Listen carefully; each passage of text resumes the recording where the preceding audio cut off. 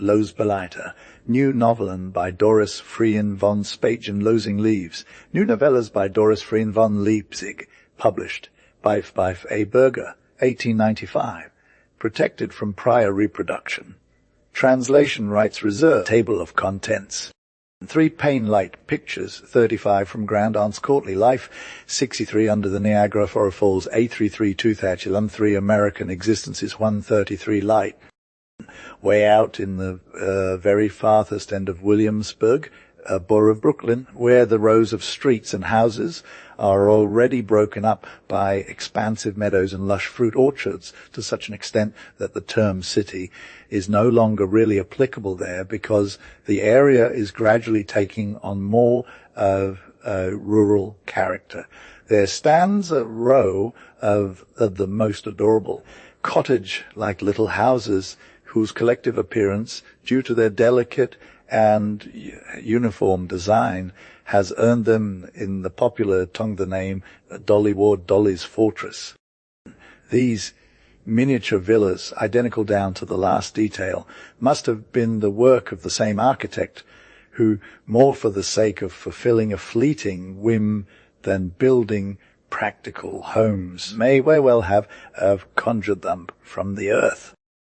Each little house was equipped with a charming little garden, a sort of veranda where the front door opened, and a green painted wooden staircase with railings that displayed almost elegant craftsmanship.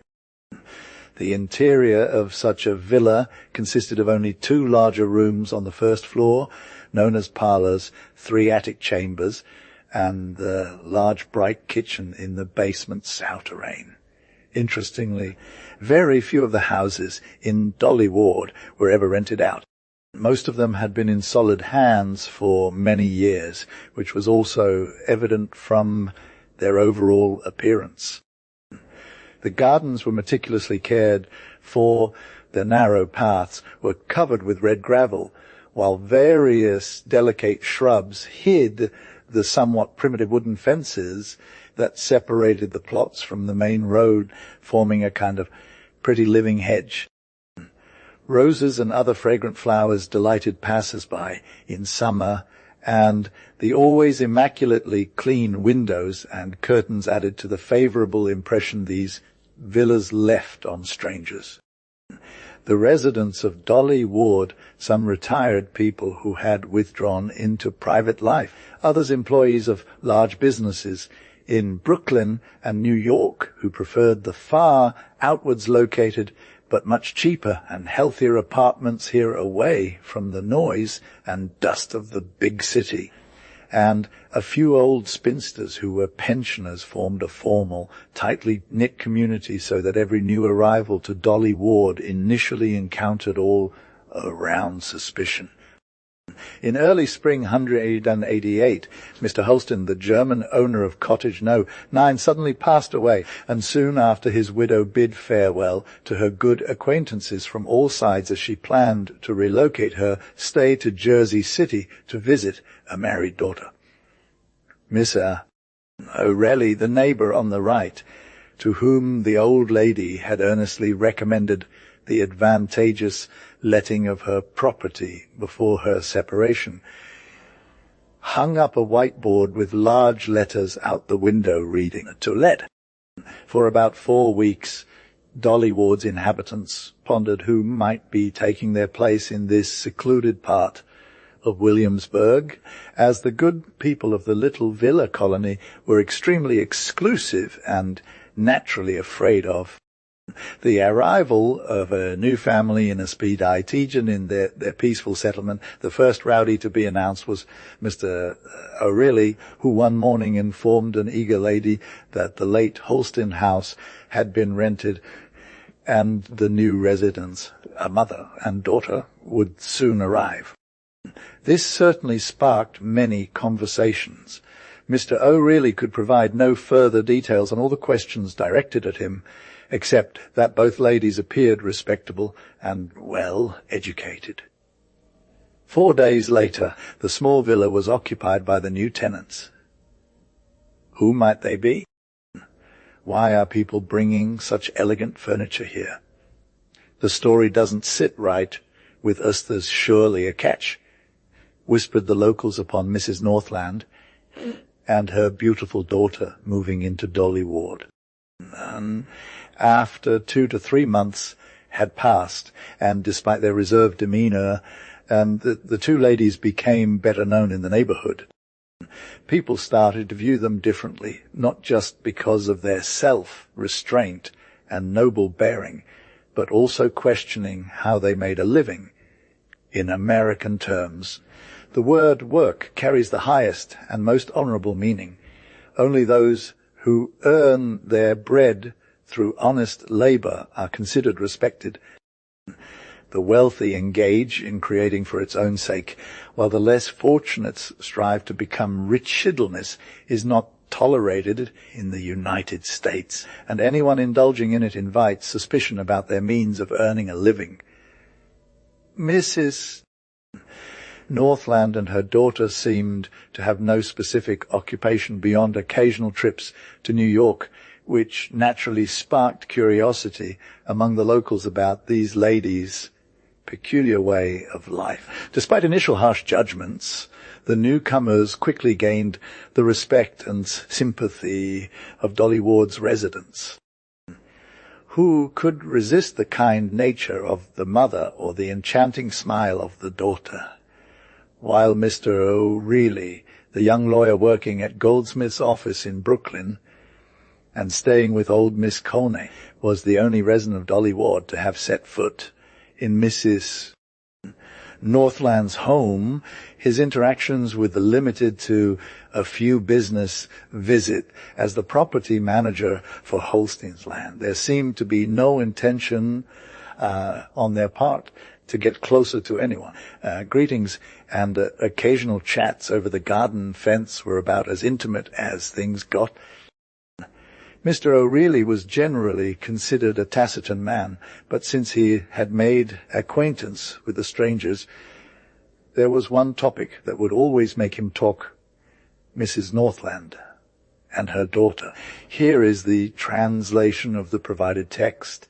Praise and open admiration were heaped upon both of them. Through him, it soon became common knowledge in Dolly Ward that these ladies possessed an extraordinary education as well as impeccable manners. Although Miss Grace Northland would often go about with a basket in her arm doing her grocery shopping at the butchers and merchants, the current arrangement at number 9 was comparable to that of a lady from the Fifth Avenue in New York. On a rainy June day, around the 6th hour of the evening, Miss Grace, a slender brunette with boldly arched eyebrows and a stern, expressive mouth whose lines conveyed both strong willpower and fearless determination, emerged through a veranda door into one of the 2 parlors and looked around, clearly disoriented. Emma. No response came. The young girl there quickly put away her umbrella and ran to the second, smaller salon located at the back of the cottage, separated from the first only by a heavy moss-green portiere. Still no one appeared. And yet Grace knew that her mother sat at the window facing the street every day, eagerly awaiting her return when she came back from her short outings. As long as they lived in Dolly Ward, this had been their routine, and today was the first time Grace missed the familiar figure in her usual spot. A sense of unease clutched at her chest. Rapidly, she ascended the stairs to the upper floor and opened the door to the shared bedroom. There sat Mrs. Northland, bent over a white piece of paper, writing. As soon as the older lady caught sight of the swift intruder, she slightly jumped and, with a half-embarrassed gesture, said, while spreading her hand across the document, "Well, already back? My child, I didn't expect you. What surprises me, Mamma, is that you're alone here. What are you hiding from me? You want to do something I'm not supposed to know about. Why? Haven't we shared all our troubles and efforts together? A truly moving expression now adorned the young speaker's beautiful features. "Grace!" The older lady struggled to hold back a sob. "Oh, Grace! Things can't go on like this. They shouldn't." "Mama," responded the young girl with firm resolve. "You're suffering physically and mentally. I've told you that many times before, and so I will find a solution. I have to do it for your sake." No, not that. You mustn't go into the big stores where thousands of young girls are employed as sales clerks and trapped in those grinding mills from dawn till dusk never. Mrs. Northland sobbed under hot tears. "But there are other ways we can earn a decent living," Grace resolutely insisted. "Here is the translation of the text, preserving the name, sp. Tidgeon. Return," she said. "You mean as a teacher, my child. Certainly these ladies are well paid, but have we not devoted much to your education? You are still not qualified for this profession, and you would need to start your studies over from the beginning, which could take several years. No, my child, I do not want that either. What humiliations and temptations would you face in such a position?" Mrs. Northland added, tenderly pressing her cheek against her daughter's. "But what am I supposed to do, dear mother? Do you have another plan?" The young girl insisted, scrutinizing the paper covered in numbers on the table. There was a pause before the hesitant answer came from their mother. "I believe our establishment, with this additional silver, represents a substantial sum. Based on my calculations, we're looking at an approximate yield of to 300. That could allow me to start a modest business, insuring us against hardship." "No, for heaven's sake, no, if you love me, mother," Grace exclaimed almost passionately. "Don't even mention such things. You, the beautiful, refined woman behind a counter-terrible, forging your way through these items of sentimental value, each one reminding you of former happiness and your beloved father." She continued, "They would be the ungratefullest creature under the sun to allow that. I am young and strong. Absolutely nothing will come from this." The young girl stood up tall, her eyes reflecting energy and courage. "Oh, that it need not come to this! If your father was still alive, our situation would be better, and how much I would love to share his hardship and troubles with him." The pitiable woman wept softly. "Heaven has spared him from this greatest of trials, which should comfort us, my dear," her daughter gently replied. "When we arrived here, Grace, we thought ourselves nearly rich with the small sum we brought. No, it's almost entirely gone. I never imagined that daily life's necessities could devour so much money." She continued, "The quarter is about to end, and rent is due to Mr. O'Reilly." "Oh, I suppose I'll have to ask him to delay payment for a few weeks." "Never, mother. No favors from that man. It would be unbearable." Grace swiftly interjected. Her mother studied her face and said significantly, "He's not an evil man. His manners are impeccable, and besides his good income, he appears to have an honest, kind heart. That's why he often visits us abandoned women. Have you already thought of that, my child?" "He is unsympathetic to me, mother." Grace reluctantly and seriously replied, "Please never mention his unkindness towards me again, otherwise I might not be able to approach Miss O'Reilly with a clear and friendly demeanor." Mrs. Northland sighed and remained silent, after which both ladies slowly descended to the lower floor. As twilight had set in, the young brought girl, the lamp quickly lighting it with great skill. The intense light illuminated the beautifully decorated room, making every item within recognizable. The mother, who had watched her swift and remarkably beautiful hands with visible pleasure, suddenly smiled and said, "How well you understand and perform this ungraceful task." "My dear!" "I never had a lamp burn so brightly and clearly as this one does now, when my precious daughter takes on this effort herself. I'm proud of it, too, Mother, because I believe that work is not shameful." Grace cheerfully replied, "No, certainly not, but apart from your selfishness, you do have a real talent for it." Her mother agreed. With these innocent words, the beautiful girl raised her long dark lashes and stared at the speaker for several seconds thoughtfully. A sharper observer than Mrs. Northland would have noticed a sudden flash of light across her regular features. An hour later, as the ladies sat at the tea-table, its delicate arrangement of fine china and valuable silverware subtly revealing that those present had once enjoyed better days, Grace seemed notably quiet and scattered. Her mother silently sighed, observing with sadness and sorrow, but discreetly, the only child's loving face. The next morning, Grace travelled to New York, protecting her small purchases. After 3 hours, as promised, she returned, but now couldn't help sharing some news with her mother. Half embarrassed and half delighted, Grace revealed that she hoped to earn a little money. Shocked, Mrs. Northland stared at the storyteller, repeating what had been said countless times before, imploring the young girl not to become a shop assistant.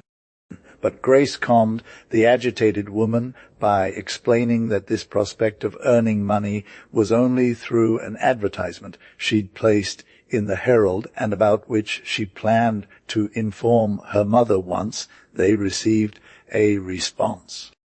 She had requested letters under a pseudonym at the main post office, New York. The pleading yet girl, like purity in Grace's eyes, dispelled the doubts rising in the heart of the concerned woman, and thus this matter was set aside for the time being. In the dining room of a highly elegant private home on V Avenue in New York, an older but still very well preserved lady sat at the window with the Herald in her hand. Beside her was a young, strikingly handsome man from perhaps 29 years old. He was engaged in his breakfast. What a strange advertisement. Please listen to me once. Anthony, ha. Yes, immediately. Mother! Just let me finish this half-egg, and I'll be at your service. Really original, ha. But the clear laughter echoed again from the speaker. No, then, what's so funny, Mother? That the called upon one approached closer and pulled out a chair next to the robust woman. She read, a very respectable young lady of good family, forced by adverse circumstances to earn her own living, offers her services in only the finest homes to take on the task of cleaning, dusting, and maintaining the lamps, which is usually neglected by the domestics. She possesses a rare skill and experience in this field and will surely satisfy her clients. References upon request. Letters to. Head post office remaining no. 600. The man with Anthony shaking his head seriously but jokingly. Either this is just a bad joke or what seems more likely to me, a desperate cry from the chest of a poor woman. He took the newspaper, glancing over the many small advertisements before continuing. I'm convinced that almost every one of these lines could be the subject of a novel. That's just how life is in this huge city, New York. Blessed indeed is whoever gets to catch a glimpse into such hidden suffering and is able to dry those silently wept tears. You're a dreamer, Anthony, replied the robust lady with a sigh, admiring the well-formed face of her stepson. This soft, human, friendly spirit and poetic soul must have been passed down from your German mother. Your father had nothing like it. What do you think, Anthony? She asked. Shall I answer this? advertisement. We might then immediately find out if your guesses are correct or not. To do that, Mother, would it make me very happy if you could accomplish a good deed with it, said the young man enthusiastically. The lady continued, by the way, our lamps could certainly use a skilled hand, as Jim, the old dimwit, sometimes neglects his duties. I have to complain about him almost every day. Well, I'll write. Anthony. As Mr. Anthony E. Clark, the young merchant, drove to his office, located in the lower city, around the 11th hour one morning. He had the letter from his stepmother in his pocket. But by the time he arrived, both the advertisement and the subsequent conversation had slipped his mind. The next morning, however, he found himself at the library located in a side wing of his large home to retrieve an important work for his business. While passing through a room leading into the garden, which his stepmother used to store household linens and featured massive closets and chests, Mr. Anthony was surprised. A formal array of lamps was set up, and a tall girl stood there, so engrossed in her mundane task that she hadn't even noticed the entrance of the young man. For 3 minutes he studied the scene, a most graceful image despite its simplicity. A ray of golden morning sunlight fell across the dark hairline of the delicate, slightly bent head, revealing a truly enchanting profile against the bright background. Her figure was impeccably proportioned, as proven by the elegant cut of her dress. Anthony Clark hesitated to proceed further, waiting for the young stranger to perhaps raise her eyes from her work, but in vain. His gaze then fell upon her active fingers strangely. A pair of leather gloves covered her hands up to the joints, extending to protective armlets made of grey fur fabric that reached above her elbows. A small white apron completed this peculiar attire. So, this young lady from a good family was forced to earn her living. He had been right in his assumptions after all. A lady, he thought. In that moment, he didn't even consider his initial plan to retrieve the book, instead pondering that this label seemed entirely justified here. A strange feeling of satisfaction and joy stirred within him. How happy the poor girl must be to found some work, and hopefully well paid. Instinctively, as if sensing the presence of a stranger, the beautiful girl opened her eyes and stepped back, visibly startled, while a hot, telltale blush spread across her face and neck. Mr. Anthony Clark had no choice but to offer a polite greeting and quickly make his way to the library, from where he took an alternate route back through another part of the house. Approximately 4 weeks had passed, during which the young stranger would appear at Mrs. Clark's residence around 10 a.m. every day to arrange and maintain all the lamps used in the household. As agreed, she would regularly receive $1 for her work from the lady herself, accepting it with calm dignity, almost as if she had rendered a great service to the house and not received an unusually high wage for her labor. Mrs. Clark, a proud yet incredibly kind-hearted woman, occasionally asked the young girl, whose beautiful face she often studied with contemplation, if she had received any more work or higher pay through the advertisement in the Herald. In a cool tone, she replied that she already had 15 of the finest families in New York as clients and hoped to become better known over time. Mr. Anthony Clark, a man of entirely honorable and noble intentions, refrained from disturbing the unknown girl during her humble yet somewhat humiliating work and avoided the room where she tended to her lamps. Work was always performed with dutiful care. By chance, he frequently encountered her in the grand hall or on the staircase. Each time he would remove his hat with the most polite gesture, while stealing a quick glance at the enchanting, always so serious young face. "Don't you rejoice in my acquisition, Anthony?" "Mrs.?" Clark asked one evening, as friends were expected for dinner, and they sat around the beautifully and flawlessly burning lamps. "The joy is problematic, mother," was the friendly but firm response from the stepson. "The brilliant light of all these lamps forms a stark contrast to the dark path of life of that poor girl we owe our thanks to." The homemaker shrugged her shoulders half apologetically and kindly suggested that one should give a decent gift to a stranger on New Year's. One morning, before Mr. Anthony left for his office, as he usually did, Mrs. Clark, dressed for departure, entered her stepson's private room once more and said with maternal warmth, "Please do me the great favor of returning the books I borrowed from the library last night to their old place. You know I love order they are on my desk, given the close bond between the son and Mr. Clark's second wife." He responded as kindly and accommodatingly as ever.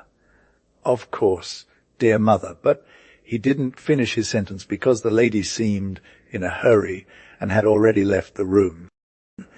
Hesitantly and with an unfamiliar feeling of nervousness, Anthony stood by the door to the room used by the stranger for her mundane tasks for several minutes. He wasn't sure why he had taken this route to the library. On one hand, he was reluctant to encounter the young girl. On the other, an inner force propelled him forward. And wasn't he the owner of the house here, free to go anywhere and everywhere as he pleased?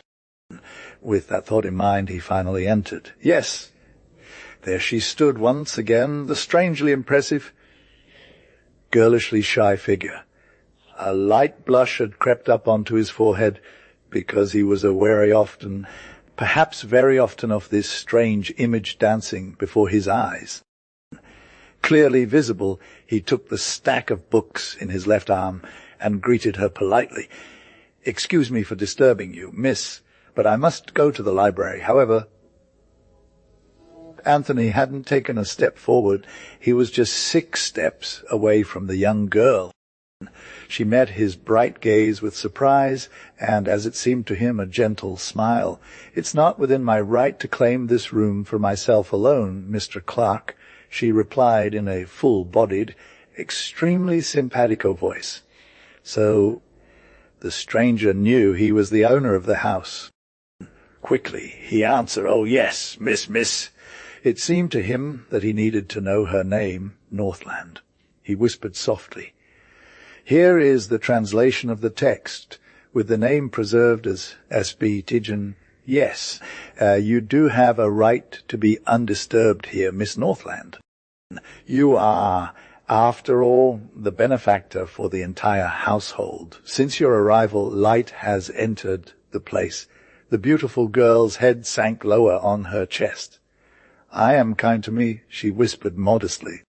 "It may seem very presumptuous of me to offer you such straightforward praise, but I cannot help confessing that I admire your courage, determination, and self-denial," Anthony said now, oddly agitated. "The word must is a stern teacher, man. Clark, who knows how to crush all rebellious opposition with an iron hand.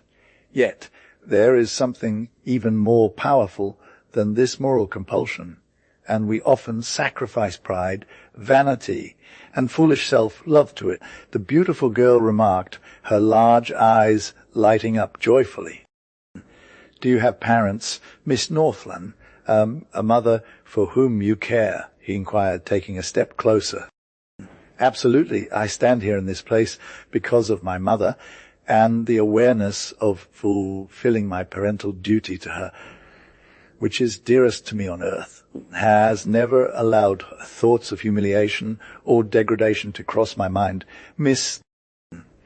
Speaker Tedgen remained silent, giving no reply, and so there was a prolonged silence in the room.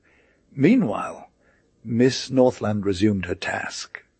"Do you have any relatives or friends here in New York?" he asked intensely and quietly.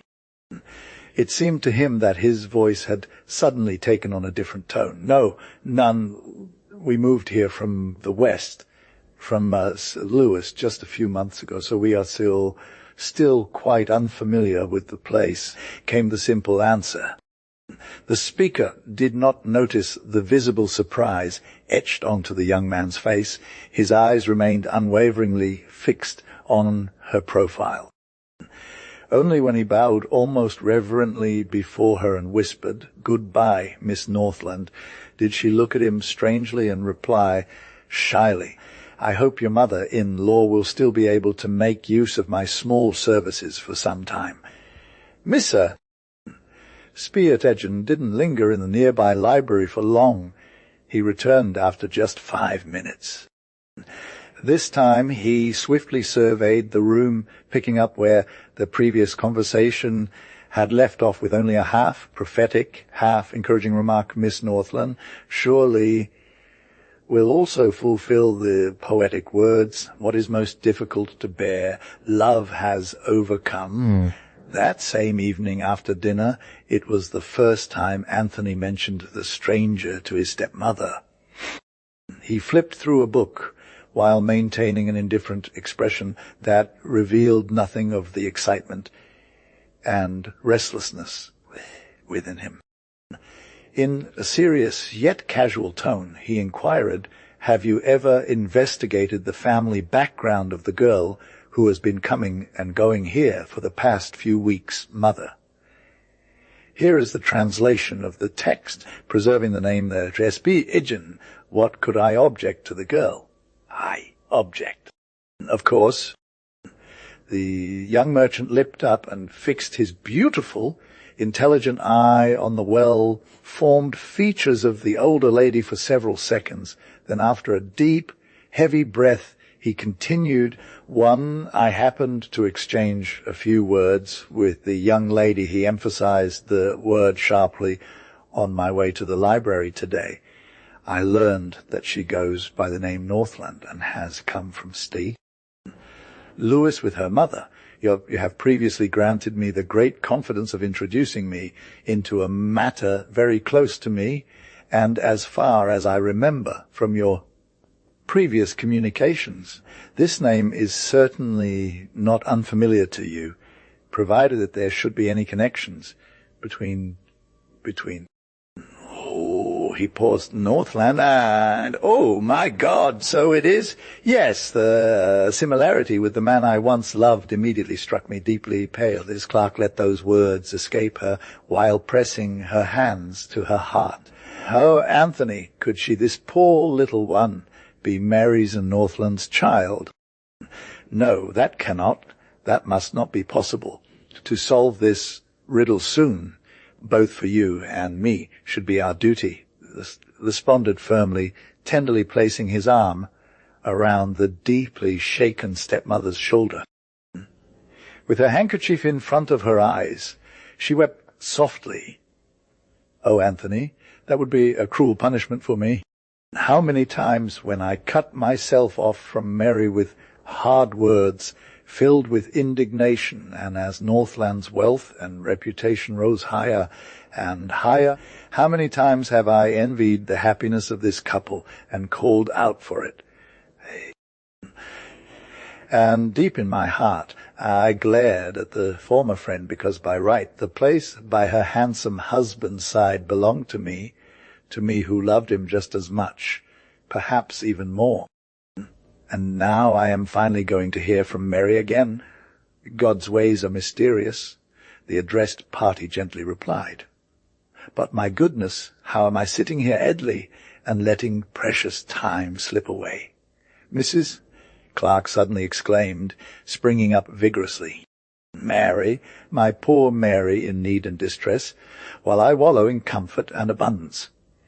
Go, my son, bring me to her. I want to draw near to the dear one and her child." Oh, what a shame it is for me that the poor girl had to humiliate herself right here in our home, Anthony. Humiliating. No, mother. What Miss Northland did weaves a halo around her noble head, came the strikingly fiery words from the young man's mouth, causing Mrs. Clark to look up at the steps in silent surprise. "Do you want to follow my advice, mother?" he asked after a pause. "Don't I always do that, Anthony? Very well, then, let the young lady, who is undoubtedly your friend's daughter, come here one last time tomorrow, just to perform her heavy duties, so that I can discreetly follow her and explore Mrs. Northland's apartment. Once that is done, you may go and do as duty and your heart dictate." Was she in agreement, mother? Here is the English translation, preserving the name Spättgen. Tears nodded in agreement with him. Anthony Clark found no rest that following night. Again and again the noble girl with her serious, distinctive features and wonderful, beautiful eyes appeared before his fevered mind. And as dawn finally descended upon his eyelids, it seemed to him as if her lovely face, surrounded by a radiant halo, bent down over him, and the melodic voice whispered into his ear, "What has ever been felt most deeply, love has overcome." Miss Northland entered the Clark home the next morning with an unusual sense of unease and hesitation. She was in a rush to ascend the stairs to her designated room, much quicker than usual. Upon reaching her destination, she breathed a sigh of relief as no one had encountered her. According to her plan, she was in a state of unhealthily excited spirits. To her embarrassment, she realized that the task before her seemed oppressing and embarrassing for the first time. If Mr. Clark were to enter again and initiate a conversation, thought the young girl, with a fluttering heart, today she would be able to look into his intelligent eyes so freely or answer with such precision. Why was she afraid of this? However, Grace could not clearly articulate the reason and attributed it to her unhealthily excited spirits. Upon entering her usual workspace, everything appeared as it always did. She quickly donned her apron, sleeves, and gloves from the bag she had brought, and was about to begin her work when she noticed a magnificent marshal kneel rose lying next to the lamps. What did this mean? At the sight of the bloom, Grace felt a rush of anger, and a deep furrow creased her white forehead. Outrageous! This must have been done by the impudent Negro, the butler of the house, who always helped her with her coat and gave her an insolent look or contorted his plump lips into a sweet smile as she passed. Outrageous! With her index finger she moved the delicate yellow flower to the opposite end of the large table, but just as quickly she grabbed it again, pressing it fiercely against her chest. Oh, mighty God, could it be possible that he, Anthony Clark, whose image was firmly etched in her young heart, whose gentle, heartfelt voice still echoed through her mind, could have placed this flower here on this table? A tremor ran through the tall young woman's form. And if he had indeed done, must she not consider it a humiliation and an insult that he, the rich, powerful man, had inflicted upon the poor, defenseless girl? Was she really supposed to accept the flower without blushing? What would her mother say? Of course, Anthony Clark was never capable of such base thoughts. That much was clear. With flying hands, she certainly. For the first time, Grace Northland performed her tasks less diligently than usual on that fateful morning. Mrs. Clark has left, the butler informed her as she headed towards the house, as she usually did. Grace noticed with a sense of calm that the black's demeanor today was only one of stiff dignity and silent respect. Thank goodness. She could finally turn her back on the house that had felt so suffocating to her today, swiftly rushing to the other houses where she had the same work to do.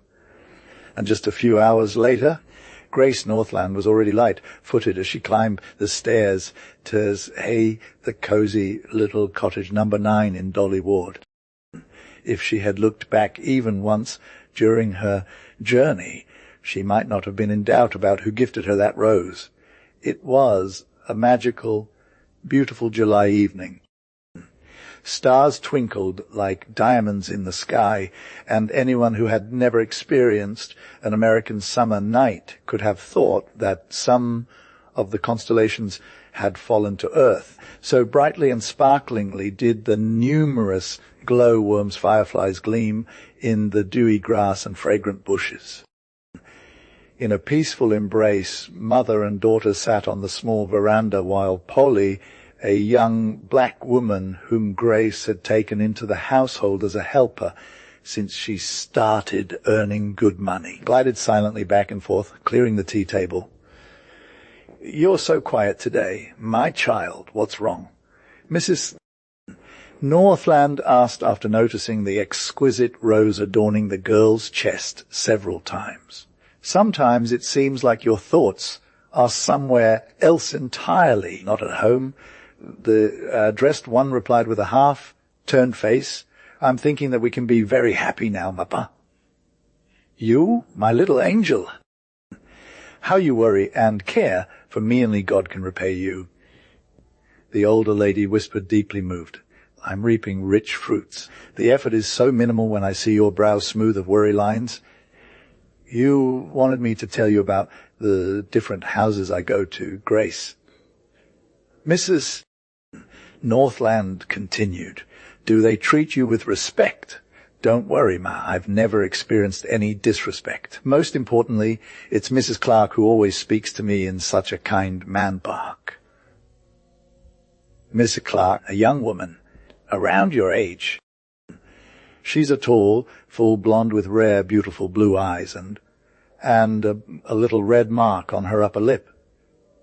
Mrs. Northland quickly interjected, "Yes, definitely. How do you know this lady?" At that moment, the mother had sunk back into her chair, breathing deeply and heavily. "Oh, Grace, what a discovery. Why did you have to end up in this house? She's the very woman your poor father betrayed me for by choosing me, the rich girl he was already engaged to. Once upon a time we were both in a state of almost sisterly love for many years. Then, however, she showed me the door and completely cut herself off from me, cursed me. A curse lay upon the bond between your father and I ever since. Your father lost all his possessions and was taken away in his prime. Annie, my former friend, became the second wife of wealthy merchant Mr. Albert Clark, as her father wished, and now she lives in luxury in New York. As far as I know, Clark also had a son from his first marriage. Annie had no children. Long ago the young girl leapt from her seat, knelt down and listened, her hands clasped in her mother's lap, breathless as she took in every word. Grace, she continued after a brief pause, you must never mention your name in this house, do you hear, Grace? There was no response. Instead, Mrs. Northland noticed, despite the growing darkness, a gentleman and a lady slowly approaching their home at number 9 and now gently ascending the wooden stairs. Through the glass door of the veranda, a bright beam shone directly onto the pale face of a stately, still, beautiful woman. Annie! Oh, merciful God! Mary? The young girl's head shot up from her mother's lap, like a feather being pressed upward. Only Grace didn't notice that this elegant lady embraced Annie, didn't see the hot kisses she planted on the found-again face. She only saw him, Anthony Clark, and his heartwarming, loving eyes directed at her. Annie, are you coming to me? Do you bring me forgiveness? Do you bring back your dearly missed love to me? It was Mrs. Northland's voice, broken with emotion. Everything. Everything. Mary, Anthony replied. But I bring you even more. Meet Anthony Clark, who has always been a dear son to me. He has a request for you that is so great and weighty, it requires my advocacy before you. The man quickly moved closer and bowed deeply in front of the surprised woman. A request from me. Mrs. Northland stammered, her gaze shifting almost shyly from the elegant, beautiful man to her daughter. What had happened here? The young girl leaned against a chair, her face flushed, covering it with her hands. With a firm but passionate tone, Miss Anthony continued, I once said that since you, Grace Northland, entered our home, light has filled it. But at the time I was too afraid to add that this light had penetrated my heart with a force and power of a higher origin. He spoke as if he were a blind man who had been wandering around for weeks, disoriented and ashamed by the true meanness of his previously highly regarded value. Only you, Miss Northland. Anthony went on, have taught me that there is something greater than what I had thought to be the only noble and exalted thing until then. If I believed myself to be a good person before, I now recognize myself as, here is the translation of the text, preserving the name Yespi Tejan, a selfish, pitiful little man whose entire achievement had been to enjoy the comforts of life with satisfaction. Today, as the fateful rose lay on your place, I was so presumptuous as to peek through a crack in the door towards you. I witnessed your struggle and also saw how my silent love signal pressed forcefully onto your heart. Grace Northland, this breast is now filled with a single, blessed, hot desire of plea, Anthony. A speechless shout of joy interrupted the speaker. Grace's arms hung limp, and she stared at him in a state of revelation. Grace, my noble, brave girl, I want nothing more than to know if you can ever reciprocate my deep, sincere love. The rest we leave to time and these ladies. He pointed to the two older women, walking hand in hand, savouring the charming awkwardness of the fair young maiden. In any case, the answer to that question, with significant content, must have been satisfactory to all parties, for soon afterward 4 happy people sat in the cosy little salon, exchanging memories and forging new future plans. As Anthony Clark bent over the balcony, while his stepmother smiled and went ahead to say her final goodbyes and share a warm kiss with his beautiful bride, it had already grown dark. Of course, the following time brought plenty of talk for the good people of Dolly Ward. Mr. O'Reilly perhaps walked even more silently than usual. For a long time he had been preparing himself to propose seriously to the beautiful daughter of his neighbour at number 9, after a fierce battle with his original intention of a money wedding. But he always lacked the courage, and now the radiant face of the young girl, as she passed by Anthony Clark's arms in front of the lawyer's house a few days later, was enough to clarify that his imagined hopes for fulfilling his silent heart desires were very meagre.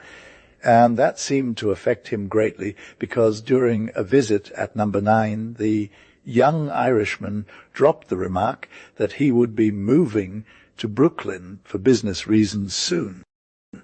Before his marriage to Grace, Anthony Clark secretly purchased the house at number 9 from Dolly Ward to give it to his beloved bride as a dowry. Mrs.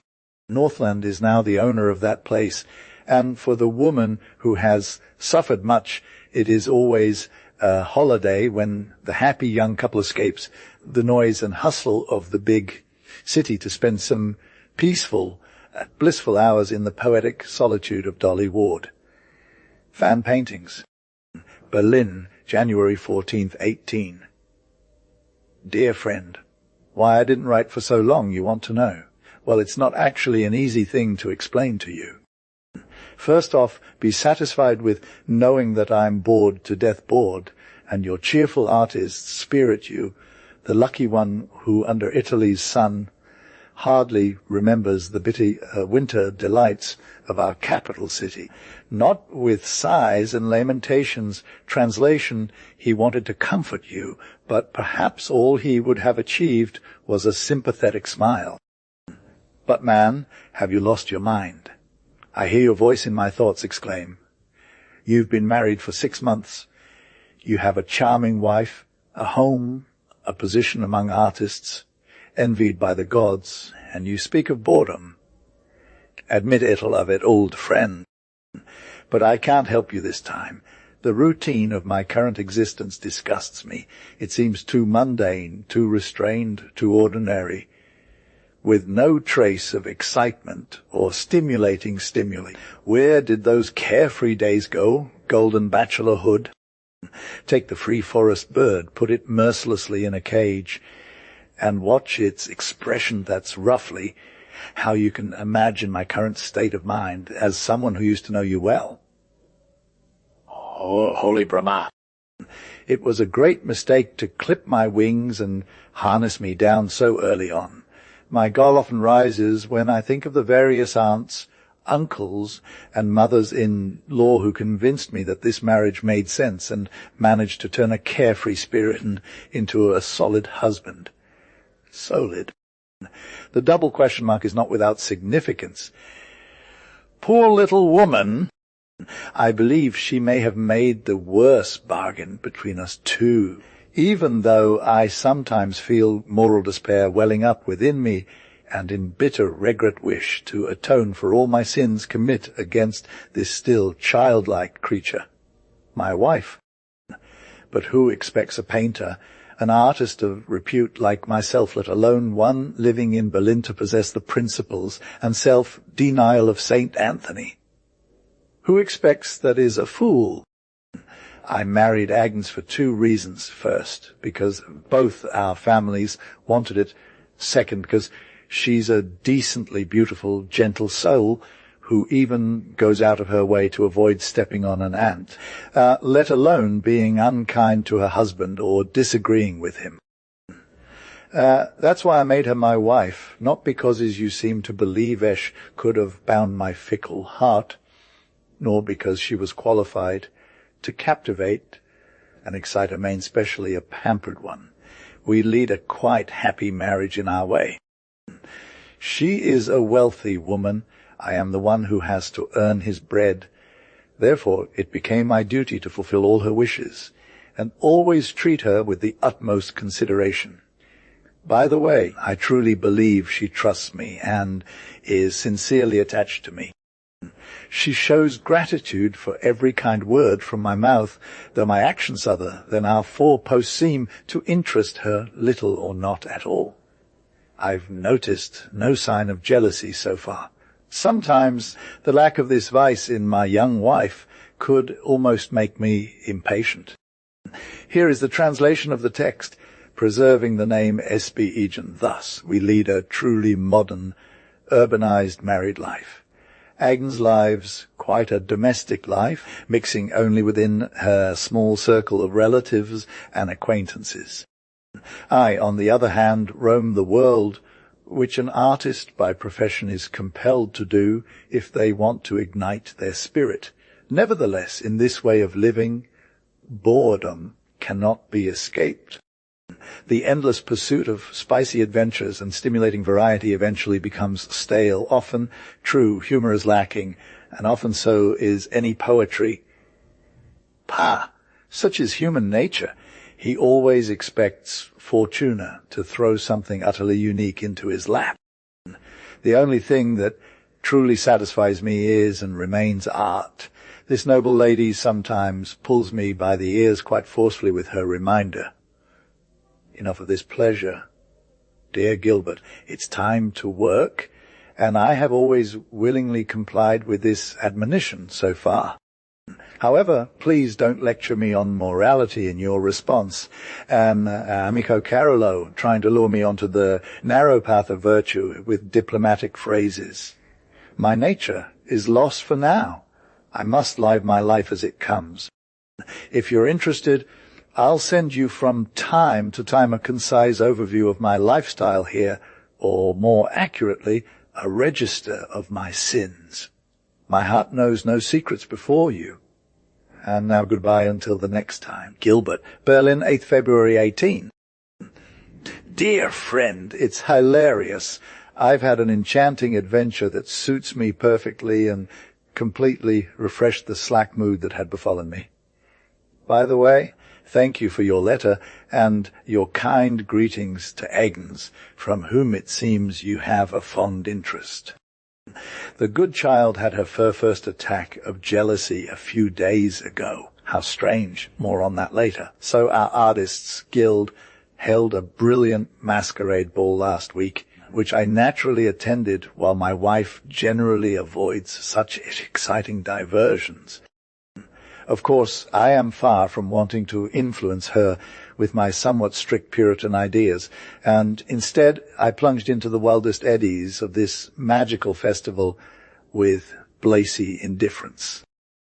A simple domino in moss green silk, dating back to my bachelor days and having served me well during Carnival in Rome a few years ago, was dusted off and deemed suitable. From crown to toe it concealed my figure, so much so that I would have taken poison to remain unidentified. But things took an unexpected turn. Indeed, from the start of the ball, two ladies intrigued me by following me at every step. One, also wearing a domino, seemed quite aged in appearance and demeanour, while the other, in the most charming Susan costume, displayed forms and movements I had never seen on a mortal before. In an instant, my blassy mood vanished. I felt a stream of fire run through my limbs. Great velvet masks with long, cascading lace beards made any curious glimpse of facial features completely impossible.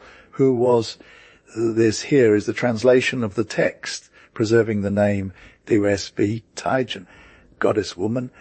Certainly a stranger, for such grace and noble bearing I had not encountered such in Berlin.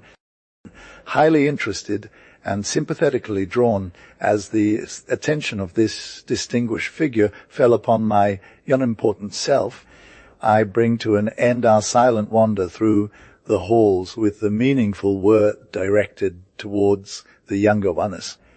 Why would light follow such a poor mouth? She raised her well-rounded shoulders as a sign that she didn't understand. I repeated the question in French. Then she laughed brightly. It was a delicious melodic laugh, followed by a deep alto voice resonating in my ear. Listening in rapture, Monsieur Gilbert has many friends, without him seeming to have any idea. Startled, I pause. So, actually recognized! Not without spending 2 carnival seasons in Rome, after all. Her hand, gloved in black half-gloves, gently swept over my sleeve. He was the traitor. A bit stunned, I stared through the slits of my mask at the speaker. A friend, madame. Are we old acquaintances? I asked quite indiscreetly. I don't know, Monsignor, shaking her head sorrowfully. Who counts the nations knows the names. Artist Gilbert's heart is wide, but his memory seems short. Poor Gilberto. She continued, lamenting he has now become a Philister. He had to willingly or unwillingly marry a rich, elegant, yet ugly woman who may be fiercely jealous on the side. His friends regret and pity him from the bottom of their hearts, hoping at least that his brilliant artistic nature won't perish under such misfortune. An ugly woman. That offended me, and I was slightly annoyed by such criticism to my usually considered competent taste, especially since it was entirely unfair. The moment didn't seem suitable for argument, so I accepted it calmly. Indeed, I was even delighted when the charming Suzanne casually put her arm under mine and continued walking closely beside me. The female domino followed us. Wit, intellect, and audacity bubbled from every word of my companion. I immersed myself in a sea of bliss. Here once again there was genuine amusement which I had yearned for. Berlin, my marital duties, even the gentle, brown-haired Agnesol were forgotten. I daydreamed about Italy once more during the blessed period of my unrestricted freedom. My friend, I can assure you that it was indeed a most amusing evening. Here is the translation of the text, preserving the name Spättgen. In doing so, I made perhaps a slightly audacious statement that I wanted to keep this same fan as collateral for a potential reunion, or alternatively as a reminder of this evening as my property. No, not at all. She responded again with her enchanting, dazzling laugh. But, Monsieur Gilberto, I have a proposal for you. You can keep the fan in the meantime and paint a little picture on it with your artistic hand. Then it will be twice as valuable to me. Goodly, I replied, intrigued, as I briefly held her charming, brilliant shining hand between mine. How, however, shall I return it to you, bella Susanna? I asked. She then stood up, gently roused the sleeping aunt, and soon the ladies were lost in the crowd of masks from my sight. I believe I sat on this spot for quite some time, absorbed in happy daydreams, still holding the fan in my hand. Although not a work of art, the beautiful stranger left behind something that exuded a peculiar sweet perfume. The delicate handle was adorned with gold-decorated tortoise shell, while everything else was made of fine black silk gauze.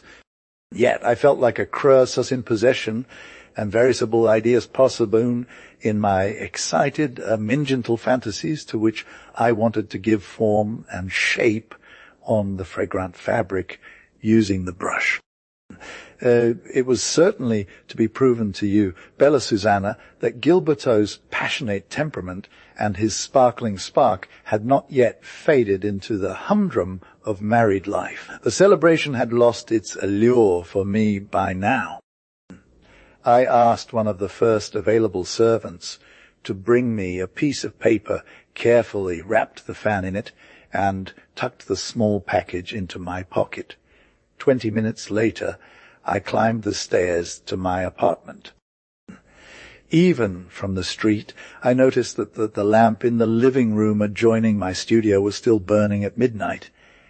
Was Agnes still awake?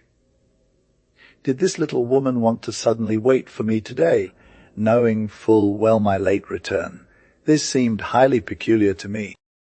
The fan was in my pocket, allowing me to enter my home without ringing the bell or being noticed by the servants.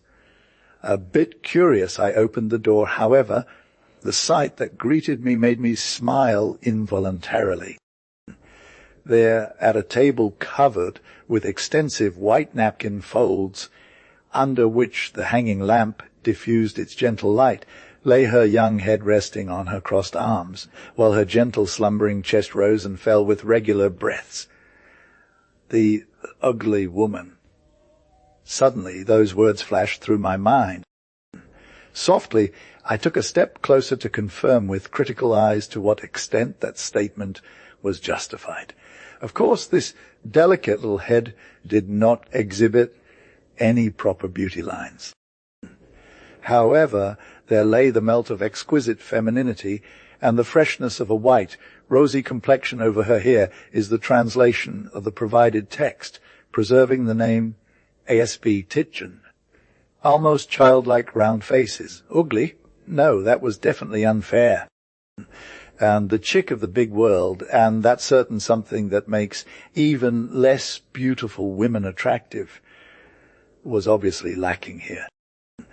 Only my painter's eye noticed for the first time today what I often sought in vain among models, and for which I had a true passion to capture on canvas a reddish, golden gleam in the light brown hair, what the English call auburn.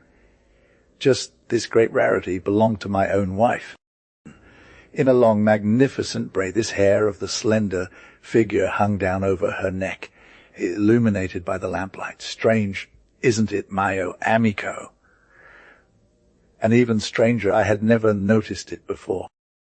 After setting down the cylinder, gloves, and the small package with the fan on the table, I was just about to get rid of my coat when Agnes woke up.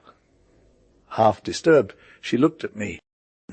However, only with the embarrassed greeting did she quickly gather her things and put them in her lap. "But, child, what made you stay up so late?" "That's foolish," I said more unwillingly than kindly, as I didn't even bother to suppress a loud yawn. "As far as I'm concerned, you don't need to do that any more." Just a fearful, shy glance from her steel, blue eyes passed me by. What she was thinking at the time, I couldn't fathom. Perhaps she had sacrificed sleep halfway through the night for my sake, or maybe she was expecting a grateful word from my mouth. Poor little woman, she carefully gathered together my carelessly thrown items, as was her habit. But in doing so, the fan slipped out of its paper cover and fell back onto the table. She paused when she noticed the betraying red on my forehead. "Have you taken up painting fans lately, Gilbert?" Came an odd, sarcastic question from her rosy lips. The tone irritated me. "Well, yes, if you don't mind, little moralist. I'm going to transform this simple black fan into a true work of art, because the owner is—" I hesitated, as the expression on the face turned toward me resembled that of a shocked child, because a lady kindly asked me to adorn this unassuming object. I added indifferently, "So, well, you've never painted a fan for me, Gilbert," she said, pouting half-heartedly while taking the tempting item and holding it up to her blunt nose, inhaling its fragrance. "You do even carry a fan?"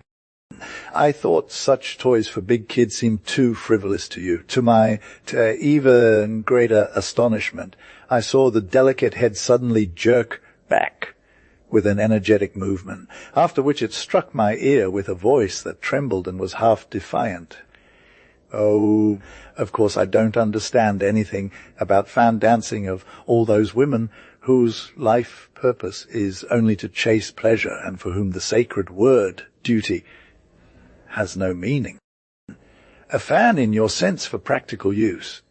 Here is the translation of the text, preserving the name as Spättgen. I am not glad about this. Good night, Gilbert." With these words, she left me alone. Such intensity was new to my wife. Well, I thought, let's at least start to take a stand against each other for a change. It would certainly provide more stimulation in our mundane routine than this lukewarm dishwater mood. I was sure I wasn't the man to fret over the childish whims of that simple little woman. My mind was anyway so completely captured by the intriguing masquerade ball adventure that everything else faded into the background.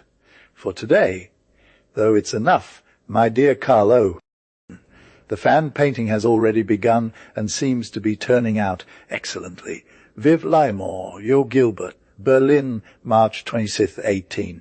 Dear Carl, I am alone in my quiet abode. Agnes has looked miserable lately and is in dire need of rest, so her worried mother, my esteemed mother-in-law, has taken the daughter in for several weeks to provide her with all the care and she lacks at home. Her father's house is located in the most beautiful, healthiest part of Berlin, where the delightful spring breeze from the Tiergarten hopefully will soon round and pinken up the pale child's cheeks. I have little interesting or joyful news to report lately. I've been feeling wretchedly irritable and miserable for weeks. At times, true fits of rage would come over me, making me want to break every bothersome restraint and rush to that one person who held all my thoughts captivato, Madame de Barano in Wiesbaden. But then I'd sink into a stupor, making existence almost unbearably dull. Fortunately, the significant fan was completed before this period of gloom and is now in the hands of beautiful Susanna. What did I conjure up on it? I truly believe that painting's genius guided my hand and Cupid held the palette. Since that evening, Agnes has not asked about the fan again. However, since I was careless enough to leave it unlocked, her curious eyes caught a glimpse of it. I visit the in-laws' house several times a week to inquire about my wife's well, being who is once more gentle and kind towards me, but notably sad. Father-in-law, on the other hand, often gives me strange challenging looks, while mother-in-law openly displays her displeasure by not speaking to me at all. Amico Carolo, it seems dark clouds are gathering over my unfortunate head. Sometimes even subtle pangs of regret stir within me, and I honestly tell myself that I do lead a rather unpleasant, gloomy life that could be better if, but what exactly? I believe the fan has bewitched me. I am a fool. Goodbye. Berlin, May 3rd, 188. Dearest friend, have you ever by chance noticed the physiognomy? Poor. Here is the translation of the text, preserving the name. Spättgen. One day, a man in the best of moods and engaged in the most stimulating conversation suddenly felt the need to sit down.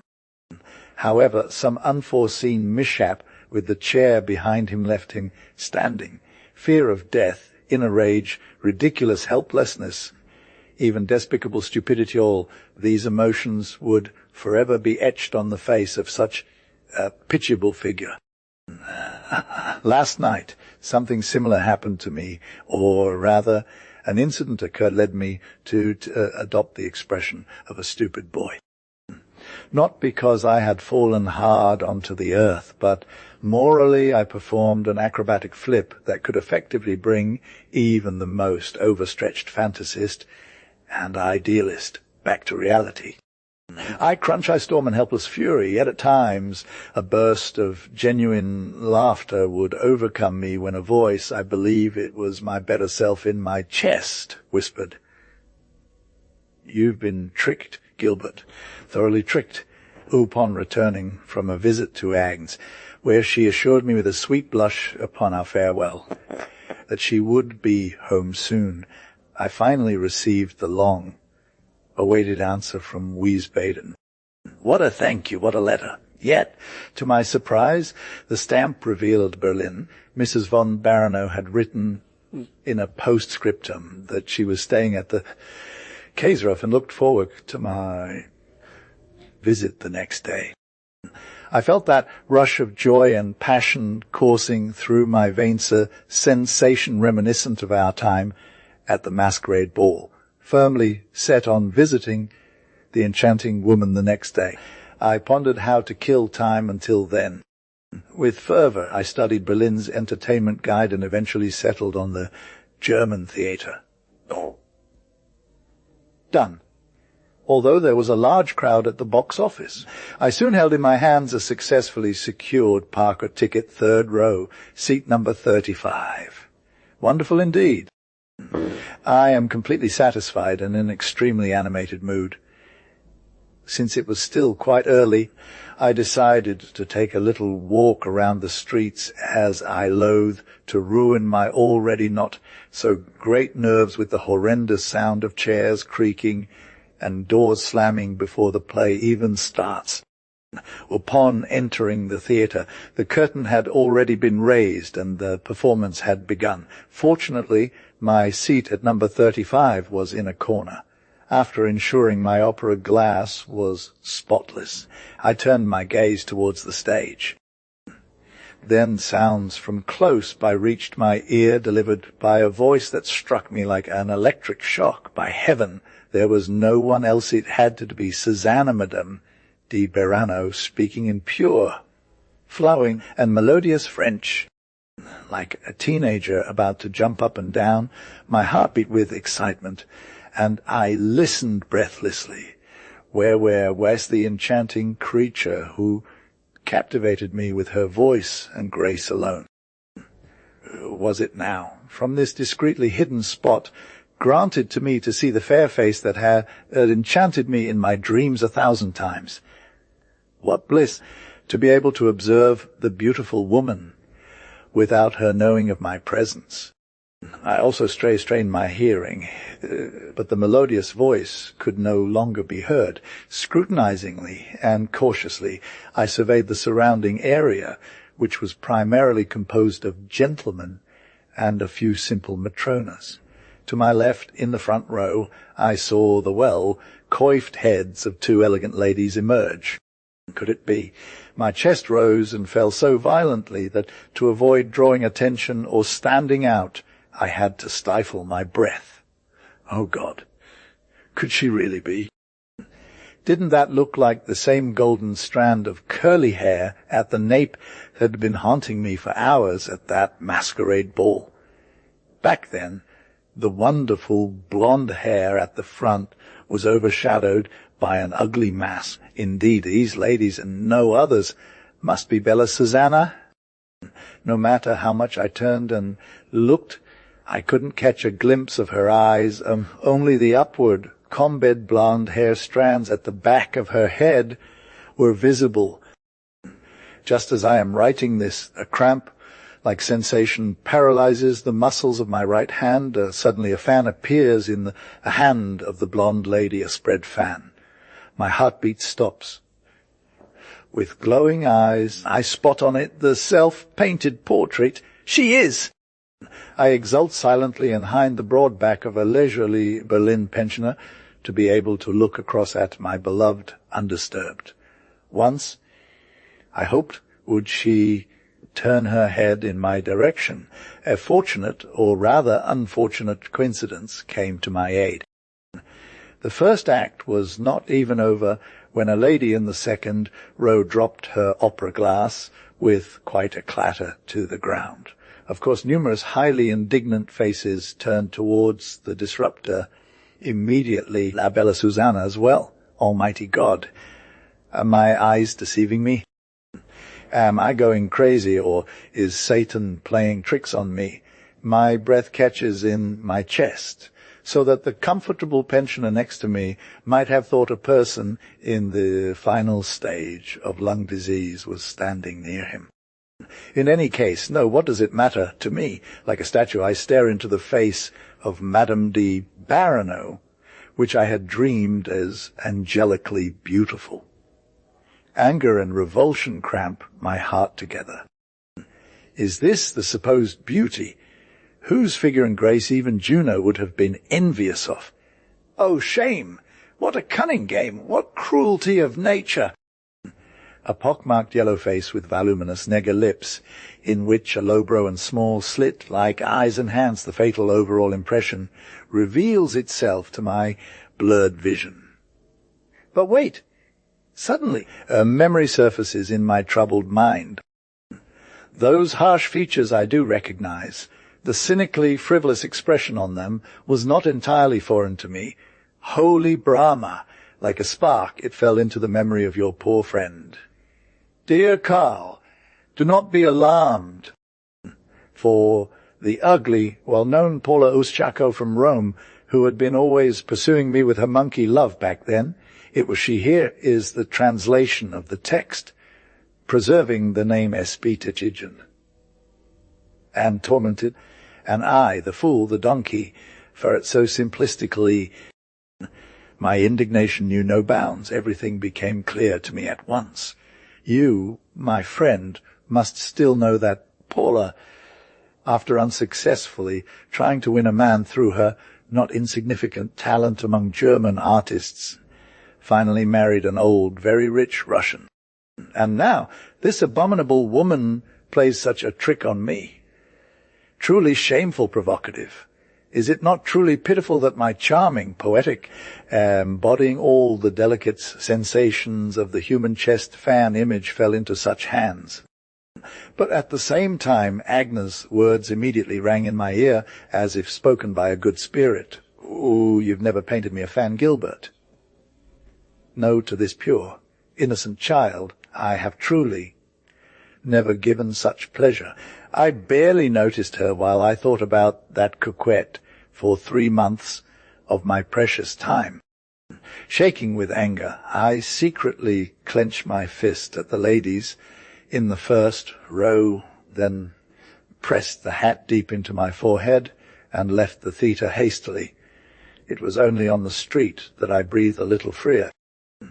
Since it was barely 9:30, I found some elegant shops open under the linden trees. In the first fancy stationery shop I rushed into, I asked for a valuable but unpainted fan. Black. The shy sailor's girl asked with a frightened look at my heated face.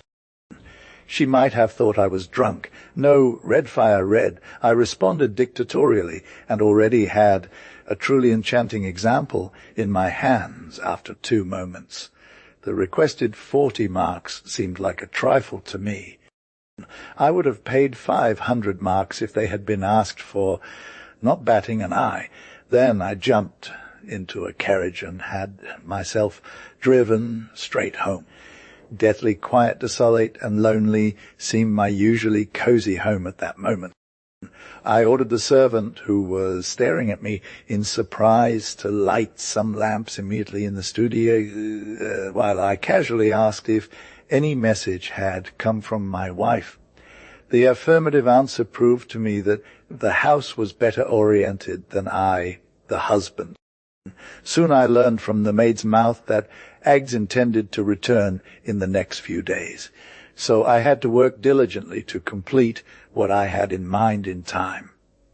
Good night, brotherly heart. Maybe I'll write down tomorrow or the day after. I feel a need within me to share with a feeling soul. Take care and give your Gilbert news soon. Berlin, May 88. The old friend. I feel reborn, at least like a person who has overcome a long illness and now sees a sunny existence ahead of them with hopeful feelings in their chest. By the way, you are a diplomat, my friend. Perhaps it is your letters, warm, heartfelt, not mentor-like tone, as well as your constant, increased interest in Agnes that are little to my. Here is the translated text. Healing contributed. But I will not interfere with the progress of my small novel and instead continue where I left off in my last letter. So, listen up. After already sketching on that same fateful evening for me, I threw myself into painting the red fan with true fiery enthusiasm, spending several hours each day on it. It was no masterpiecino bravura, peace God forbid. I painted it for Agnes, for my gentle wife. I wanted to conjure something onto it that would make her eyes radiate in holy joy, something that would tell her that her husband. But stop. The pen is galloping away again. Finally, the picture was complete, and my efforts were crowned with the most beautiful success. As the colors still needed some time to dry, I spread the fan on a piece of cardboard and carried it over to my wife's room with a feeling of blessed satisfaction. There I placed it behind a forest of lilies of the valley, her favorite flowers, on Agnes' desk. It was the very afternoon when my wife was due to arrive. After returning to my studio, I tried to smother all rebellious thoughts new and strange ideas that had emerged within me through hard work. I didn't move an inch even when a carriage pulled up in front of the house. There was no direct notice given to me, the homeowner, that Agnes would be coming home, and I only learned it in passant. Therefore, I saw no reason to greet her upon her return, although frequent knocking and voices echoed faintly into my room. It remained silent for the next half hour. I painted with fervour, though a strange flicker in my eyes made it hard to distinguish the colours. Then, all of a sudden, a shy tapping sent every nerve in me into a tremor. "Come in," I could only force myself to say, and as a golden brown figure soon appeared at the door, I quickly realized how Agnes was holding the fan behind her. "Already here," I exclaimed with an innocence that astonished me. As I left my brush and palette aside and rushed towards her, I couldn't utter a word, and only shyly and awkwardly touched her lips with my hand. "I wanted to surprise you, Gilbert," Agnes stammered, her cheeks noticeably trembling and her face beaming with happiness. "Me? How so?" I asked, feigning harmlessness. "But, Gilbert, isn't that something?" she continued, her words accompanied by a sweet blush and smile. She then showed me the familiar fan. "So, does this little thing bring you joy, Agnes?" I believe I made a rather simple face to this seemingly meaningless comment. "Joy? Well, I don't know how you've managed to give me such immense pleasure, Gilbert," she repeated softly. "The painting is enchanting." "Your features, at least," I replied. "At least that's something. Here is the translation of the text, preserving the name A. Spättgen. I had made an effort to conjure up the same images from memory onto the fan. The other things still on it, of course, were merely constructs of my imagination. I looked into her eyes for the first time as I said this, directly into their depths, which she quickly averted as if bathed in purple. "Dearest Carlo!" I was so close to pulling Agnes, my lovely creation, into my arms with a cry of joy, revealing everything that had been flying through my veins since that healing evening at the theatre. "But God forbid!" I restrained myself. Not now, not for the sake of the fan should the wall separating us dissolve into nothingness. After all, another image of a fan, like a warning ghost, stood before my mind's eye, a different picture that would surely have disturbed the sanctity of this moment. With gentle, loving care, I led my young wife to her room, kissed her shyly on the forehead, and left. You will undoubtedly want to know why my gift to Agnes seemed so very valuable, why she blushed with blessed joy at the sight of it. Very well, you shall hear. The fan image depicts nothing more than a youthful mother bending over her newborn baby, her face radiating happiness. Are you satisfied now, friend? Gilbert, 24 hours later, beloved companion. There is little left for me to add to this, my little novel, but it holds the most significant event of my artistic career. Only a short while passed after Agnes returned to me, yet a transformation has taken place since then with me, within our home. I often fold my hands and whisper in awe and wonder, "O God, am I worthy of such fortune?" But you may grow impatient and curious about the mystery of my words, or perhaps guess the secret that transformed your wild, unbridled friend so suddenly into someone else. Shortly after her arrival and our reunion in the studio, Agnes, needing rest, retired to bed. I grabbed my hat and hurried out. A warm May evening called to me, enticing me outside. The first carriage I flagged took me to the Tiergarten. In God's free nature, I longed to be alone with my thoughts and feelings. I felt that a process of purification was occurring within me, and this salutary crisis must take place quietly, far from all human commotion. No longer did I wish to appear before Agnes as Gilbert, the friend you have known and will learn more about from these letters. No, 1,000 times no. I wanted to be a man worthy of her once again, able to appreciate and fulfill in every way the sacred word she had spoken so emphatically. Duty.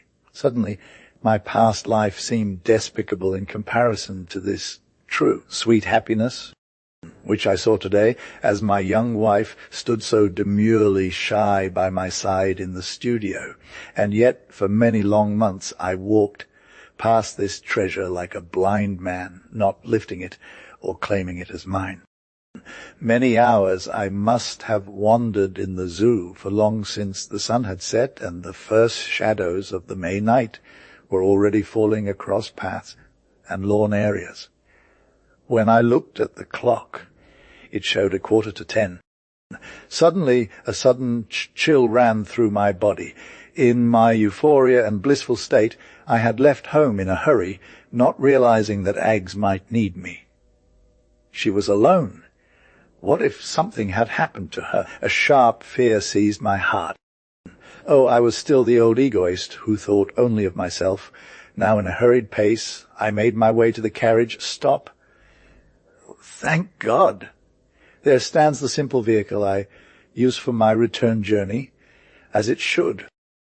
I handed the coachman 5 marks and ordered him to drive at a gallop to the specified address. Upon arriving home, consumed by dark forebodings, I ran up the 2 flights of stairs to my apartment and breathlessly entered the foyer. Nothing stirred. It was deathly silent. Thank heavens! My all too frightened concern was thus unfounded, and with this sense of relief I opened the door to my wife's living room, which adjoins her bedroom. There, Almighty One, what is that? What's strange? Foreign sounds reach my ears from there. I cover my head with both hands. I feel dizzy. The pitiful crying of a small child, it's mine, I hear. Like a madman, I rush forward. No force on earth could have held me back in this moment, and soon I find myself in the dimly lit sanctuary. Had Agnes heard my arrival, or had the dear creature only sensed my presence? Although muffled, my name still rings out clearly from behind a high Spanish wall. Gilbert! Now it was up to me to keep my composure and self-control. Despite the presence of an unknown housekeeper, and despite the sudden appearance of my wife's stern mother-in-law, took 2 small steps towards the bedpost on tiptoes and lay, before I even had time to come to my senses, at the bedside of those who had led me back to a new, better life. My head rested on her small right hand as I knelt and whispered with tears, "My Agnes, my Agnes! I am namelessly happy." She then gently pushed a previously resting object on her chest, which only revealed a dark little head, towards me with one free hand, and wrapped her arm tenderly around my neck. "This is my thanks for the sweet fan picture. Here is your son. Do you enjoy this gift, Gilbert? But that's enough for today, dear Carl. When I was blind, foolish, thoughtless, and pursued by evil passions, words were enough to write to you. Now I am here is the translation of the provided text, preserving the name Doris Spättgen. I am at an end. Fortune is silent. Therefore, have mercy on me. The best would be if you came to Berlin soon yourself, and delighted your ever faithful friend Gilbert. From the life of my great-aunt's court ladies. The aged, slender figure of the cousin of the late grandfather is still vividly before my mind. Back then, many years have passed since then, as an 18-year-old who had only worn the title of woman, with proud self-assurance for a few months, and thus entered into marriage within Aunt Babette's family, I was greatly impressed by this little truly original lady of 94 years. I had never stood before such an old human being in my life, and when, for the first time, I bent low to the ground in the grandly furnished parade room to kiss the wrinkled hand of my elderly relative, who rose straight and majestically from her seat, a feeling came over me as if I had been transported back by 8 decades, and one of those mythical matriarchs whose existence only dimly crossed my mind suddenly sprang to life. How could this mummy-like, shriveled little face, with eyes almost unrecognizable to any human being, still reveal traces of life, spirit, and intelligence? What would this strange creature from a long, buried time tell me, the cheerful child of the 19th century? Was it possible that she still found interest in people and situations that, according to my understanding, was so far removed from the views of those days? This is what I thought in the first moment of my acquaintance with Aunt Babette. However, I was greatly mistaken. Even today, after the old woman's small body has long rested from all earthly hardships, even now, every hour spent in her company belongs to the dearest, brightest memories of my life. Aunt Babette was indeed an original, but a witty, clever one, sometimes with a touch of elegy, at other times also a little sharp and mischievous. There was no sign of memory loss or the natural confusion of persons, names, and dates that often comes with such advanced age. It truly amazed me how she not only showed the most lively interest in everything that happened within her own family, among her acquaintances, but indeed how she could reach into the rich treasury of her experiences with such certainty and accuracy to bring up this or that interesting detail or a funny episode from a long experience. Rich life. Aunt Babette had served as a court lady to a Thuringen duchess for 30 years, and it seemed especially to be this period that her bright mind preferred to linger. It sometimes occurred to me, the attentive listener, that a piece of history unrolled before my eyes. The old lady painted for me in vivid colours the amusing life at the occasional court of Empress Josephine in Kassel, whose changing allure Aunt Babette had the rare luck to witness alongside her duchess.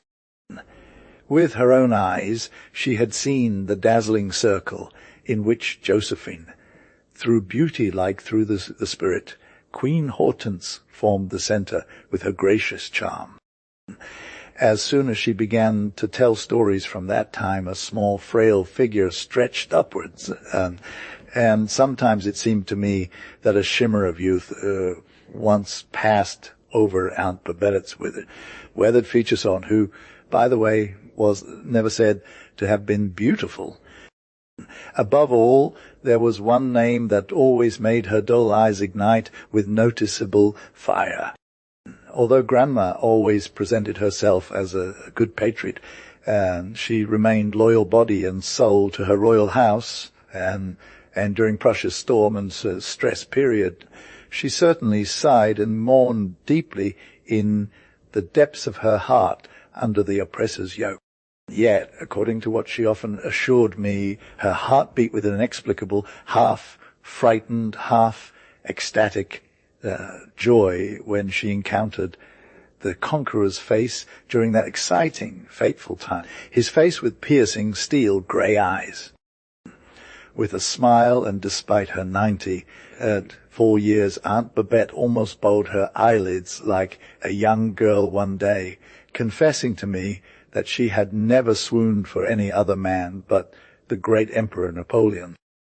And I dared to ask shyly, to which Grandma, still recalling the gone youth and its many disappointments, sighed and replied that the proud, mighty conqueror had never even noticed the little unattractive court lady, let alone given her a closer look.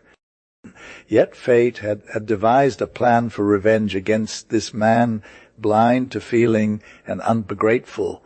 Aunt Babette was to have a kind of questionable honour.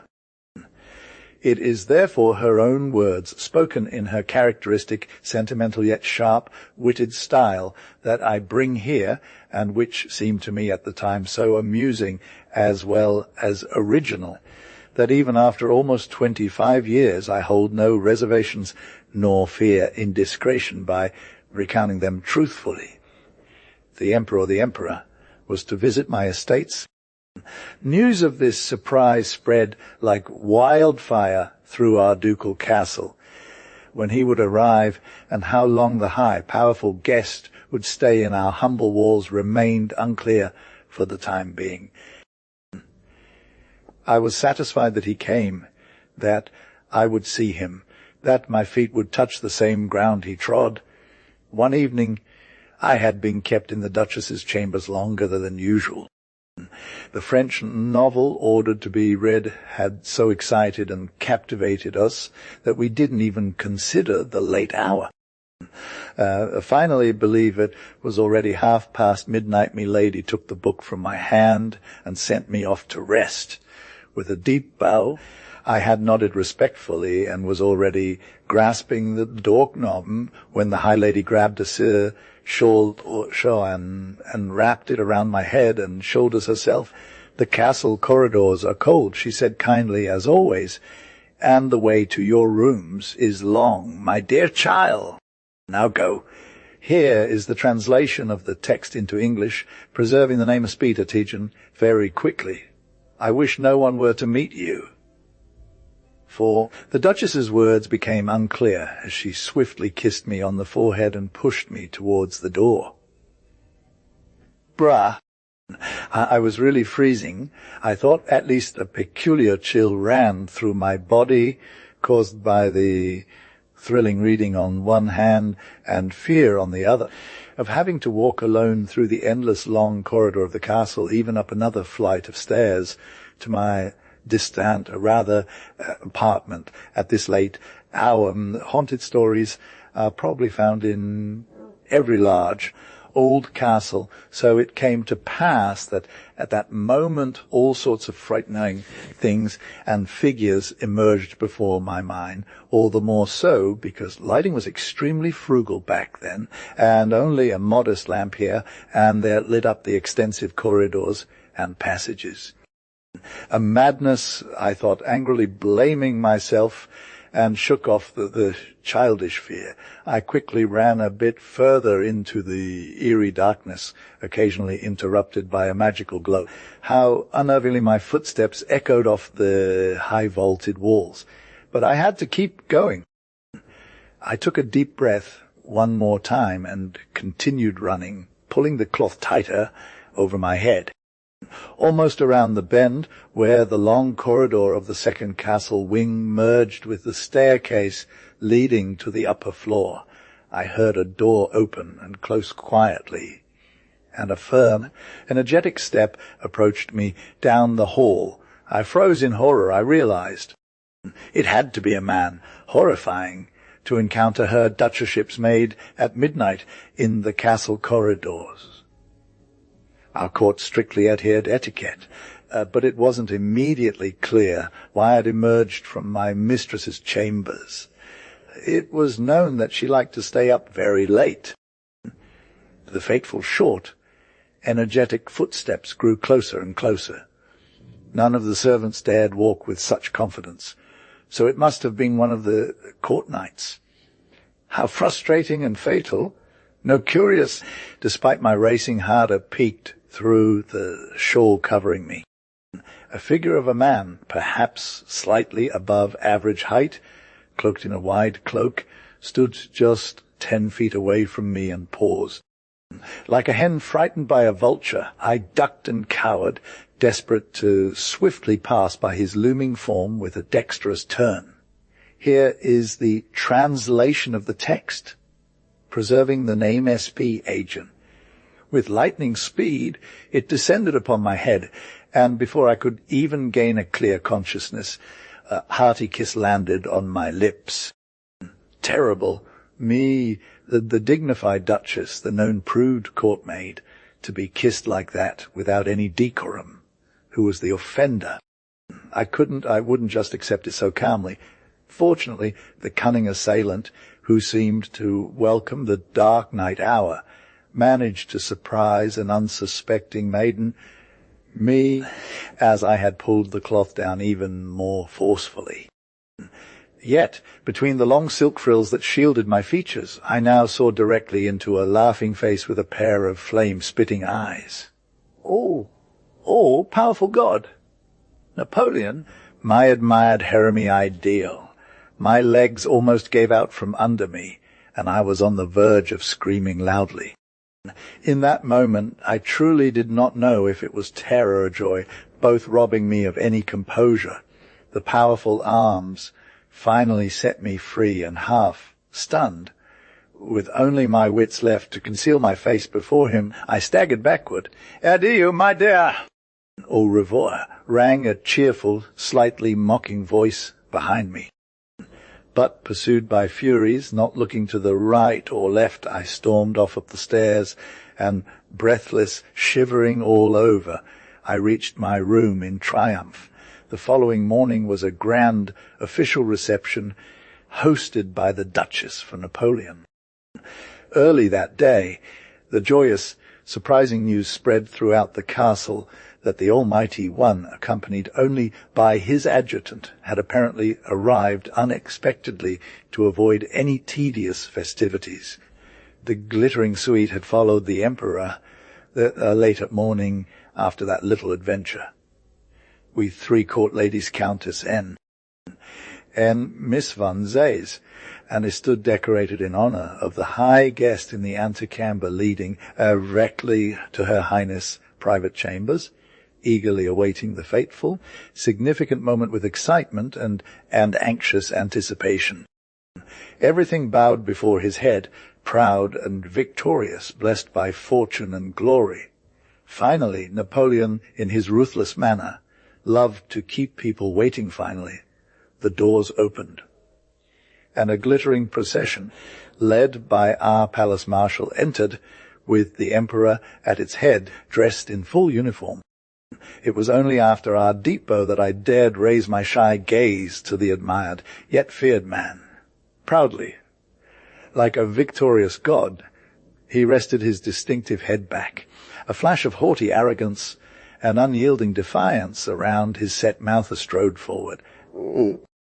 Now, he had to acknowledge us, for suddenly he stopped, and the Emperor's steel-coloured eye fixed itself for a moment with a curious yet scrutinizing expression on each of us three ladies. Countess N was a tall, slender blonde. Miss von Z's figure displayed remarkably full forms. Both were considerably more beautiful than I, but just at my insignificant, petite, delicate frame did the Emperor's eye rest. Here is the translated text, preserving the name, SPD Tidgen. He stood there, the longest and most intense gaze fixed on me. It was a moment where I would have preferred to sink into the earth. I noticed how the sharply defined eyebrows of this strange face drew together darkly, and clearly marked signs of anger and displeasure appeared around his proud lips. What was that? Had he recognized me?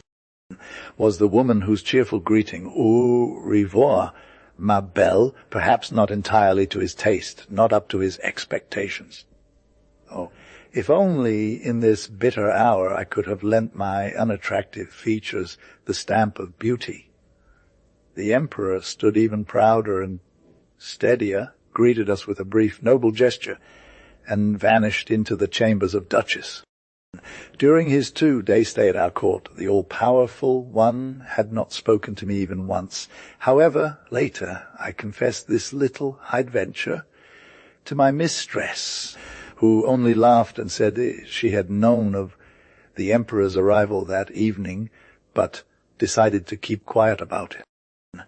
She consoled me with these cheerful words, "A kiss in good taste is never refused." But for a long time I never quite understood what the great honor of this kiss consisted of. I didn't know whether to be happy or sad when great Aunt told me that adorable episode she must have long since forgotten the disappointments that Napoleon's visit brought at the time. She laughed too, only she closed her eyes and whispered softly. My imperial hero remained so great-aunt reached the rare age of 97 and enjoyed an unwaveringly good health until her unexpectedly swift end. The maid found her small, frail figure cold and rigid in her magnificent empire bed, resting on golden lion paws. Unfortunately for me, who lived far away in Germany, I only rarely had the chance to travel to Thuringia and visit this old relative. However, on one occasion I did manage to visit Aunt Babette and ask her to share with me an interesting episode from her rich trove of experiences during her 30 years as a lady in waiting. But I do beg you, my dear, not to write down and publish all these things while I'm still alive. The old lady once smiled and warned me with her finger. So now, after more than 25 years have passed since Aunt Babette's peaceful slumber under the green grass, I don't believe it would be too much of an indiscretion for me to let SBite agent, the former maid of Duchess X, speak again and write down one of her stories. The scourge of war and the iron yoke of the usurper weighed heavily. Here is the translated text preserving the name Aspegostigen to our dear fatherland. After the unhappy battles of Jena and Austerlitz on October 14, 1806, even the blessed land of Thuringia had become a stage for terrible devastations. The fields lay uncultivated or were ravaged by endless troop marches. The cities were plundered, villages partially burned down. Everywhere there was want, sickness, and misery. It seemed all the more surprising that our little country, like an oasis in the desert, had been spared from all the horrors and miseries of war. What prevented the conqueror of the world from treating the insignificant Duchy X with the same tyranny and arbitrariness? Uninformed observers might be perplexed by this peculiar kindness. At our court, it was no longer a secret that Napoleon, moved solely by the Duke's affection for my high lady's person, granted him this exemption. It was known that he harbored a passionate adoration, indeed, an intense worship for the emperor, and did not hide his feelings.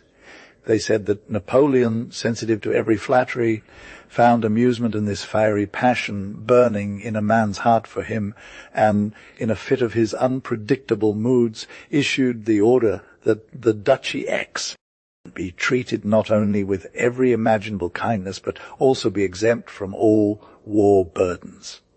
How other courts interpreted and judged this strange circumstance, whether they suspected the German prince or even ridiculed him, did not bother the Duke's spouse in the slightest.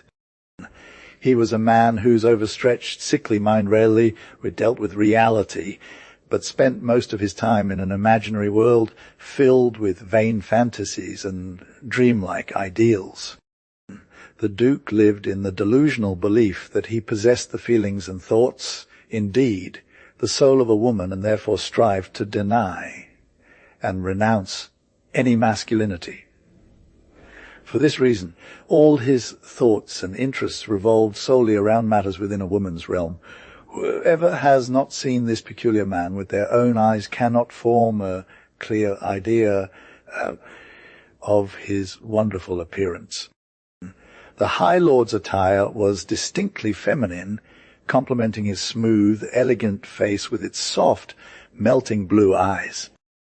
Long flowing robes, often white, hugged his slightly flaccid limbs, while the lush, curly blonde hair sank beneath a turban, like head covering deep into his forehead. That is, the Duchess and her 3 maids of honor were invited, His Excellency, for tea, Serenissima would be reclining on a chaise lounge, dressed in a half-Greek costume, with a wide gold belt around his hips, partially exposing his truly dazzling white neck and shoulders, his full, likewise bare arms adorned with precious brooches above and below the elbows. He greeted us by gracefully rising and bowing as is customary for ladies. The conversation never revolved around politics or the exciting events of a turbulent time, but only shallow French novels, court gossip, and toiletry matters. Of course, we court ladies were well trained to avoid such topics. Here is the translation of the text, preserving the name the Spättgen, and aside from our intense participation and reverence for our ruler, we would not have dared to let even a hint of a smile play on our lips. The etiquette of that time demanded the utmost consideration.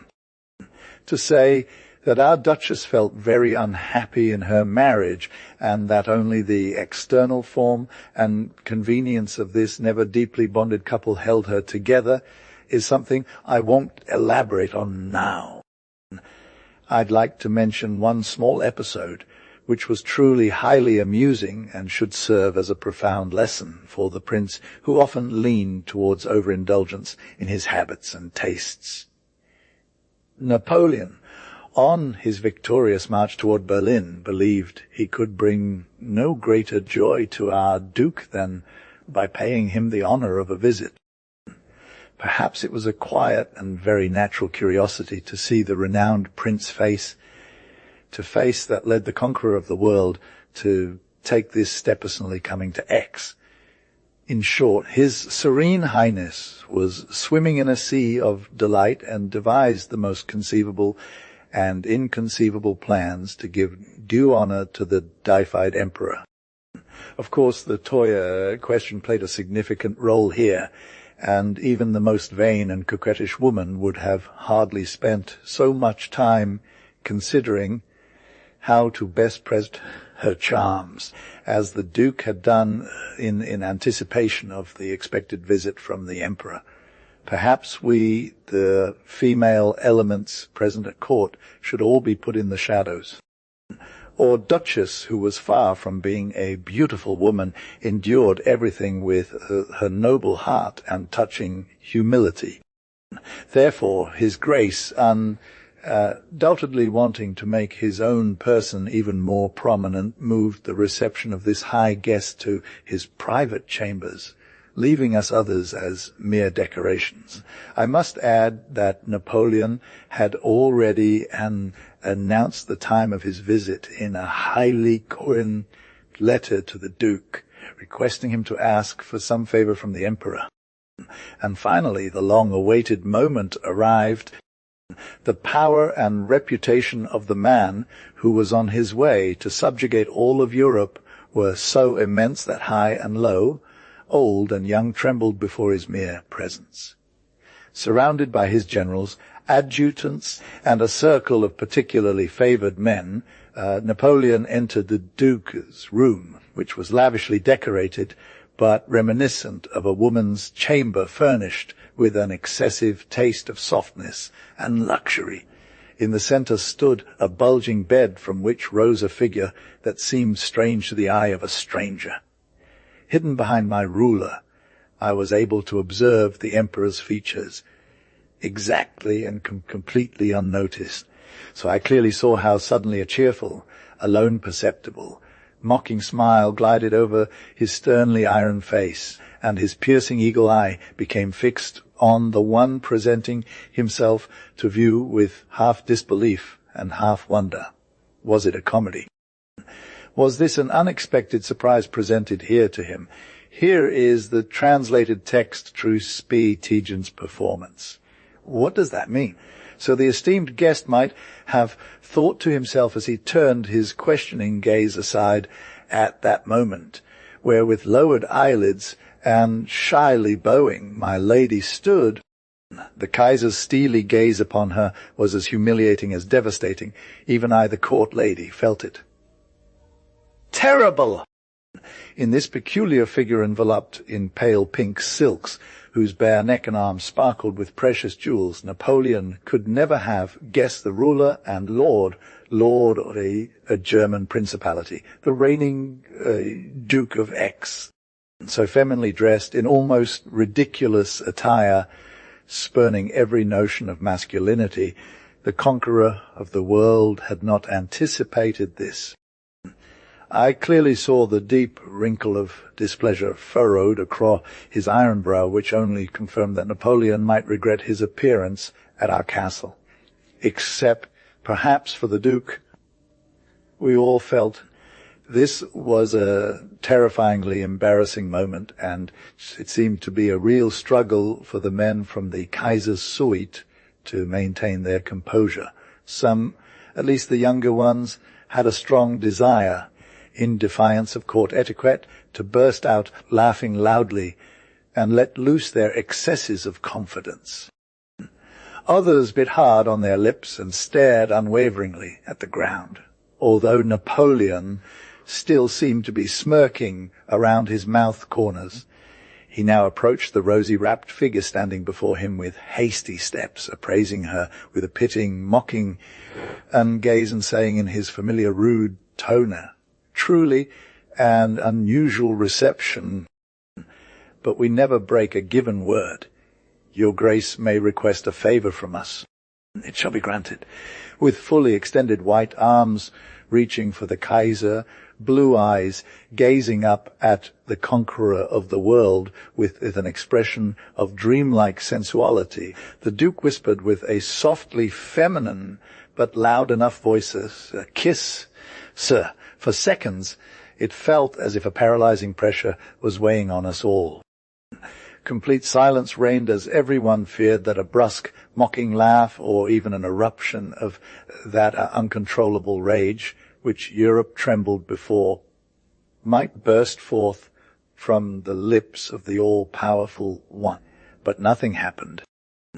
Despite my heart pounding wildly beneath my tight corset, I did not meet Napoleon's gaze. Now, the small figure stood tall in its characteristic haughty manner, the steel grey eye darkening noticeably, yet without any shimmer of movement visible in the characteristically chiseled features. He bluntly and scornfully exclaimed, "You are mad." "Goodbye," he spoke, and immediately left the room, followed by his glittering suite. Thus ended the Kaiser's visit to our Duke's court under the Niagara Falls. Niagara Falls, October 18th. Dear Carrie, the most burning desire of my life has truly been fulfilled. I have stood under the Niagara Falls. Not only was I fortunate enough to admire the grandest natural spectacle on earth in silent, stunned immobility, gazing at the giant falls. Here is the translation of the text. Preserving the name as Spättgen, I witnessed the deep plunge, and a chilling fear ran through my body as I experienced the wonder of it all. No, Kari, my dearest sister, with Papa, we descended into the famous cave of the Wind's Wind Cave. From Goat Island one can reach the falls, or, more accurately, the space between the rock wall and the rushing floods of the American Falls. It seems almost unbelievable that this is only a tiny fraction of the powerful cataracts that a human being dares to approach. However, it's not my intention to provide you chicken who refused to join our beautiful adventure due to a lack of courage with an in-depth natural description. If you're interested, grab a travel guide and you'll be better oriented than I could ever hope to do. There is one delightful adventure I must share with you. Imagine an adventure beneath the Agora Falls. An experience for a mere mortal, a 19-year-old girl, and even more so a German, not something that happens often in life. So, listen up. Due to the advanced season, the crowd at the falls was not as large. Only 5 people, including Papa, and I ventured towards the Wind Cave, me, the only lady, which boosted my pride, especially since I was being urged from all sides to be aware of the truly dangerous and strenuous aspects of our endeavor. Above all, it was a young German with a business card that read, Arnulf Clemens, Privatdozent, Berlin, who almost lost his mind when he learned I would accompany the gentleman on this journey, risking my young life, as he passionately put it. to these elemental forces of depth. He had once navigated the Wind Cave for scientific purposes, and thus knew the dangerous passage quite well, which he then proceeded to describe in a chilling detail. Yet I remained steadfast and laughed. Nothing in the world could have deterred me from my plan. Had my resistance offended or hurt the German? I don't know. At any rate, soon after, he disappeared from my sight.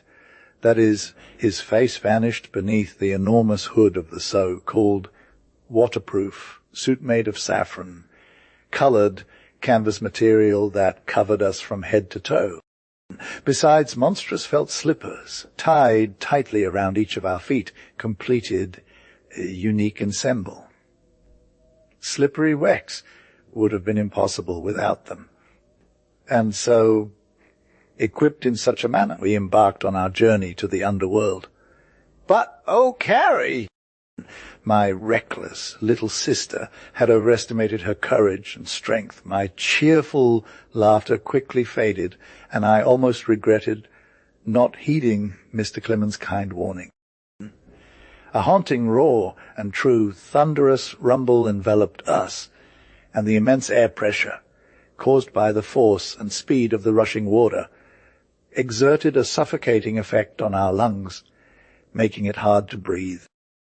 The water flood racing over our heads with a numbing roar in the abyss, thick and grey dawn mist, and continuous fine rain filled the atmosphere around us as foam-laden clouds of white spray occasionally hit us. Thus we slowly progressed along a path protected only by a primitive fence. 3 cloaked figures moved before me. I stumbled behind them, and finally another person stepped forward. It could only have been Papa, who had stayed close to my side. The overwhelming roar was almost unbearable to me. "Don't mock my reaction!" For what are human nerves compared to those unleashed natural forces? You will therefore understand that we did not linger long in this gloomy yet enchanting space. The grandeur of the Wind Cave defied any description. Each turned back at the spot, and with extreme caution, step by careful step, we retraced our dangerous path backward. Suddenly a vertigo hit me so hard that I couldn't lift my feet and had to close my eyes. I clutched the fence desperately and swayed side to side. But soon 2 strong arms enveloped my trembling body protectively. All I could think was, how lucky that Papa is by my side. Then, half in a daze, I nestled against his faithful chest, feeling only happy and relieved. This temporary weakness lasted barely 2 minutes. Opened my eyes and pressed forward again. There, a fair distance away, were the others who had caught up to us during our journey. So I bravely pulled myself together, and thankfully it finally became lighter. The terrible roar subsided. Our lungs could breathe freely again, and daylight reached us. Just 1 short path uphill, and, praise God, we were saved. With a happy, drunken look back, I hope to receive congratulations from Papa for my heroic deed when Mr. Arnulf Clemens, the German, followed me. He had taken off his hood, and his blue eyes laughed at me merrily. Horrible. "Carrie! Isn't it?" I was embraced by his arms and rested on his chest. At that moment, I cursed all my Niagara longing. I would have liked to slap myself. But what could I do? I had to put on a good face. That is to say, I believe I glared with anger, thinking Papa might be behind me. Internally, I was seething and decided to let the obtrusive patron feel my wrath. During our return journey to the hotel, he didn't leave my side, as if his rendered service somehow gave him the right to continue playing protector. By the way, I should mention that he wasn't a bad man. No, Carrie. He had an elegant figure, although not particularly handsome. His face was exceptionally intelligent, and one could even say his eyes were beautiful. They sparkled with intelligence and laughed with kindness. A deep scar, probably a reminder from his student days, ran across his face. Translation: on the left side of the house, only humanity had attracted my full displeasure, and for that it was to atone. A favorable opportunity presented itself quickly enough when, since we were speaking German, he expressed his joy at welcoming a fellow countrywoman. Men all have a deep curiosity, so he crept along, as one would say, in our old beloved Germany, like a cat around hot broth. He tapped here, he tapped there. In short, he was eager to find out who we were. Ah, I thought, that's the trap. Finally, he mustered the courage to ask if we lived permanently or only temporarily in the United States. Permanently. My father's profession and his extremely lucrative position keep him in America. I lied with complete composure. A lawyer. A politician, perhaps. He continued, probing. Oh, no. I replied with the most serious expression in the world. My father is a undertaker in New York. Am I not a terrible girl to speak such ridiculous nonsense, Carrie? Dear old pa. I could die laughing at my joke. And yet at that moment, when the lie was out, I felt sorry for him. For the usually cheerful face of my companion took on a terrified, sad expression, as if we were suddenly standing in the vast cemetery of Greenwood in the time when the clock struck midnight. Ha! Ha! Poor Arnulf Clemens! He bowed politely, but visibly stiffly towards me, and we silently retraced our steps to the hotel. The medicine was already taking effect. A noticeable cooling. His elevated blood temperature returned to normal during lunch. Mr. Clemens sat across from Papa and me and engaged in a lively conversation with our travelling companions. Only occasionally would a shy, unspeakably sad side glance brush past me. However, from these conversations I gathered that Arnulf Clemens was a geologist and had undertaken a 6 to 8 month study trip to the United States. The gentleman then spoke at length about Schliemann, the ancient ruins of Fort Ticonderoga on Lake Champlain, the wonderful soil conditions in Yellowstone Park, and much more. I noticed Papa's desire to participate in this scientific discussion. However, since I had already told him about my joke before breakfast, he truly did me the favour of not embarrassing me, instead immersing himself only in the science of gastronomy. In doing so, he also wore an indifferent, almost stupid expression on his dear face that was truly fitting for the undertaker from New York. Apart from that, he was not angry with me at all, and merely said, pointing his finger, that I was a mischievous rascal. An hour later, we steamed back to New York. My soul, curious for knowledge, was completely satisfied with our excursion. Papa also seemed in high spirits, chatting merrily and already making plans for the next summer vacation trip. And yet, now please don't laugh at me, Carrie, my heart felt a little heavy. Why? Here is the translation of the text, preserving the name than SB. Yes, I didn't know that myself. You sensible, excellent one. You, my better self, you would say, this is remorse over a wicked deed. Perhaps you're right. The deeply sorrowful, terrified gaze from Miss Eyre. Arnulf Clemens' blue eyes often terrifies me, was the punishment for his protective, arm-holding, and embracing a swaying young girl in the moment of danger too harsh. Thus ended my adventure under Niagara Falls. Farewell. Enjoy yourself well with our friends in Washington, and occasionally write to your little sister Terry. Washington, November 10th. My dear Terry, your kind wish to enjoy yourself well with our friends in Washington has been wonderfully fulfilled. The past weeks brought such a wealth of changes and interesting acquaintances that I do not envy you at all about your fun Niagara adventure. Our good Newtons are people who enjoy great respect and deep love here, so that everyone who visits their home is daily more convinced of the value of this excellent couple. They treat me almost like a baby and only ever seek to provide me with new amusements. That's why I won't be returning home any time soon, and you will have to take care of our good father alone for some time yet. Oh, Terry, it's wonderful to be spoiled a little by a mother and to feel. But that's another story. Your dearest adventure under Niagara, which highly amused me and characterized my prudish, quick-tempered Terry once again, should have a sequel. Just wait and see. And that's what I experienced.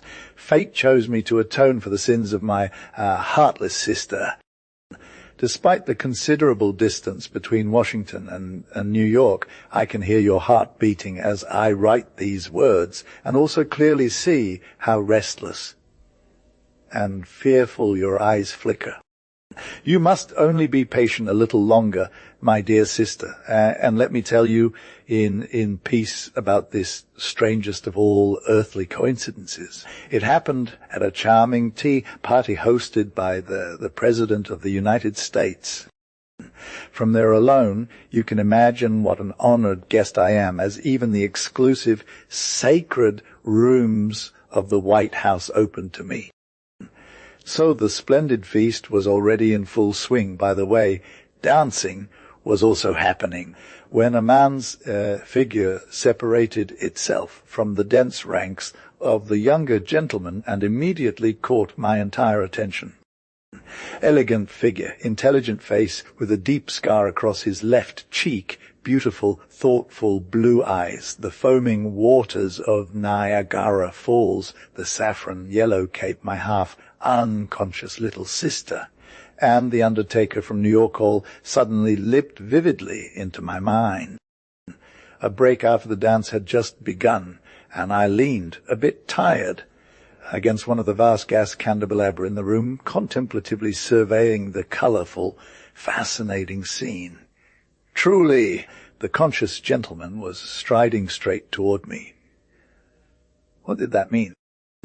My heart wasn't exactly pounding, but there was some restlessness, or rather a sense of unease still lingered within me. There was no doubt that I would be facing Mr. Arnulf Clemens, a private docent from Berlin.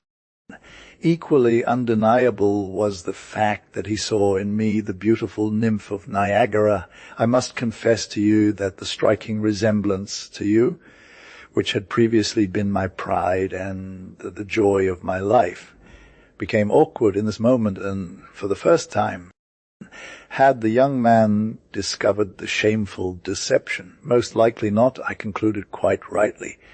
If he had, the outrage in his heart would have surely punished you with contempt, and he would have ignored our previous encounter entirely.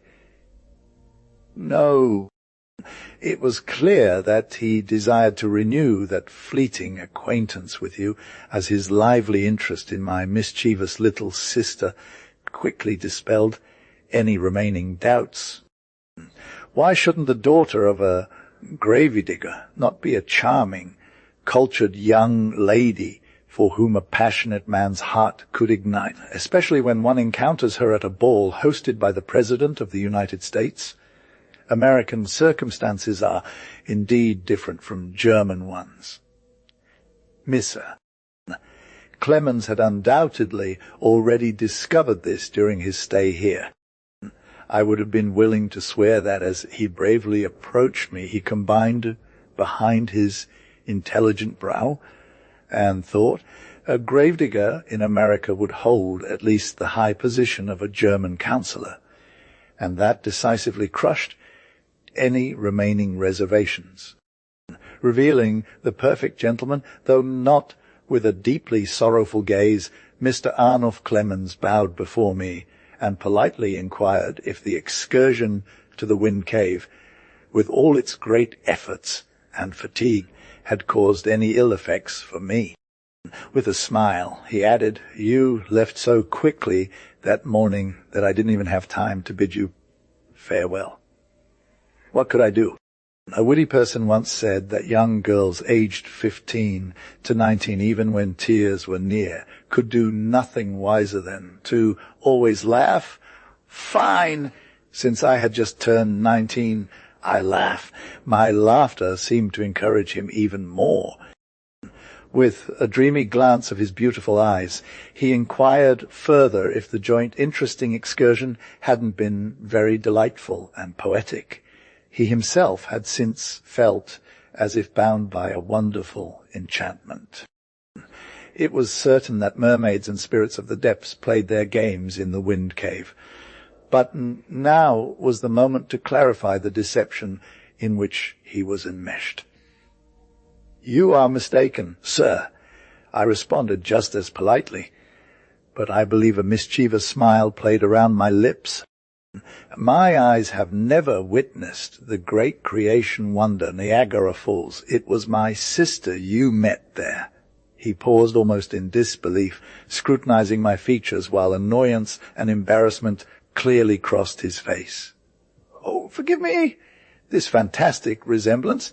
Miss!" I could not have guessed, he exclaimed with vivid emotion. "We are twin sisters." I gently intervened to help him. Here is the English translation, preserving the name Spättgen. He wanted to formally introduce himself to me once more, but I was so careless as to reveal that you had already written to me about him, making him no stranger to me. His blue eyes strangely shone with a glow when he received this news. "I believe, Terry, the sirens of the depths have greatly enchanted him." The music now called for a quadrille, and midst Clemens politely asked me to join. However, as there were enough couples present, and neither of us had much desire to dance, we stayed in our seats and continued our conversation. "Your description of his appearance fit perfectly. I recognized him instantly. But if you hadn't conversed with him for a quarter hour, you would quietly regret those unpleasant words, intrusive patron. I not only find Arnulf Clemens lovely and charming, but am convinced he is an excellent person. Yet, if this man has not from the start earned your full disapproval, and thus it nothing to you, you should not be jealous of me for reasons that I will explain at the end of my letter." He spoke movingly about his dear old mother back home, and 2 young, immature brothers he supports, whose pillar he has been. Upon returning from this journey, he hopes to secure a professorship at a prestigious university. Every word he uttered, indeed his entire being and thoughts, seemed so sincere, noble, and true that it truly hurt me how you could brazenly chill your temper towards this man. Shame on you, evil Terry. We chatted like old friends, so he seemed to have forgotten the presence of a strange young lady before him, and probably barely remembered we were the gravy-digger's daughters. I was about to fall into the same trap myself, when, carelessly, I mentioned you've been with Papa back in New York for 3 weeks since the end of the autumn holidays, and he'll be very busy regarding the winter semester. The young man's rigid, questioning gaze quickly brought me back to reality. His brows furrowed, and he looked down silently. He must have been contemplating how peculiar it sounded that a gravedigger would take vacation trips, or if mortality in America was divided into semesters. I genuinely wanted to tell him at that moment that you were playing a joke on him, as it pained me to see his hurt. But I couldn't risk compromising you too much, and waited for a suitable opportunity to confess the truth. "From what your Miss Sister's messages indicate," he tentatively asked, "is your father's profession a serious and demanding one?" "Serious, yes, but not demanding," I replied with a thin smile. "Papa devotes himself entirely to it, and his passion overcomes all the difficulties." Again, he studied me from head to toe. passion for burial, he thought. Here is the translation of the text, preserving the name as Spättgen, Immerse. Clemens, you must understand this better. I continued vivaciously, that a man, in the heat of study and research, like father sometimes does, can so completely forget the bright, sunny present to chase after the past, the vanished, yes, even the dust of it. His keen eye rested on my laughing face for several seconds, appraisingly and almost sternly. He couldn't without doubt find any connection between my line of thought and his. "Meh?" he asked half reluctantly. "Well, you did just tell me that you're a geologist, so there is some intellectual kinship between us and father," was my cheerful response while I kept watching his face darken. "I don't know, miss, if you're joking with me or if I myself am deeply mistaken," he said in a stiff, completely altered tone. "Everything you've said in the past 5 minutes seems so incomprehensible and mysterious to me that I must ask for a clearer explanation." "But, my goodness, how so? What isn't clear?" I exclaimed impatiently and excitedly. "Not at all." He still wondered. "Then please forgive my indiscretion and tell me, what position does your father hold?" My heart truly skipped a beat. With as much uninvolvedness as possible, I answered, "Feather is a professor of dead languages at New York University." "Ah, mystery." Clemens took a few steps back and stared at me as if he'd been jolted out of sound sleep. "Certainly, sir." I confirmed with proud satisfaction, "And father has a reputation that extends far beyond the borders of the United States." "Yes." "But my heavens! Then I must have thoroughly misunderstood your sister, miss," Mr. Clemens stammered in great confusion. A look of wonderful bliss spread across his sincere features as he continued, "You told me that." "It's possible," I interjected heartily, laughing. "But how can one understand anyone properly when they're standing close to Niagara Falls, which Terry wrote causes such a thunderous roar that the sound of a cannon shot would go unheard?" In peaceful dreams and memories, he just nodded. "Terry, your honor was saved." This is my encounter with Miss Arnulf Clemens at the White House. By the way, before we parted ways, he told me he planned to travel to New York in the nearest days to visit you. So be careful, little sister. The mermaids of the Wind Cave are mischievous devils who love to punish overly curious children. How you'll manage to extricate yourself from Mr. Clemens' clutches, whether you'll stick with the misunderstanding or confess, is something only your own feelings can tell you best, my Terry.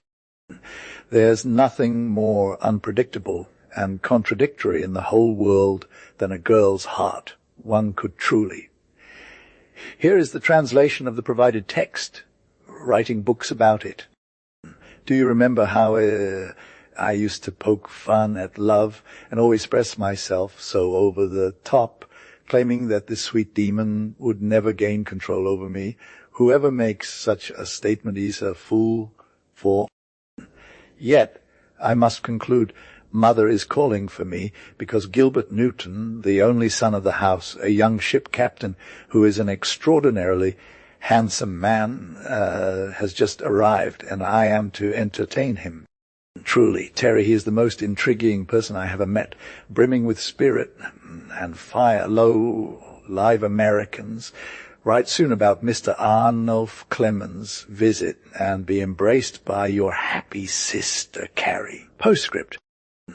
Perhaps I will return even earlier than initially planned, as Newton intends to bring me back to New York himself. It will be a delightful reunion. However, it would be good if you could gradually prepare Father for this unexpected visit. New York, November 20th. Dear wicked Carrie, what have you done? As punishment for your chattiness, you shall only receive an answer to your letter today in the former today of a telegram which I hope will suffice to clarify the events of recent days for you. So, secret identity revealed, Mr. Clement's journey to New York. Shy reception and trembling from head to toe on my part. Repeated visits from him. Niagara nymphs began their game. Unconditional confession of all mischievous pranks. Happy ending. Engagement. Long live Germans. Your Terry. Postscript. Arnulf is looking over my shoulder and finds this concise letter almost insulting. He therefore asks me to convey that while he is very grateful for the reception at the White House and the amusing conversation with a certain lovable blonde who chose him as her future brother, in law, it was that unforgettable hour under the Niagara Falls that had made an indelible impression on him, and if he had attempted to win the girl who then sought childlike help by clinging to his chest as her life partner, even though she remained the daughter of the grave digger, the pain would have been too much. Swift decision, good decision, goes the old saying. But I'd rather say a whim led me to Philadelphia in 1876 for the World's Fair. I had already explored a good part of Europe. America was the only place I hadn't visited yet.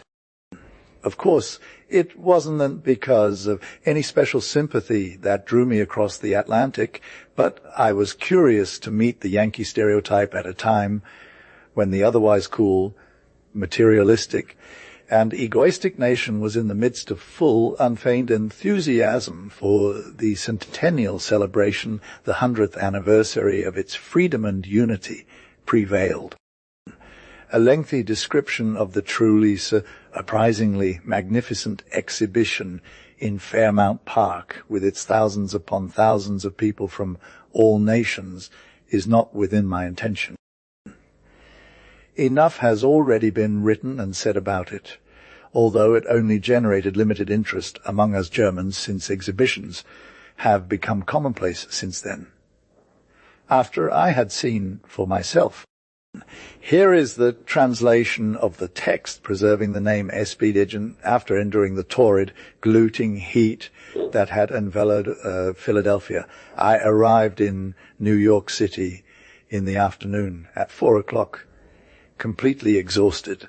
In comparison to the bustling exhibition atmosphere, the city seemed calm. Praising God, there was no pushing, shouting, or cursing, no broken limbs or sunstroke victims. My German eyes, unaccustomed to such scenes, had witnessed enough of this during the study of brotherhood. I sought refuge in a cool, quiet room at one of New York's grand hotels for an undisturbed siesta. Afterwards, a cozy little dinner in a secluded corner of the dining room, a flask of refreshing soda water. After hours of travel in the scorching train coupe, these comforts were irresistible. Such images danced before my depressed mind. Why? Because I was suffering from severe toothache. With 30 degrees Rammer temperature in the shade, the pain was unbearable. The physical and mental exertions of the previous days, the relentless heat that had been climbing hour by hour, all this must have overstimulated my nerves and blood, leading to this nagging affliction that had rarely plagued me since my youth. Who doesn't know the torment and agony of endless toothaches? Upon arriving in New York, I rushed to a nearby pharmacy, leaving my luggage behind. With my limited English but expressive gestures, I conveyed my plight. A kind pharmacist smiled and handed me a tiny vial labeled immediately for 25 cents. What a comforting word! I wished I could hug the anonymous savior who had offered this treasure. But wait, my German blood prevented any hasty decisions. Test it first. Indeed, the miracle cure worked for an instant, as the label promised. Then the toothache returned with doubled intensity. Casting aside the vial in anger, I demanded another remedy and stumbled out of the pharmacy, clutching a bag full of opium pills, camphor, and Spanish flies. Despairing, I set out to consider the philosophical question, why did the wise Creator give us, already burdened children of the earth, teeth as an additional trial? I cursed all poets and writers who had ever written about 2 rows of pearls between rosy lips or shining ivory teeth. It's bitter irony. Under these dire circumstances, thoughts of food and drink were far from my mind. After a hasty wash, I presented myself at a hotel barely recognizable due to my exhausted state. After I had cleaned my hands of train suit, I boarded the next tramcar, paid my 5 cents, and headed towards the Central Park, as I first and above all needed a breath of pure, fresh air, absolute silence. Away from city noises, undisturbed by any prying looks from onlookers or curious eyes who wanted to forget my miseries up in that solitude. Especially the most splendid summer evening beckoned me outdoors. Finally, I had to put an end to this bad habit, this human tormentor. A spirit does not feel humanity, let's say, rather a heavenly stirring, or grow tired of his evil caprices. So with long breaths I inhaled the clear ether. Wisely seeking less travelled paths, after about half an hour of walking, I reached the upper, more romantic part of the park, where Mother Nature had done more than any artistic creation and money could do. Tired and already half desperate, I sat down on a bench and groaned loudly. Don't laugh, my beautiful readers. Why should an old bachelor not groan loudly even if he's not plagued by toothache? He has every reason to, after all. No soft hand caresses his cheek, no rosy mouth speaks loving words or quietly reassures him. Just don't get impatient and keep your cool. I've never had a very affectionate heart, but in that moment I felt my deep sorrow and helplessness as a bachelor once again. A resolute wife might have exclaimed, "Enough of this cruel game now. Quickly into a carriage with you and to the dentist. The culprit must be dealt with." Yes, indeed, I appreciate any kind advice. I've become soft since yesterday, especially towards the fairer sex. I never argue any more. But when one is between 50 and 60, plus with limited access to chewing tools and wanting to keep these few for a while, then such a forced march might be considered. So, groaning loudly, I supported my head in my left hand and stared mute in front of me at the gravel path, or perhaps physical exhaustion had closed my eyes momentarily. I can't say for sure. At least I didn't feel any better. Suddenly, I sat up sharply. A dark shadow had fallen on the path, and I had this vague feeling that someone was standing before me. Indeed, 2 people stood in front of me. But for the love of heaven, who was it? For several seconds I stared with a nearly stupid expression at a gaunt brown face from which a pair of strangely blinking eyes met mine. It was a woman figure with a child, but her appearance seemed so entirely original, so striking that my innate German politeness completely vanished, and I didn't even stand up to remove my hat. Despite just how the figure bent down towards me and expressed in a half participatory, half sorrowful tone, translation. "Toothache, sir." In a moment of clear insight, I didn't brusquely reject the interrupter, but openly replied, "Terribly painful, madame," she said in a full, strangely deep woman's voice, speaking fluently yet accentuating each word distinctively.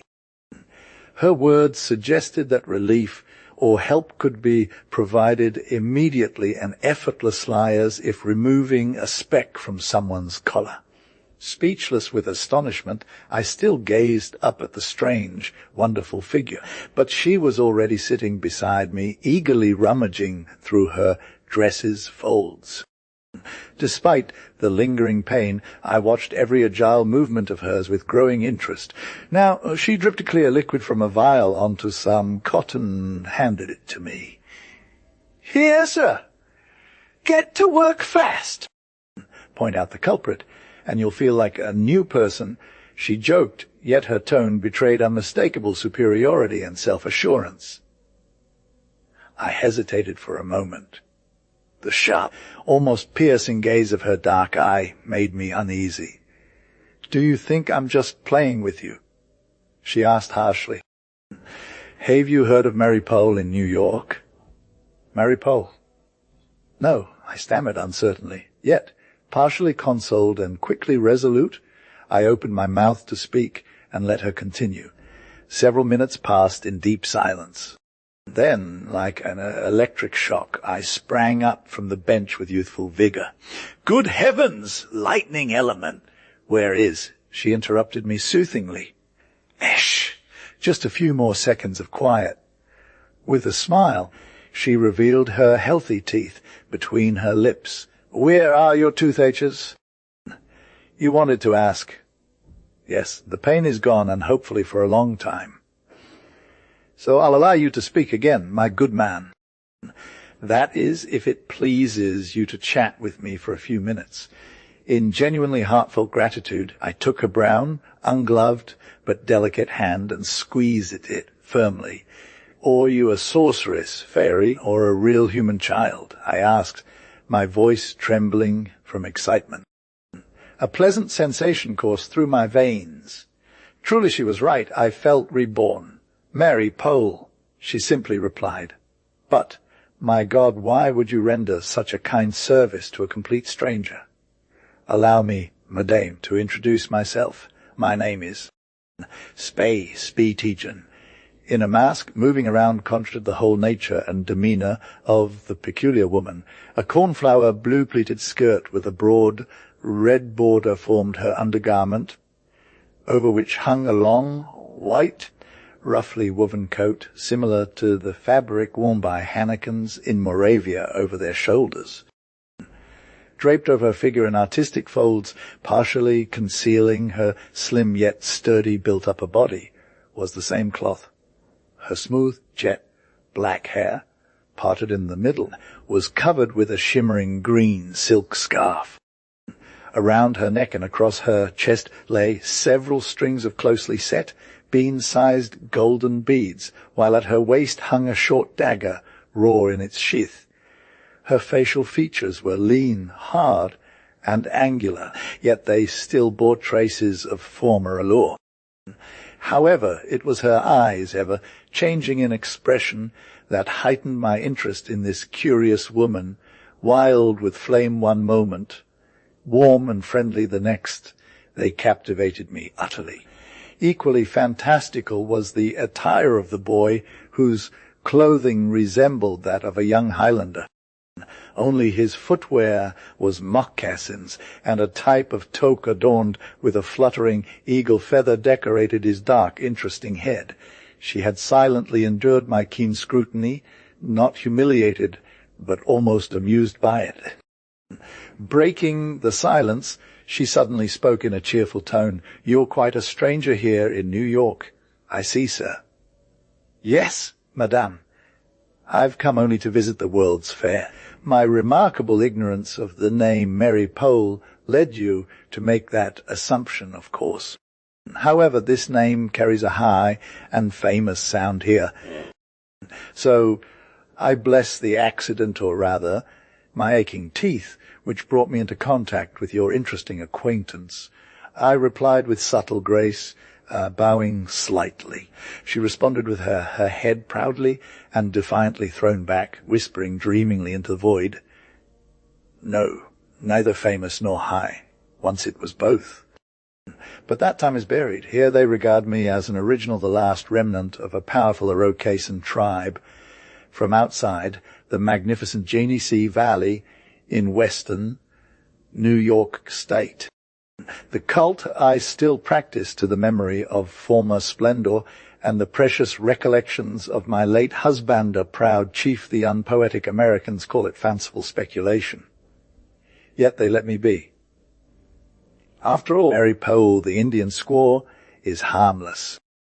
People in the streets and strangers stare at her curiously or defiantly, and schoolboys laugh at her and her somewhat harm. Mary Powell has endured deeper sorrows patiently, the never-ending grief over the decline and fall of a great, glorious nation. Deeply intrigued, I listened to these monotonously delivered words and replied, shyly comforting, "But there are still many Indians of your tribe." Although, as far as I've heard, the former Iroquoian confederations have partially dissolved, their members scattered to different regions. Yet here in New York State, some of them still live. Here is the translation of the text, preserving the name S.B. Tejan. Still, there are enough left who lead respected lives among the Americans, earning an honest living in peace. She shook her head dismissively. Since they buried their tomahawks and embraced the faith of the whites, Omnio, the Great Spirit, has turned away from them. The Americans have trampled on the neck of the red men. They are no longer lords in this land, but only wretched servants. A deep bitterness rang through the Indian woman's voice as she protectively wrapped one arm around the boy's shoulder and continued, "Children of a father, that is what Christianity teaches. But are we truly that? This question constantly arises within my soul. You Germans follow God's command, love your neighbor, in the most beautiful and purest sense of the word. You see us, the colored people, as brothers. Not so with the American, whose chest is filled with ungrounded bitter hatred, yes, injustice and harshness often to the point of cruelty. Yet you chose to live among them?"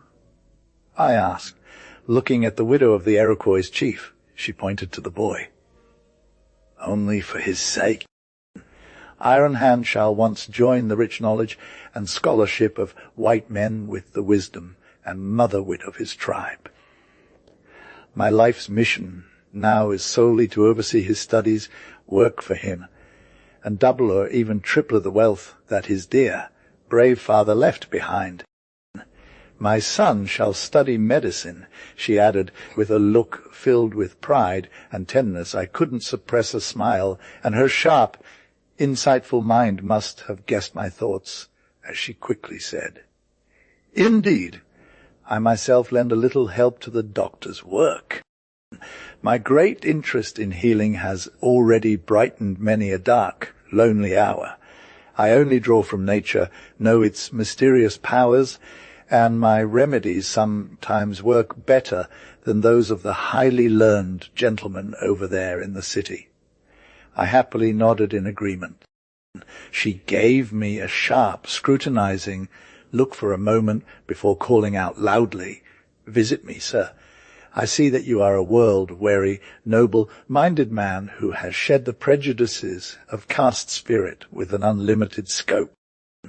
I like to associate with such people. I also show them a different side than the rest of the world sees in Mary Powell, a half-mad female original." She extended her hand to me with really graceful movements, and yet without any trace of coquettishness, and with a charming smile. "Of course, madame, with the greatest pleasure," I responded, heartily shaking her hand. This woman pleased me. There was so much primal, innate nobility in her nature, and every word she spoke revealed spirit and deep thought, that there was a certain charm in her friendly offer, and I looked forward to interesting hours and memories from this visit. Mary Powell gave me her address. She then looked at the setting sun and stood up. From that unbearable state, I asked, almost respectfully bowing my head in front of her, "By preserving a memory of this hour, my lord," was the serious answer. She took the boy's hand again, slightly bowed her head, and left. Deeply contemplative, I followed the strange figure until the bright white coat disappeared behind the bushes. The endless park stretched out for me in complete silence once more. The sparrows, no other birds, could compete with them, hopped freely across the path as if nothing had disturbed the solemn calm since I sat down on the lonely bench. Had I really just dreamed the past half hour, or was the charming scene solely a product of my excited mind? Even the sober imagination of an old bachelor occasionally allows for a mistake. Suddenly I burst out laughing. The toothache definitely gone, luck. This blissful awareness was no dream. However, a peculiar, quite mundane feeling in my stomach soon drove away all poetic thoughts. Now, the prospect of a good dinner brought me a pleasant comfort. Who would blame me? After leaving Philadelphia, not a bite had passed my lips. Half an hour later, I was sitting at Delmonico's, and despite all awe and respect for the wise establishment of the temperance law, a bottle of Veuve Clicquot stood before me in the ice bucket. I gladly accepted this sin on my conscience for that day. The first glass was for her. Long live Mary Pearl, the Indian squaw. The following morning, I spent my time aimlessly wandering through the capital city of the Union. What struck me most about it was the constant rushing up and down, hardly otherwise describably along Broadway.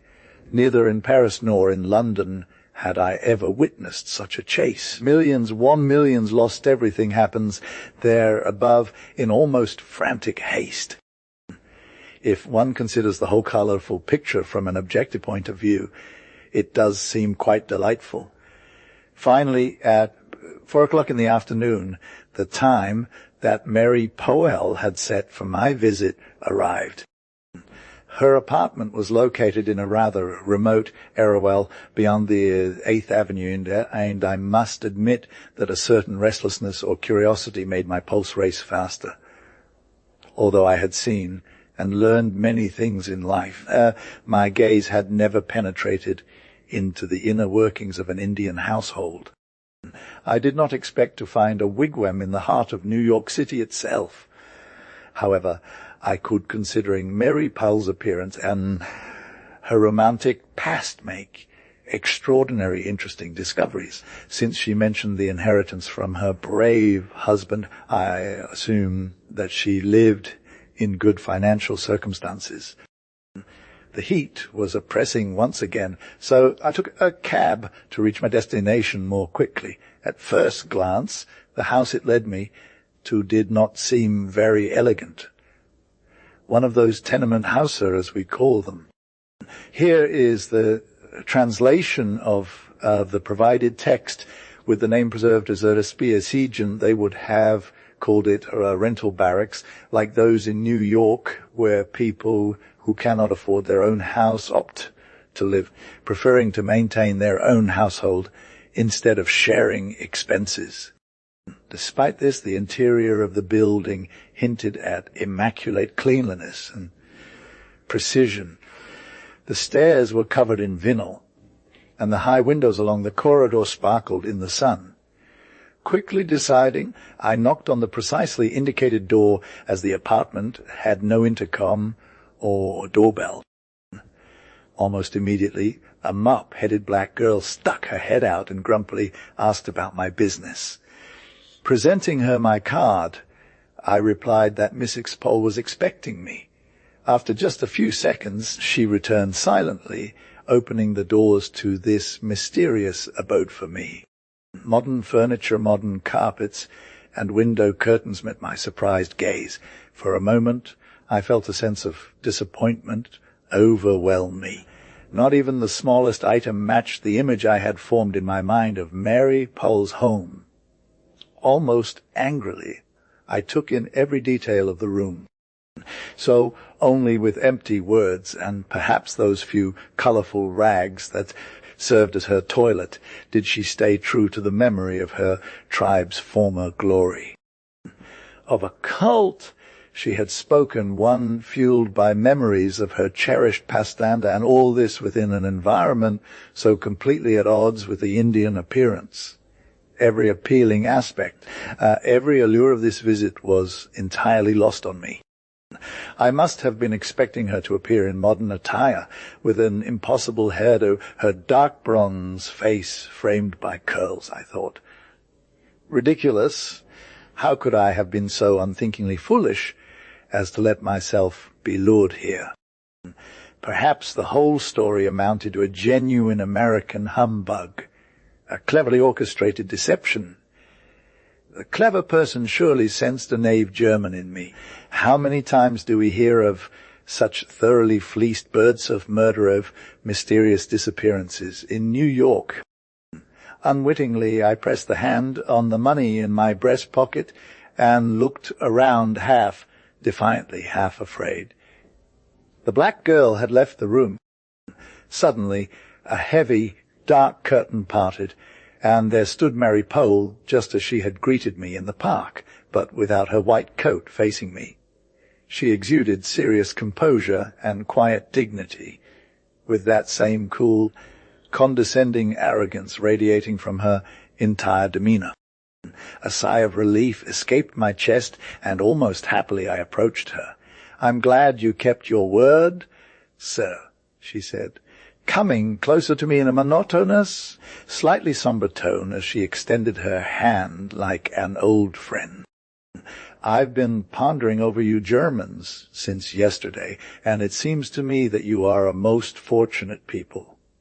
In that moment, as her burning eyes ignited with enthusiasm, she seemed almost alluring. "Oh, I read in newspapers," she exclaimed, proudly lifting her head. "You Prussian? I know all your great brave men," she continued vivaciously, "Old Kaiser, Bismarck, Moltke. That is, I know their names on paper. In reality, my eye may never see them. It's up to you, achieve that." I responded earnestly, taking the place she offered with a dignified gesture. She sat across from me, folding her slender brown fingers in her lap. "Madam, consider taking a trip to Berlin.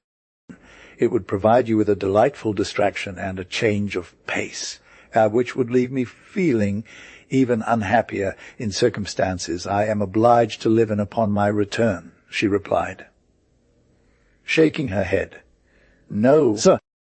As long as my son has not yet achieved his goal, I will not move from this spot." I had to agree with her.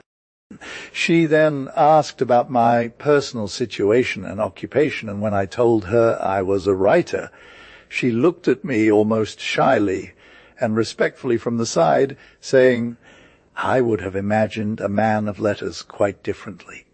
So I had to tell her much about German conditions and customs. We discussed literature and history, and I must admit that her sound judgment, her knowledge of things which one would hardly have expected from her, truly surprised me. Of course, her occasionally naive and childlike questions sometimes elicited a smile from me. I quickly reminded myself who I was talking to. In any case, she was far from being surpassed by any German lady in originality and entertainment.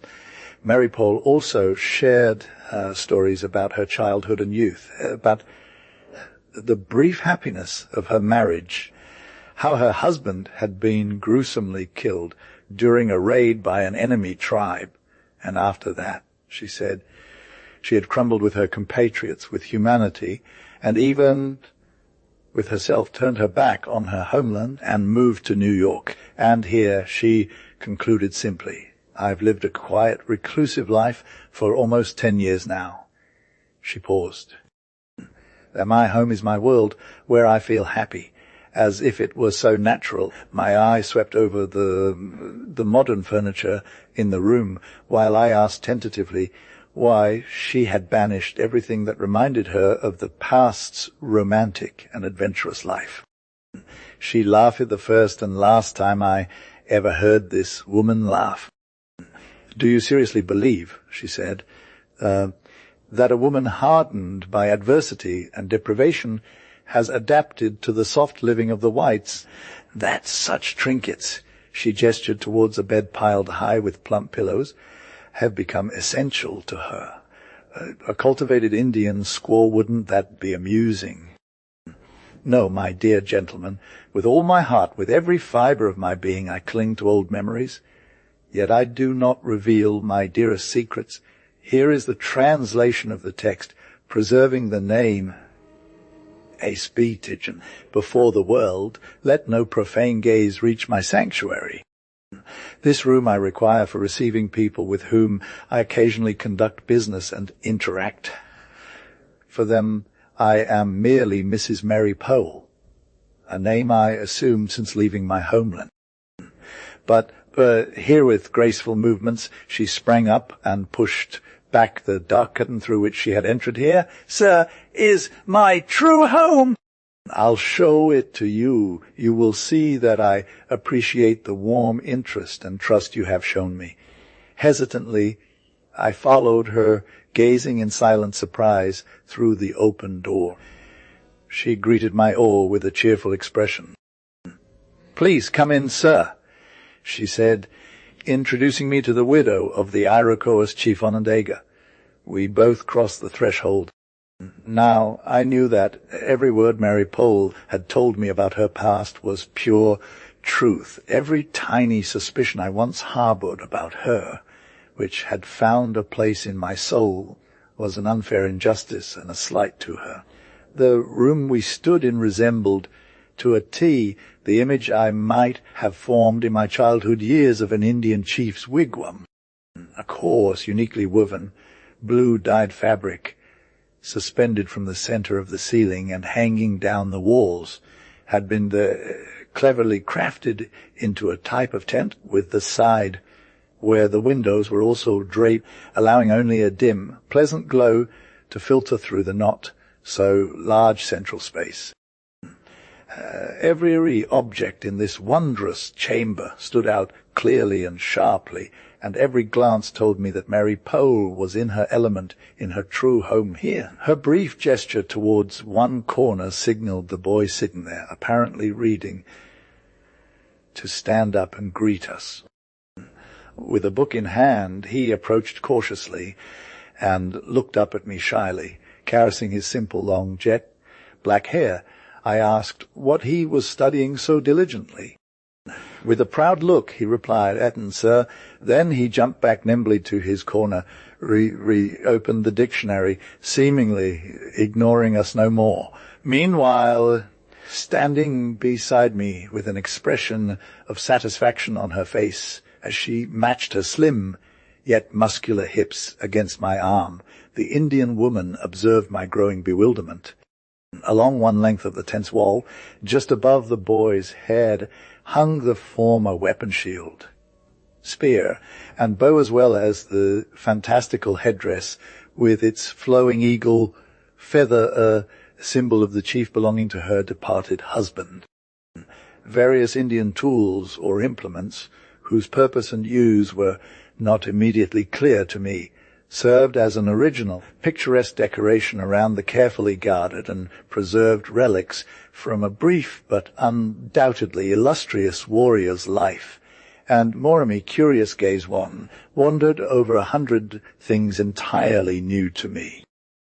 Here lay Onondaga's hunting and war trophies, stuffed animals and birds, quivers and arrows. Here is the translation of text preserving the name Spättgen, as well as strange feather decorations. There were saddles and bits belonging to his favorite, or war whore, alongside primitive toilet articles taken from a defeated enemy. But what was that? My gaze suddenly fell upon about 7 to 8 truly eerie objects hanging at waist height on strong hemp ropes, resembling captured birds of prey in their flapping flight. A quiet shiver ran down my spine, and I felt the once abundant hairs on my now bald head stand on end. Skulls, real, authentic skulls, some with long or short hair still attached and bound together, hung as victory trophies over my head. surely causing discomfort to a German heart. Unwittingly, I turned my face quickly towards another. Mary Pole noticed and led me swiftly to the opposite side of the room, where an exceptional collection of weapons and firearms soon captured my complete interest. There was so much fascinating oddity in Mary Powell's home that several days would have been needed to view everything with calmness and understanding. However, one thing particularly caught my attention. It was a most peculiar, primitive camp setup. On a sort of raised platform composed of mats and bearskin half, hidden by a white curtain blue is the Indian's favorite color, lay the sleeping quarters of this strange woman.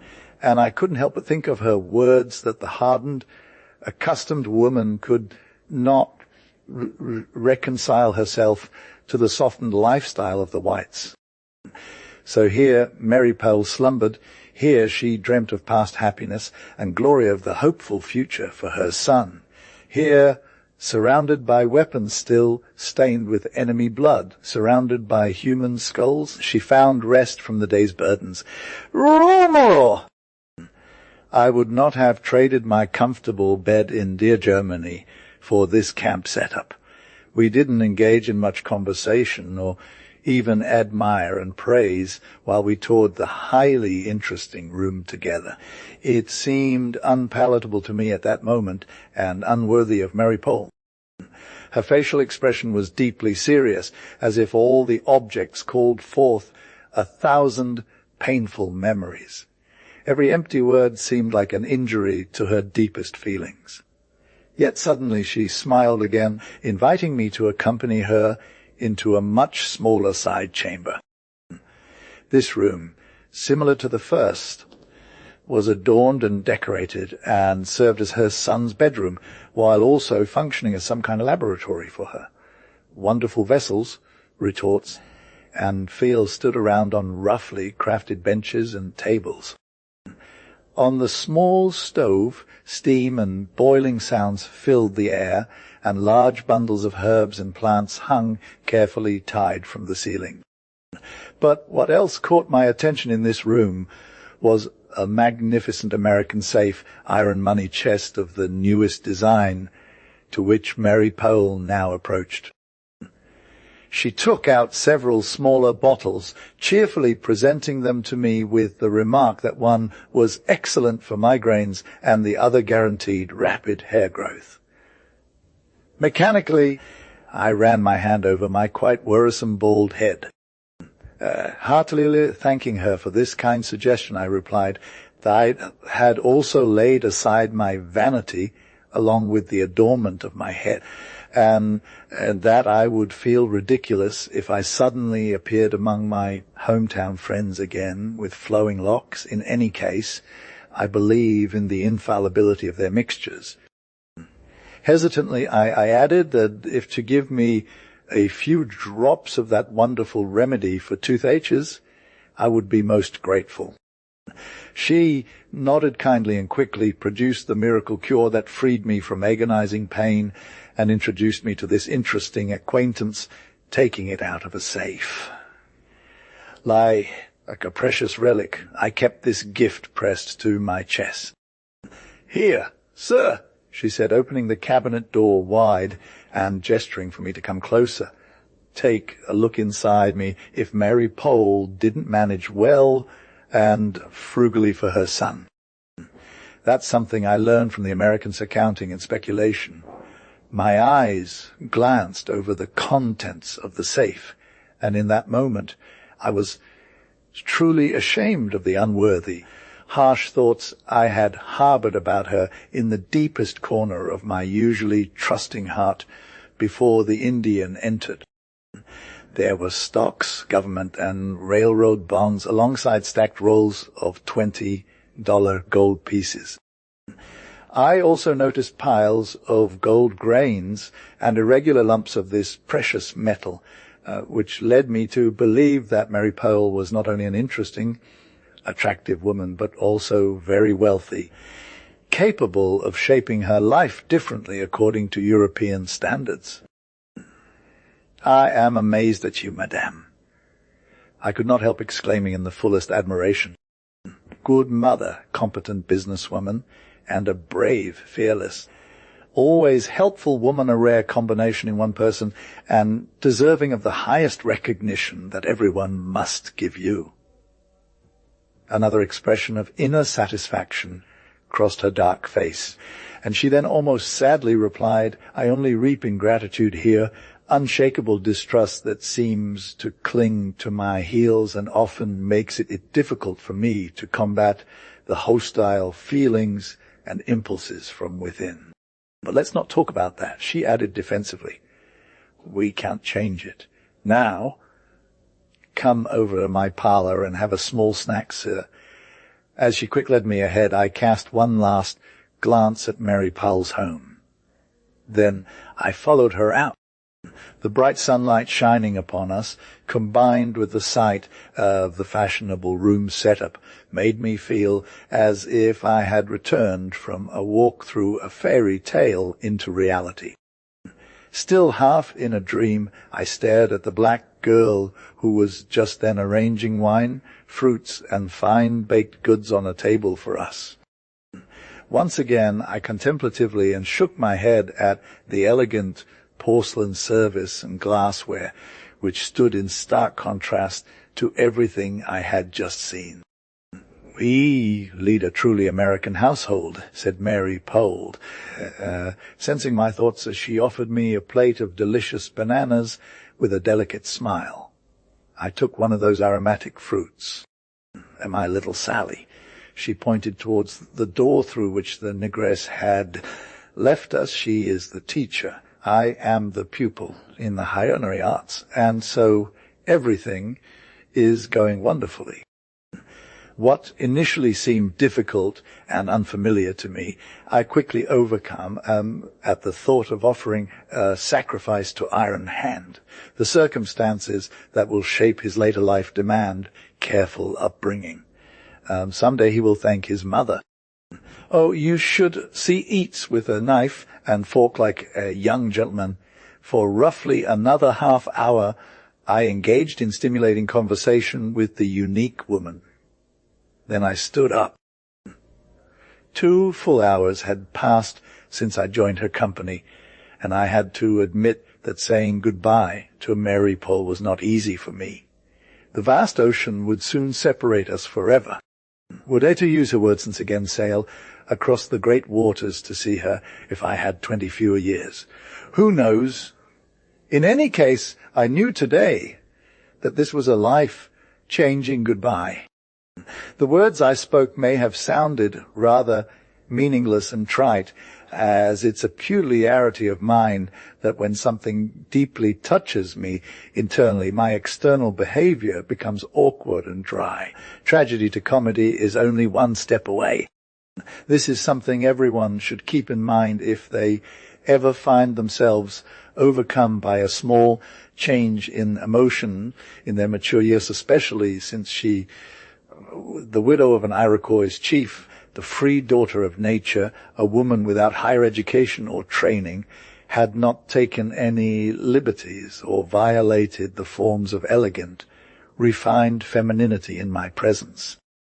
It would have been rude and indiscreet for me to reveal through glances or mundane phrases that I was deeply interested in her, that I genuinely liked her.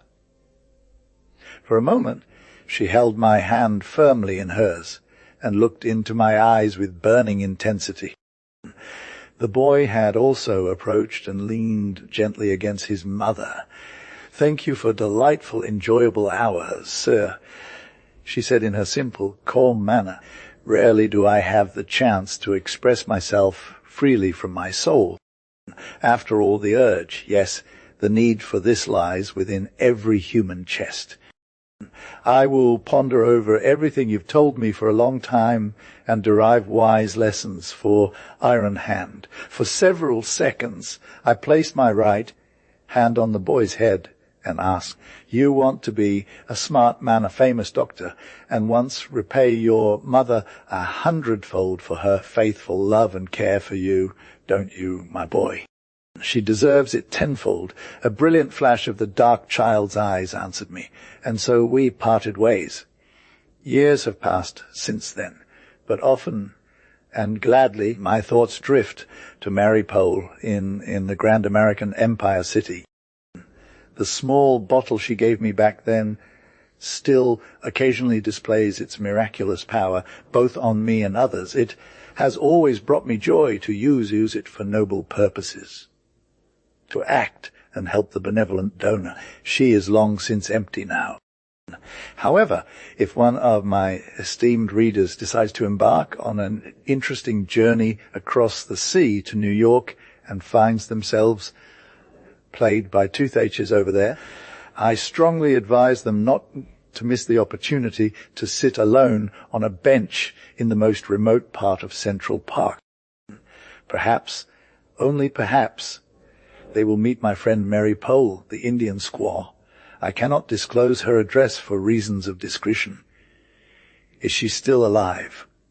Will Iron Hand have fulfilled her proud and just hopes? I have never heard from either of them again. American existences. The scorching midday sun of a July day brooded over Madison Square in New York, and its vast space seemed almost endless to me today, as it did then. Almost vertically, the sun launched its glowing ray bundles onto the softened asphalt, so that this large square enclosed by imposing buildings lay entirely shadowless before my eyes. I pulled down the massive sunshade even deeper over my endangered brain, let out several heavy sighs, and made a heroic attempt to move forward across the square towards my goal. Anyone who has ever experienced an American summer day in New York and been at risk of sunstroke knows this situation well. Struggling or complaining alone would have been of no help here. I had to keep moving, meaning that I was looking for an apartment from the train station and hoped to be settled into a good and comfortable boarding house with all my belongings before evening. Oh, New York! The El Dorado of all Germans chasing fortune's peaks. How pleased I was, despite the heat and dust, to see the long-missed metropolis of the Union. How had I, in days of gloom and struggle for existence, yearned for your sight, and cursed the cruel fate that bound me to the distant west year after year. However, it seemed that the fickle goddess finally took pity on me. A stroke of luck allowed my real, or perhaps only imagined, talents and gifts to come into full play. Through the savings I had carefully set aside from hard work and a sudden, almost American urge for entrepreneurship and audacity, I sought the partnership of one of New York's most reputable law firms, and successfully so. Now I was a made man, for I knew America's circumstances too well not to be convinced that I could also hold on to the position I had earned through hard work. Therefore my feelings these events were as different from those 5 years ago, when I stepped on a dry land with just a few hundred marks in my pocket from the Bremen Lloyd steamer. With proud self-assurance, I now stepped onto the soil of the Empire City for the second time. Yet I had not forgotten the old friends from that storm and stress period of my debut in the home of the almighty dollar, and happily remembered an old American lady, Miss Kathleen Emerson, whose hospitable house I had already been able to stay in comfortably for a few weeks back then, thanks to her consideration for my limited funds. With Miss Kate, as the dear and kind-hearted old lady was affectionately known by all her acquaintances at that time, I had also occasionally corresponded, and thus knew that her financial situation had significantly improved. Instead of the small cottage on Ster, Mark's place, she now owned an elegant boarding house on 24th Street between the 5th and 6th Avenues. That is where I headed. The exterior of the building fully met my expectations.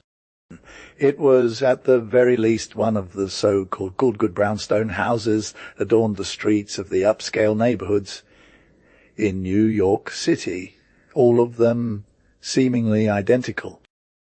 Upon entering, I noticed a carriage from the New York Express Company parked at the stone entrance with a massive iron railing and various pieces of luggage, including a truly enormous suitcase, being unloaded and carried into the house.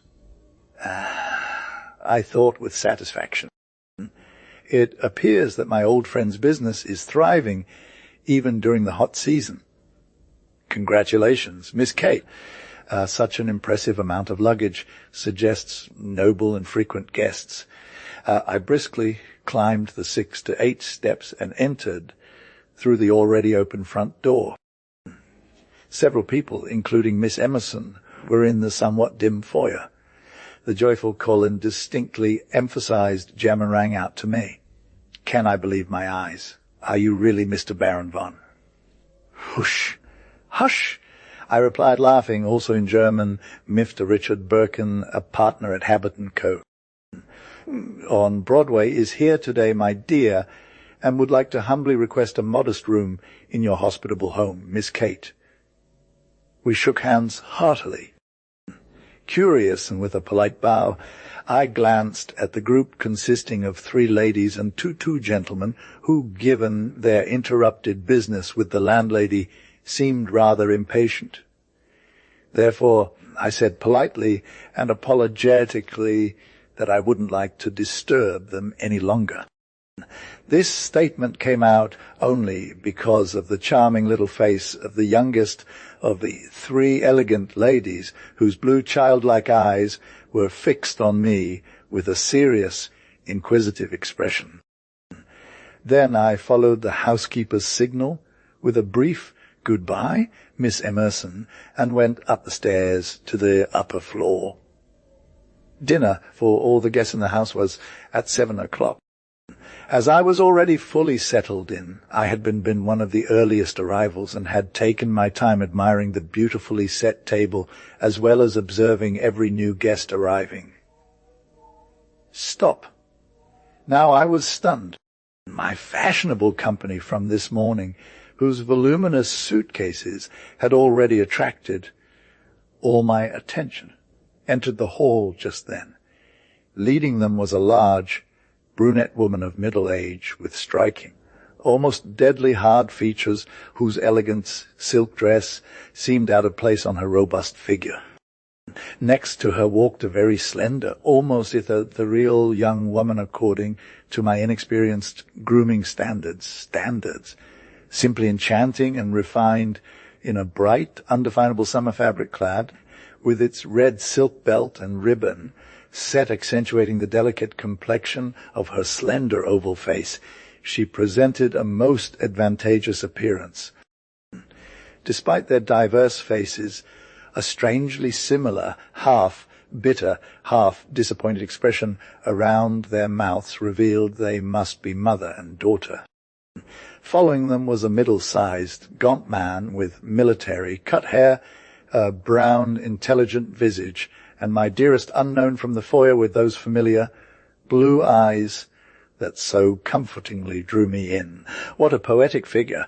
I thought, vividly stimulated.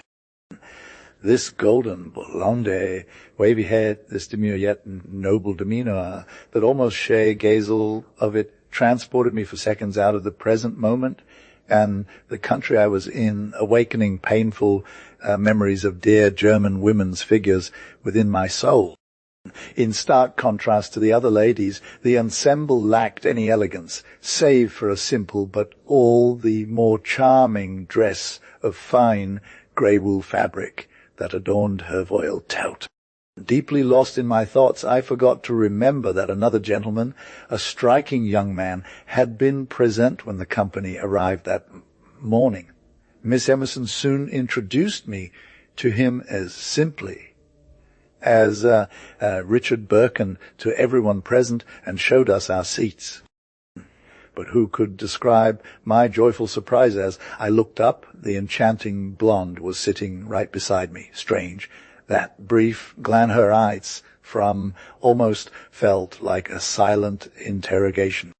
Instinctively, I felt she was trying to capture and imprint both an impression of the individual and their character and nationality with her keenly observant American mind.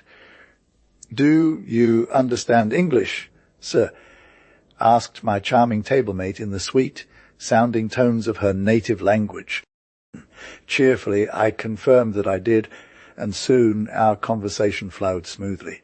Yet I marveled at her dearest hands as she loaded generous quantities of all the served dishes onto plates already placed before her, except for her own, then carefully covered them with a small bowl. She ate hastily and mindlessly. What did that mean? As a man of good breeding, of course I didn't dare ask, but my facial expressions must have betrayed some curiosity, for she laughed at a precise, embarrassed child's laugh and said, "This is for Frank, my husband, sir. He has been suffering from a very fatal and uncomfortable stomach upset for some time now, so he can't tolerate most dishes, and thus can't share our table. But it always makes him so happy when I bring his modest dinner up to him myself. Poor Frankie." How sad. Escaped my lips unawares. Yet it would have been difficult to determine if the utterance expressed sympathy for Frank's miserable stomach upset, or the fact that my fair blonde already had a husband. So this was the handsome gentleman who'd been missing from the company, and whom I'd seen in person that morning. Here is the translation of the text. Preserving the name as speech agent, a presentation board was slid across the table with various plates arranged on it, and then silently left the dining room. The other table guests likely barely noticed this minor incident. Sitting next to me on the right side was an old gentleman with blue glasses who seemed to have extremely poor vision. Only Miss Emerson cast me a strange, meaningful glance from across the table, which now immediately made clear to me why she had placed me beside the charming American woman. After the meal ended, and I already held my hat in hand to escape the stuffy dining room and hastily make my way out into the beautiful summer evening, our friendly landlady suddenly grabbed my skirt sleeve and pulled me towards a window niche. I'm afraid I've unfortunately noticed from insignificant conversations and signs that there's something mysterious behind the Newland's entire demeanor. She whispered in German into my ear language that the elderly lady must have learned through years of communication with my countrymen in practice. My great understanding of people has rarely let me down, and if one took the time to spy, one might make interesting discoveries right here. But we live in the fortunate land of freedom, Mr. Birkin, and I think we should let everyone go their own way, don't you? The Newlands pay well, and my house wants to thrive. Everything else is none of my business, as long as my guests do not violate the law, because I have no patience for that. Absolutely not, Miss Kate, I readily and cheerfully responded.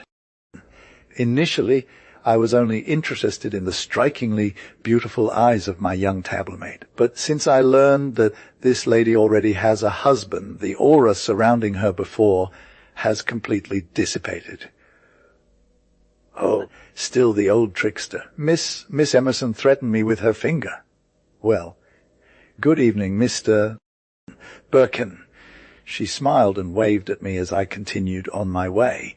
Sometimes people confidently assert they have told the truth, but nonetheless tell a blatant lie that is often only revealed by chance through the cunning schemes of fate's powers. Since I know that a beautiful Mrs. Newland has a husband. Her aura has faded, I had sarcastically expressed, and of course I was completely convinced that those people meant nothing to me at all.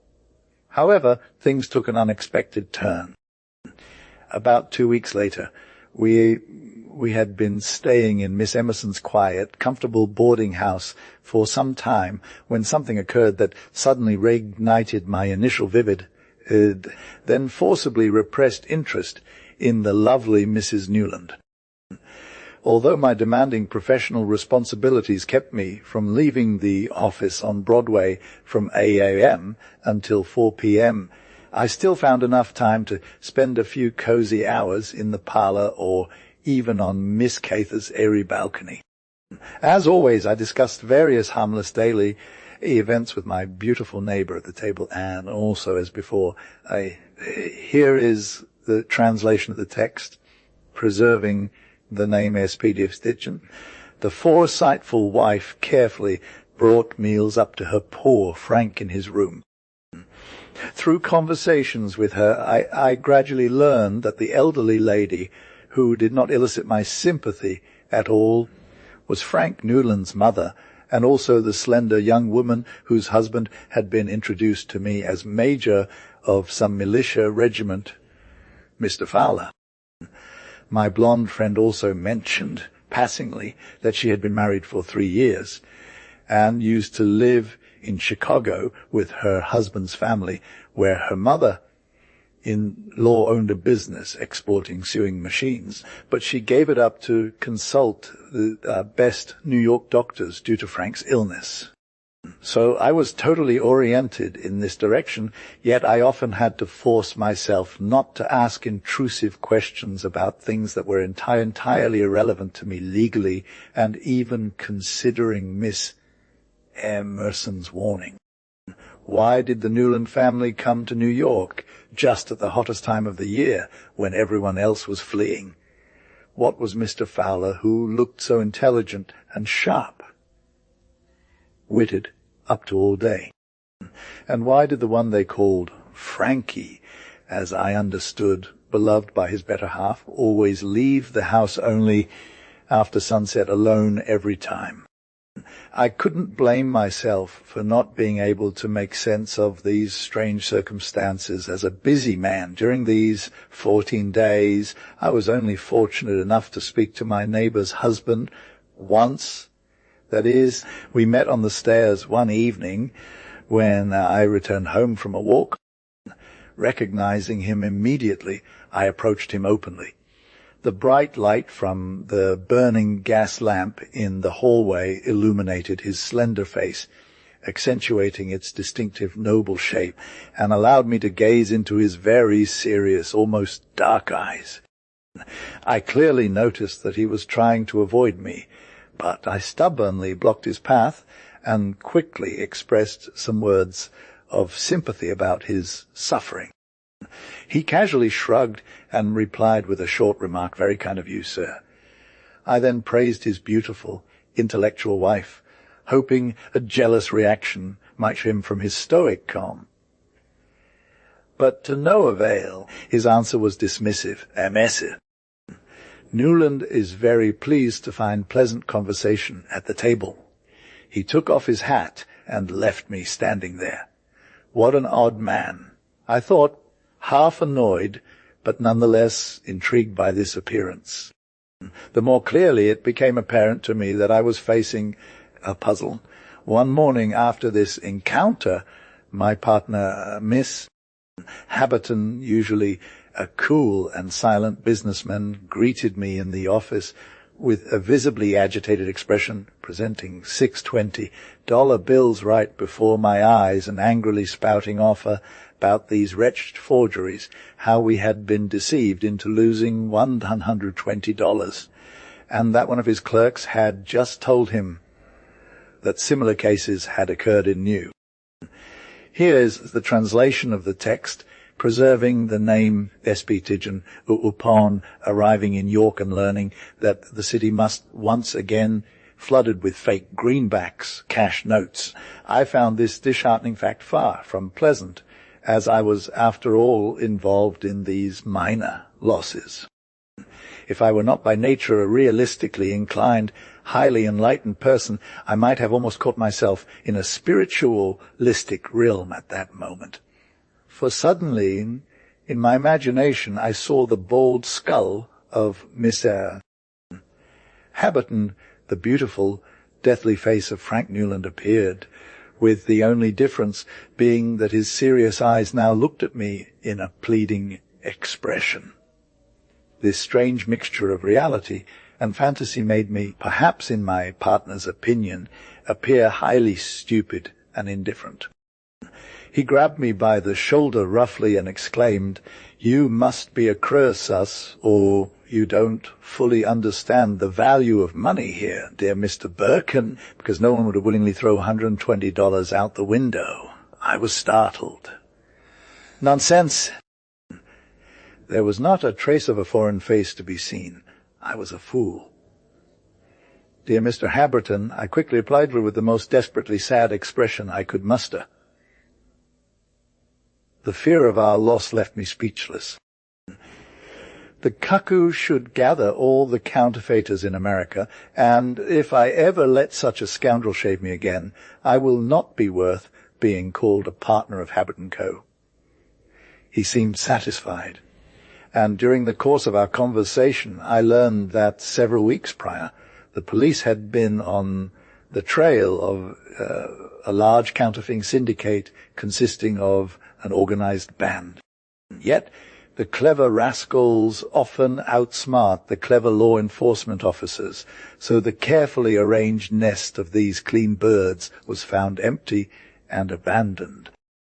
There were many rumors. The head of this gang was a woman who could spin the finest threads of her influence across all states with true genius, and had connections in circles where no one dared to look for counterfeiters. I believe I was quite scattered that morning during my work, and I truly thanked God when I was allowed to climb the stone steps to Miss Emerson's boarding house. As I sat at the table, I thoughtfully surveyed the faces of the Newland family, and the old woman sat straight on her chair. Once again, a heavy robe wrapped around her figure, while a delicate lace lay on her still dark hairline, and several magnificent solitaires adorned her fingers. But as I looked closer at these strong-boned, unattractive hands with which she had just brought the food to her mouth, I couldn't help but think that this woman might have been one of those feared slave overseers in the southern states before the brotherly war of the Union ignited, who would keep their unsavory victims in order with an iron-studded whip in hand. Unpleasantly disturbed by such thoughts, I turned to my young neighbor's charming features. Here is the translation of the text, preserving the name S.B.B. Tidgeon. Today she smiled at me sadly and said that Frankie wasn't feeling very fresh or cheerful. The boredom, as the doctors had branded it, was indeed too soul-crushing. "Why don't you read to him, madame?" I gently suggested, trying to calm her. "He hates all reading except newspapers, and they're always full of lies," she replied half defiantly. "Not always, Mrs.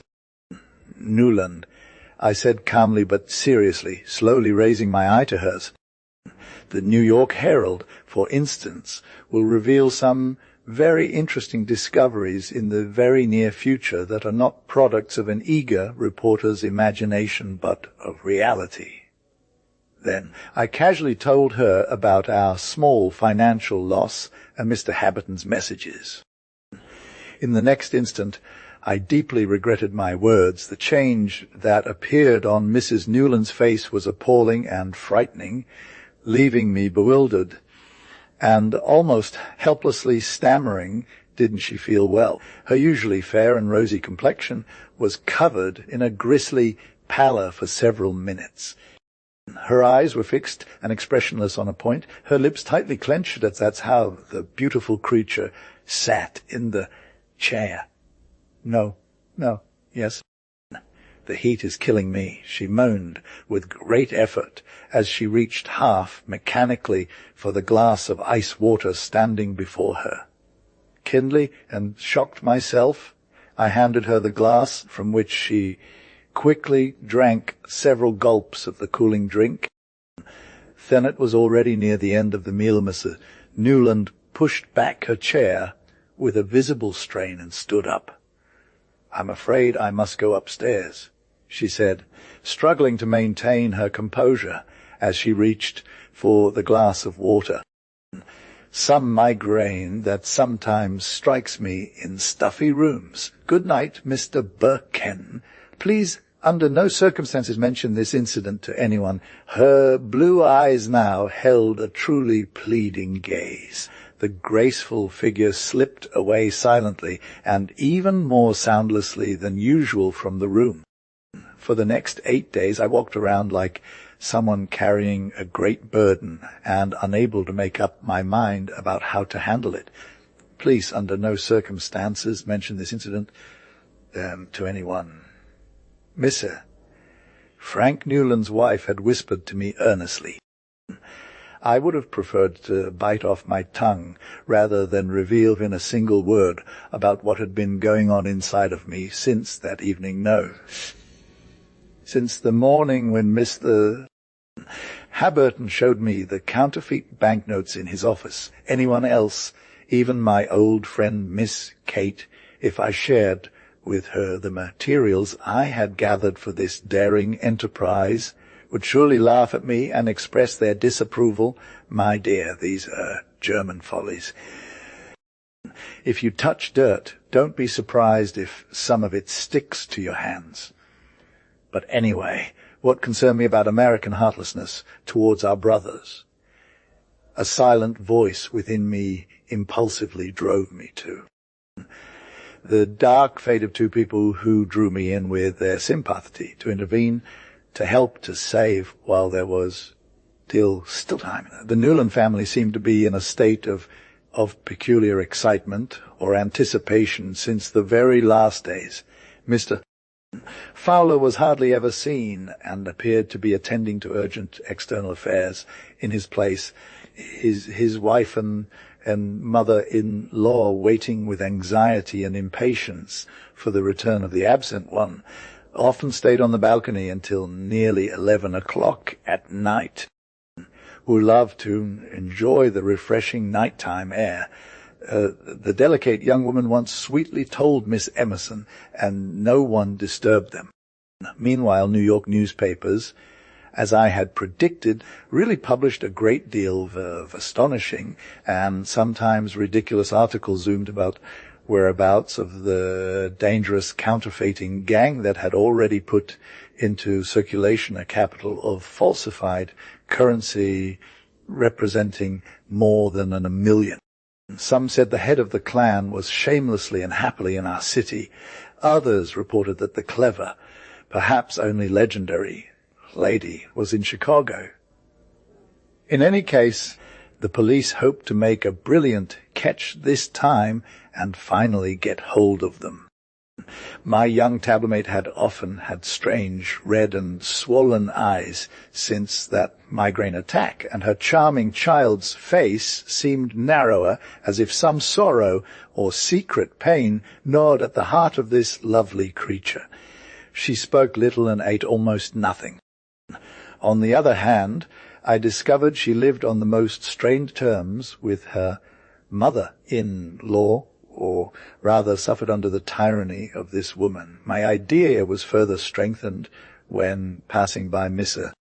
Frank's room, which, like those of his mother and sister, was on the first floor of the house and had its door slightly ajar. I distinctly heard the harsh voice of that woman, so abhorrent to me, talking to her son. And if you would crawl at my feet here, I would not give you your freedom back, because the fate of one does not come into consideration against the existence and security of us all. We need you, and that's enough. And that's why Frank will be destroyed. Don't you see and feel it, Mama? I also heard the almost sobbing voice of my little blonde darling. Stunned, I hesitated for a moment.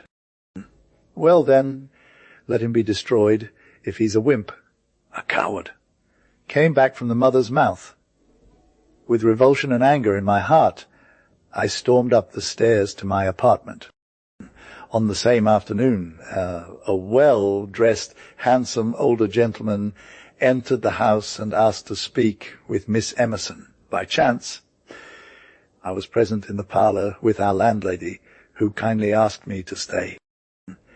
Not for nothing had I completed the career of an advocate in this country, not immediately suspecting the incoming man to be a detective from the secret police. A sharp, scrutinizing look at his dark translation.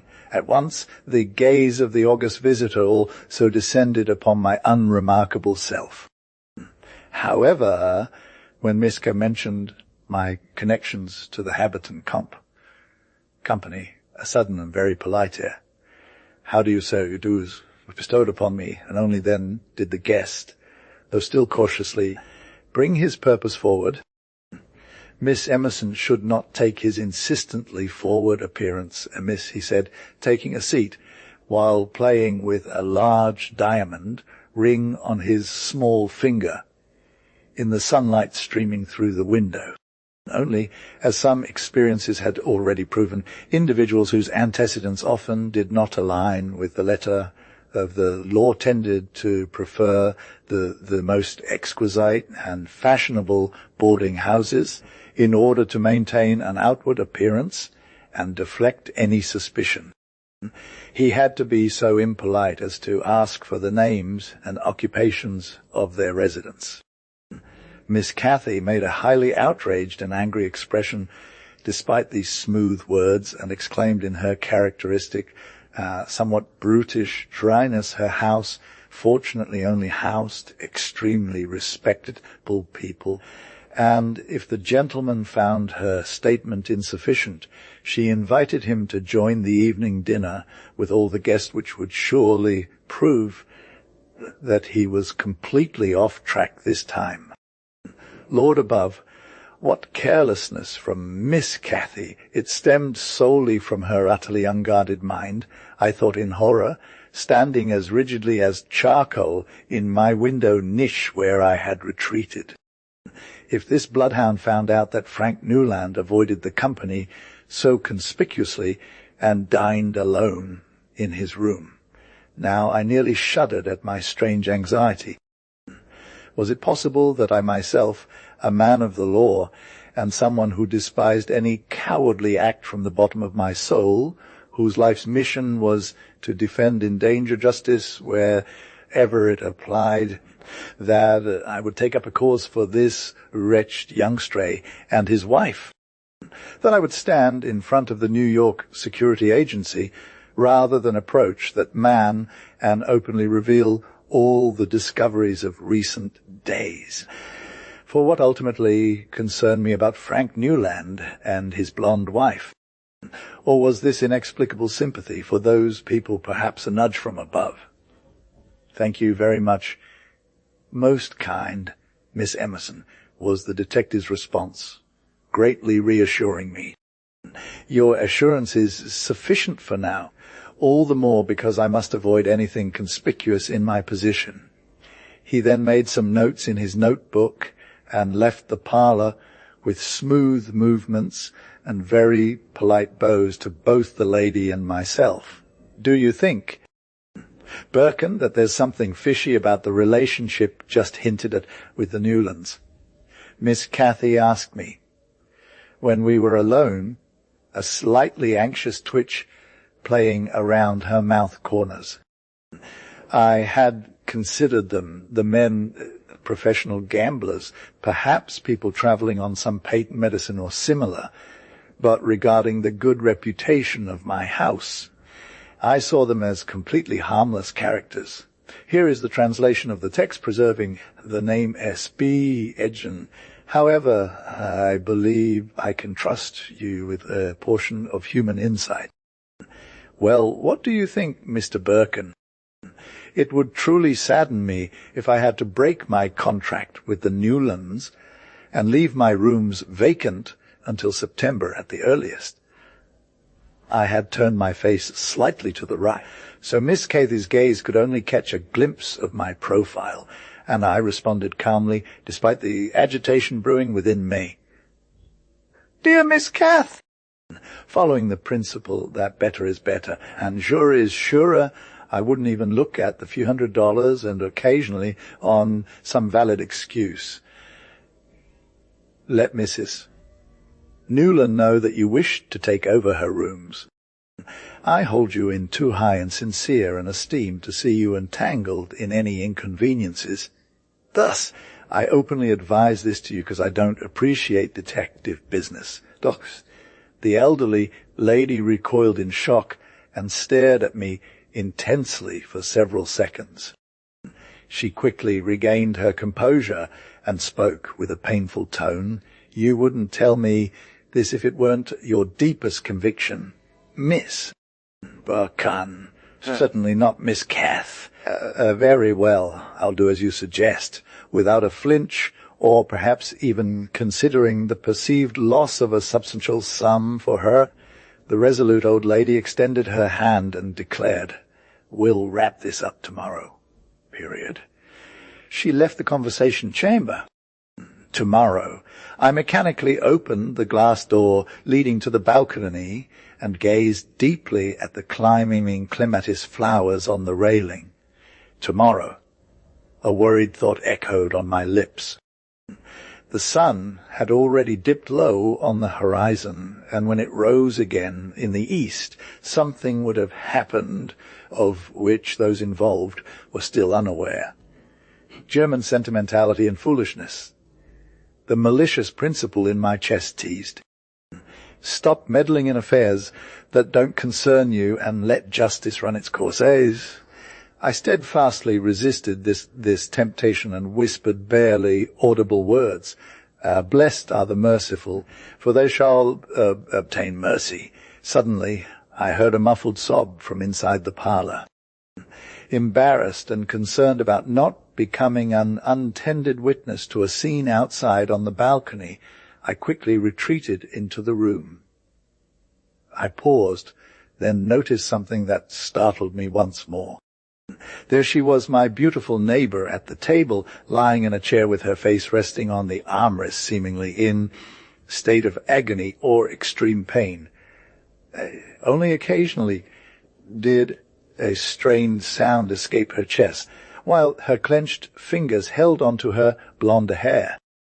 Despite this distressing sight, an almost wild joy washed over me. Fate had provided me with the perfect opportunity to begin my act of kindness. Thus I approached the unsuspecting woman resolutely and called out, "Mrs. Maud Newland." This morning I also learned the young creature's first name. Like an electric shock, the summoned woman sat up and stood upright. Suddenly, straight as a spear, she stood before me, her glowing, still quivering lips contorted into a difficult smile. "Oh, I slept and very, very badly dreamt," she stammered, brushing the loose strands from her forehead. Another in my place would have been convinced by the reality of her argument. What moral strength and mental acuity lay within this lovely creature? "No, madam, you did not sleep," I calmly yet firmly replied, but wept in deep, passionate, soul pain and utter despair over the calamity drawing ever closer. "Step by step you wept." Her blue eyes now stared at me with a truly shocked expression. "Sir," she whispered angrily, "what right do you have to speak to me in such a manner?" I retorted unshaken, "The right of sincere, warm friendship, Mrs. Newland." I seized her hand without hesitation. "Friendship?" Her lips repeated hesitantly, half defiantly, as if she had never before considered it. It seemed to me that a spark of hitherto unseen and knowing happiness flared in her beautiful eyes. Yet she withdrew her hand and quickly added, "Thank you, sir, I do not need the kindness offered by a stranger, for there is no reason to take pity on us, absolutely none. So, I fixed my gaze on her pale face. Do you know, Mrs. Maud Newland, that you are lying at this moment? She gasped. I do not care. I continued unmoved. But let me remind you that someone above us watches over our words and deeds, and a time may come when you will need such help. Her young chest rose and fell heavily as she spoke. If we humbly offer to share God's burdens and worries, then what seems the hardest becomes not so heavy. I pressed on. Now she broke into sobs and covered her face with her hands. Why do you speak like this to me? Oh, how long so long? Almost since my childhood has it been since someone has spoken God's name against me. Yet once, before becoming Frank's wife, I often prayed so fervently and warmly for him. She added, her cheeks streaming with tears, as she gazed blankly into space. Ere all the sweet memories of my childhood rising up of my departed parents of that time, when everything was different. Who are you, sir? She asked, that you can touch these strings within me. Please, Goys, leave. I am unworthy of your sympathy and kindness, for I have no right to God's mercy and leniency. Here is the translation of the provided text. Allow me to lead you and have a brief conversation with him. Resist this not, for it is for your good, your salvation. I know everything. She gasped, her face pale. What do you know? That Frank is a poor, speechless wretch and unfortunate soul who endures under the tyrannical pressure of a woman, sadly his mother, and is destroying himself because of it. I whispered determinedly in her ear.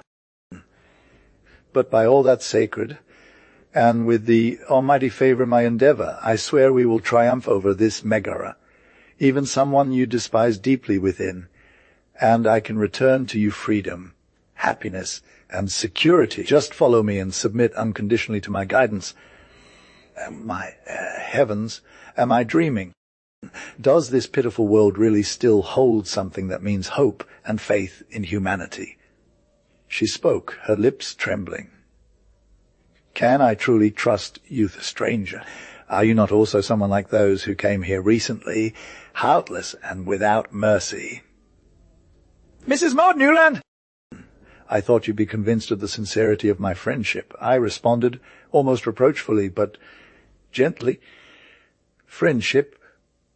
She cried out in a fit of wild emotion, causing me to wince at the harshness of her voice. What magic there is in just one word. Come quickly up to my poor, beloved, accursed husband. He must follow you. And the beautiful creature dragged me along with her. It could hardly have been more opportune for an uninterrupted conversation with the young hermit up in his quiet room. Just moments before I had seen Mrs. Newland along with her daughter and son-in-law leave the house. Moreover, my companion confessed to me in a remarkable display of trust that her relatives were on a small excursion to Coney Island and would likely not return until late evening. While they had explicitly asked for her participation, she had firmly refused, fearing to leave Frank alone. As we spoke quietly, we reached the first floor, but the young woman paused once more in front of the fateful room, taking a deep breath as if to gather her courage. Oh, if only I could have spared the poor soul those 15 minutes. After a brief hesitation, Mrs. Newland opened the door with swift determination and led me into the room. The first thing that caught my eye upon entering was once again that iron-bound monster of a suitcase, whose presence had already caused me to pause earlier and now struck me anew with the dangerous implications, as well as the necessity of this step. The room's windows faced west, allowing the still bright rays of the evening sun to penetrate even the deepest corners. Mr. Frank Newland seemed completely unaware of our visit. He was holding a pistol in his raised right hand, and just then aimed at a pane of glass on the wall of the longer side, its perforated field. Here is the translation of the text, preserving the name Spättgen. It had shown me in ample detail how and through what kind of pleasure the young man shortened his idle hours. Again, I noticed in his beautiful face the dark expression of pain, and in that moment I could not help but wonder if, as I knew he was so desperate and futilely struggling against his bonds, he was perhaps looking at the place where the white paper disc contained the heads of his tormentors or assumed pursuers in his mind. "Frank, I would really like you to give Mr. Birkin your attention for a few minutes," my companion's husband begged and pleaded affectionately, breaking the long silence as she flew over to him and wrapped her arms around his shoulders. Instantly the hand holding the pistol lowered, and, more scared than unwilling, his head turned towards me. "What's the matter?" "You know, Maud, I don't like being interrupted." It came out softly but gruffly from his lips. Despite this somewhat unencouraging reception, I quickly approached him and began without hesitation, "The great importance of this visit here. Yes, my affair with you, Mr. Newland, outweighs the embarrassment that undoubtedly lies in this rather bold intrusion by a nearly stranger." Frank's intelligent, dark-rimmed eye met mine at these words in a strangely timid and questioning way, as he harshly and hesitantly replied, "Never receive visits because of my suffering in principle. I never do." But if she a vibrating, remarkably tender tone here, with she referring to his wife introduces someone exceptionally, then I suppose I must be convinced by the necessity of this deviation from the rule. He bowed towards me and added, somewhat less roughly but still with a deeply solemn voice, that my wife has already told me about your kindness and humane dispositions. Mr. Birkin, it is an admirable trait in the German character that sympathy and friendship are not empty words for them, but come straight from the heart. Putting away the small pistol, he extended his fingers to me. A sense of tired apathy was evident in this man's demeanour, giving him, combined with the painfully sickly look of his narrow face, the appearance of a true sufferer. So calm and resolute that I wondered at my own composure in that moment, I replied, "The main reason for our character is an unconquerable aversion against any false show or trait that can be said to be instilled with the breast milk." He paused strangely, a half-whirled look gliding over my figure, and then turned to his young wife, who had sunk into a chair, in pain with her hands clasped. "I suppose I must assume that you have a special purpose behind this visit." It came out in harsh, rugged tones from his mouth as he stood up before me in a battle-ready stance, and added soon after, "You hate the show. Very good, sir. But under what pretext do you restrain your strange, mysterious behavior that undoubtedly has some hidden motive?" Translation: intent? Does a hidden agenda betray? For only through that alone would one come to my room here to intrigue a near stranger who has never intruded upon you with ambiguous speeches. I consider you, Mr. Birkin, too gentlemanly and noble. You seem to possess great insight, Mr. Newland. I replied without flinching, "Very well. The reason is already known to your esteemed wife. It's that I want to help you, with advice and action, break free from your unworthy chains. Is this answer clear and understandable enough?" I fixed my gaze piercingly on the worn-out man's face, but only a soft gurgling sound emerged from his lips as he stumbled backwards aimlessly. He do not tolerate interference in my affairs. He finally spat out after a few seconds. His eye sparkled, and every fibre of his slender but tense body seemed to twitch with excitement and passion. Then he burst into a maniacal laugh, and, oh, my lord, what we Americans despise from the bottom of our hearts. Smooth, talking sneaks who snoop around here and there, using the noble principle, the end justifies the means, and in the end they only bring harm. Such people are abhorrent to me, and now, my lord, I beg you to leave me undisturbed from now on. He turned his back to me and walked towards the window.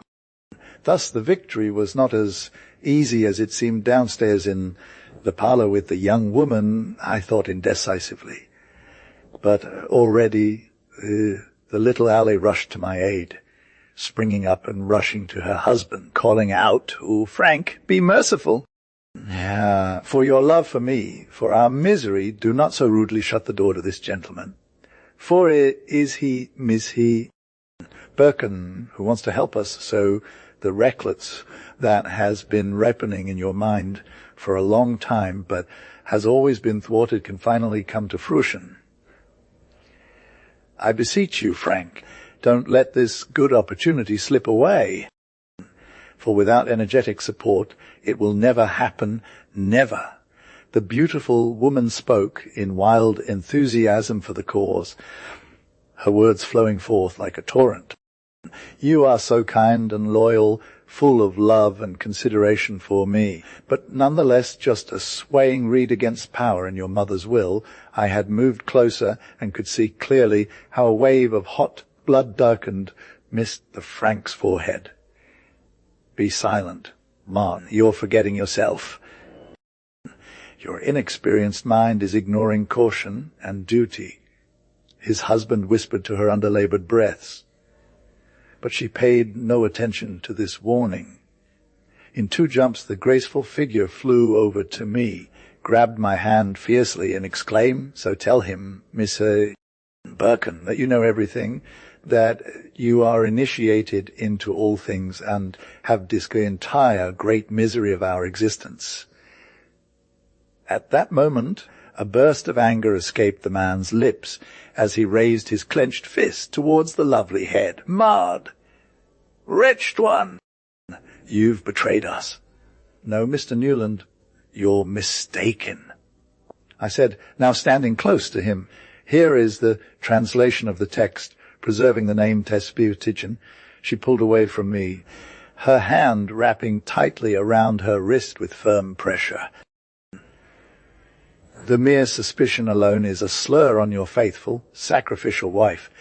Not she, but my own warm interest for these pitiful young people led me step by step to the first subtle doubt, encouraged by that ominous suitcase there. Not to cause harm. Frank Newland, as you just assumed, but purely out of necessity in this moment of extreme danger to save and help, he tore himself away from me, running around the room with both hands over his head, like a madman. Where is the danger? Who says so? Who guarantees that? He croaked hoarsely. Frank, you know it yourself, you're aware of the looming spectre of persecution that hangs over us day and night. You know what kind of person was asking questions at Mrs. Emerson's place just an hour ago, and you also know that the ground beneath our feet is already shaking, the young woman pleaded, her face ashen. Only courage and swift determination, my love, and will escape this wretched existence I despise, which is humiliating for us. Prove to me that you're a man, Frank, a man who, tired of this offensive tyranny from others, is pulling his better self out from under a mountain of lies. "Oh, I'll work and support you without complaint every day to build us a new home," she continued with compelling truth and admirable eloquence. "A quiet, peaceful home that belongs only to us, and over which he should watch whom we've neglected for so long. Frank, if you truly love me, follow him who has our best interests at heart. Overwhelmed by the surge of emotions, the beautiful woman sank to the ground, passionately embracing her husband's knees. A moment like that erased all my doubts and uncertainty. Now I knew that the powerful urge within me to offer aid to this young couple came from a higher source. All concerns, even through offering this help, that I might be guilty of an unlawful or perhaps criminal act, dissipated at the sight, becoming nothing. Mr. Frank Newland, I see that your love for your wife is greater than anything else on earth, and that this love will help you overcome the most difficult things. I said with a voice that revealed my deep emotion. Will you unconditionally trust me from now on? Time is short. There's only one swift choice to make, an O or never. A bolt of lightning flashed across his pale face. Rip apart that unworthy bond that still ties you to the past, and look bravely and with faith into a brighter, hopeful future. Unrestrained, he had lifted the lovely figure towards him while I spoke. For a while, the spouses clung to each other. The curse of your mother bitter hatred from everyone who has ever trusted May's, a life of want and deprivation, the young husband said gently and tenderly, as one would speak to a child. A suppressed cheer burst from the bride's chest. And if this step means my death, I couldn't be calmer or happier that your resistance is finally broken, and you secretly want to disappear from the scene with me, Frank. She exclaimed, rejuvenated and trembling with excitement as she freed herself from his arms and hurried back to me. Now, quickly, Mr. Dirk, what should happen? Make a decision over us? She whispered hastily to me. Even the young man who had been so closed off and aloof just moments ago extended his hands to me, though with an expression of bitter sorrow, and I embraced them joyfully. Within the hour, you'll have New York behind you and be on your way to Canada, I replied seriously and firmly as both listened intently. You and Mrs. Newland must disappear from this place without a trace, as if a storm had swept away your names, before the investigations into that sad affair progress any further. Gone forgotten. Tell Miss Emerson that you're compelled to travel for 8 days with your wife due to an important telegram. I continued, packing the essentials for travel into a not too large suitcase. Unfortunately, you can't bring all your belongings because it might raise suspicions. Then take the next train to Montreal, I added, leaning closer to Miss Newland as he stared at the ominous suitcase. For now, though, get rid of this dangerous content as quickly as possible. He recoiled suddenly, stuttering in high confusion as a pallid blush spread across his face. No, I can't do that, Mother. You're not to consider anyone else, because I have a feeling that the most damning evidence against you lies within, I said gently. These pieces of evidence must be destroyed under any circumstances. I gestured to the fireplace. Put anything flammable into a flickering fire. Pack the rest into a simple travel bag, one you'll take with you and leave by mistake in the hustle and bustle at the station. Only then will you be truly free, like a bird in flight. This empty monster won't reveal anything more and will stay silent in its grave. I encouraged him. My plan is sound and could indeed do honor to the intelligence of an American. For I noticed his rapid, heavy breaths as he processed my instructions. His lips gaped, and he struggled visibly, presenting new objections to me. And, where are we cast? Out ones to turn, who find our own fatherland unable to offer us space and protection. Asked he harshly, what prospects, what gain do we have in English land? I am a stranger in Canada. I don't have any connections. Precisely. Why, you must direct your steps there, Mr. Newland. I comfortingly replied. Just where you will live from now on, you should be a stranger. Even the name you bear now must be left behind there. At these words, a dark blush spread across the unfortunate man's face once more, and with a gloomy yet passionate cry, he said, "The name Newland does not rightfully belong to me. That was indeed the name of my mother's second husband, who passed away 1 year ago, and whose ill-fated, cruel legacy lies in that very same suitcase there, with everything inside it, and connected to it, a legacy hanging over us like a curse. It is said nothing bad about the dead. Even in his grave I despise that man who dared call himself my stepfather." You would surely have exclaimed, "What a sight!" upon seeing him, just as I did. In outward appearance he resembled a hero in size, physical strength, and intellect. Every word he spoke was captivating and seductive, designed to flatter the unsuspecting human soul. But anyone who submitted to him found themselves firmly in the clutches of the devil. He was a demonic tyrant who branded my wretched mother with her current statey money, greedy hag, who still walks only in the footsteps of her beloved late husband today. As for me, he took a deep breath. I've become one of America's most skilled, dangerous counterfeiters. Was a master second to none. My little blonde friend pleaded tenderly, her bright tears trickling down her sweet face. "Please let go of old memories, Frankie." No, I must speak now." The young man responded fiercely. "You, Mr. Birkin, should at least know that I was driven forth to such a shameful profession, not by greed or enticements of easily acquired riches. By the Almighty, who may have mercy on me, I've always hated man. He alone is Satan, corrupting and degrading humanity. But what am I saying about money acquired without effort? Who has worked night after night over sheets that often failed?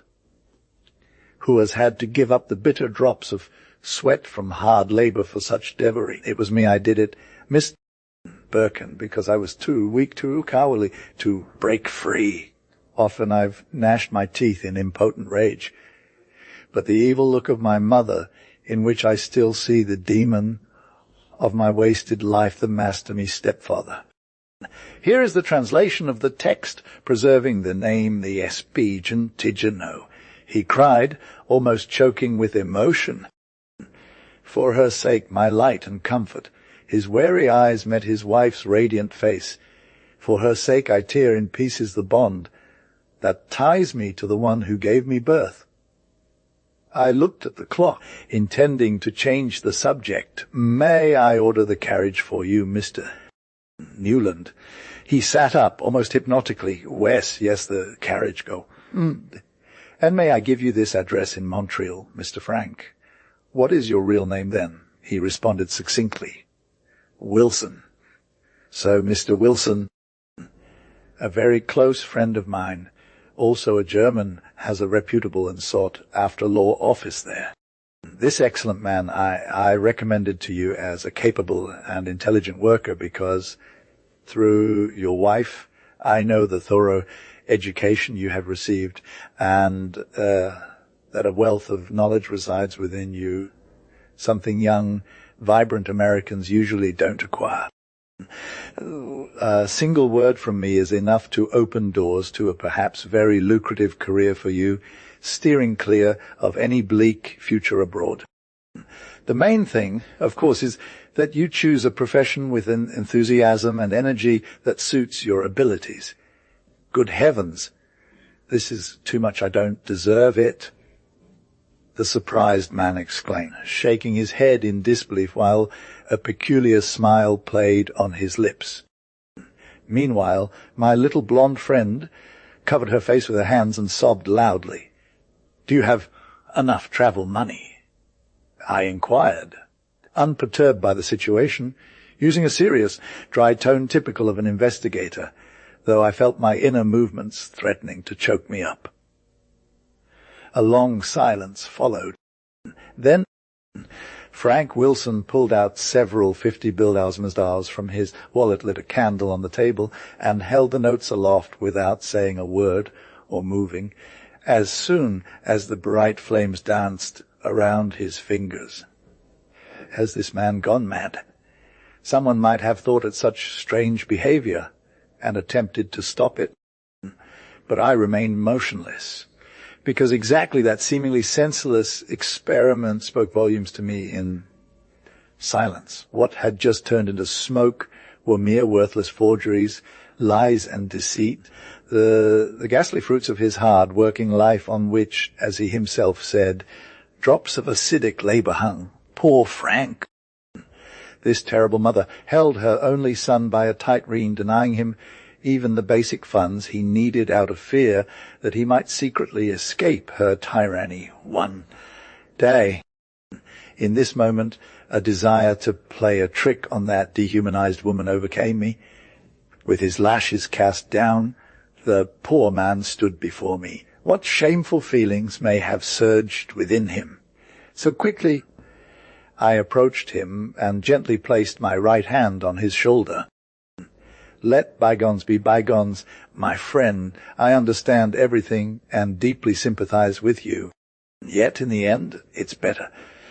So, to ensure you are free from any obligations with your escape from New York, I am placing $500 on the table as a loan, which I hope will be enough to begin a new life. You will work and earn a good living, I am certain. With that said, what do you want? I couldn't travel without money, so I had no choice but to accept your help. Besides, I don't consider this sum lost. After all, I'm not wealthy myself, and I'm pretty sure you'll repay me little by little. Are you satisfied with this arrangement? Stammering like a dreamer, he stood before me. Thank you, my lord. Since leaving my German homeland, I don't think I've ever felt such a surge of emotion or spiritual satisfaction, as clear and deeply imprinted on my memory as that very hour. Silently, I picked up my hat and intended to slip out unnoticed. But the blonde woman hadn't missed my intention. She ran after me in a fit of urgency, almost passionately clutching my arm. No, you can't leave like this, Mr. Birken. You look just like someone trying to avoid our gratitude. True generosity is always silent and humble, and Germans are all naturally noble. It would be cruel not to receive one last warm handshake, a final goodbye from the only truly sympathetic friend for our unfortunate situation. Her words flowed in melting tones into my ear. With a melancholic smile, I stood still as Mr. Wilson approached me and looked at me with silent sorrow. Goodbye, Mr. Birken, he said, after regaining control of his visible movements. What you have accomplished is an act that could hardly be repaid with the gratitude of a lifetime, and only God can make amends for it. You will hear from us. Goodbye. The two orphans, for that's how they struck me, shook my hands one last time. Then the door closed behind me, and I stood in the foyer. It seemed there was no more time for sorrowful feelings or reflections. The clock showed 3:30, and the train the young couple would take left New York in an hour. I quickly descended the stairs. Unfortunately, Miss Emerson met me in the foyer where the parlors connected. Now, why such haste, Mr. Birken? You look quite flushed, she said with a smile. It's so hot in my room upstairs that I'd like to take a ride out into Central Park in an open carriage. I lied with a turned-away face. Here is the translation of the text preserving the name S.B. Tidgen. You won't be back for dinner any time soon. She gave me a shaking head and an intense gaze for a while. Well, I'm far from bothering you with indiscreet questions. Beauty, it's quite obvious to me just by looking at your nose that something is amiss in the kingdom of Denmark. I know you too well. Don't worry about dinner. It will be saved for you. Enjoy your meal, Miss Birkin. With those words, my old friend walked majestically away. I must have made a very dumb or surprised expression, as I was indeed glad to be outside in the fresh air. I didn't return to my room until around 8 p.m. that evening, after aimless wandering around the city. For various reasons, I thought it suitable for the Wilsons' departure to take place without my presence. Unbiased, I entered the dining room, where a covered place setting was still waiting for me. Good Miss Kate, I thought satisfaction I was hungry and looked forward to a hearty meal.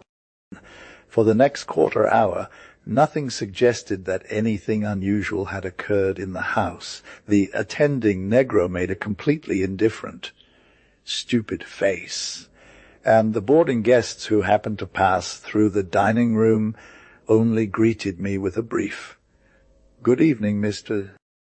Birkin." Nevertheless, a heavy storm cloud lay on my mind. Had my charges left safely and happily? I dared not ask, hoping instead for a fortunate coincidence that would reveal the truth.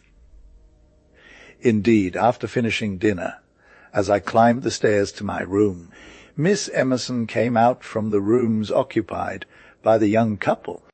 We both stared, and soon a peculiar smell of burned paper wafted through the open door. "Aback already?" she casually inquired, but I soon noticed that her usually friendly face bore a distinct expression of seriousness. "Yes, Miss Emerson!" "And I've just enjoyed your excellent dishes," I replied with as much cheeriness as possible. "Well, my dinner was quite disrupted today by the peculiar hasty departure of two of my guests," she responded with a slightly sharp retort. "Hasty departure?" I asked with an extremely successful expression of surprise, which immediately prompted the old lady to nod half satisfied and more amiable. "Well, I actually thought you might know something more about these peoples, and since the little blonde with the duck eyes was always so talkative at table, and you, Mr. Birkin, was so peculiar today. In any case, the Newlands are gone. All of them," I blurted out carelessly. "I mean only the young couple, apparently just for a week, as the maid shyly assured me. But I bet, even though there's still everything packed away in the closets here inside, it's for good.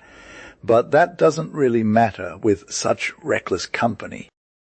By the way, they left behind them a stench in the rooms, as if at least 200 pounds of paper had been burned.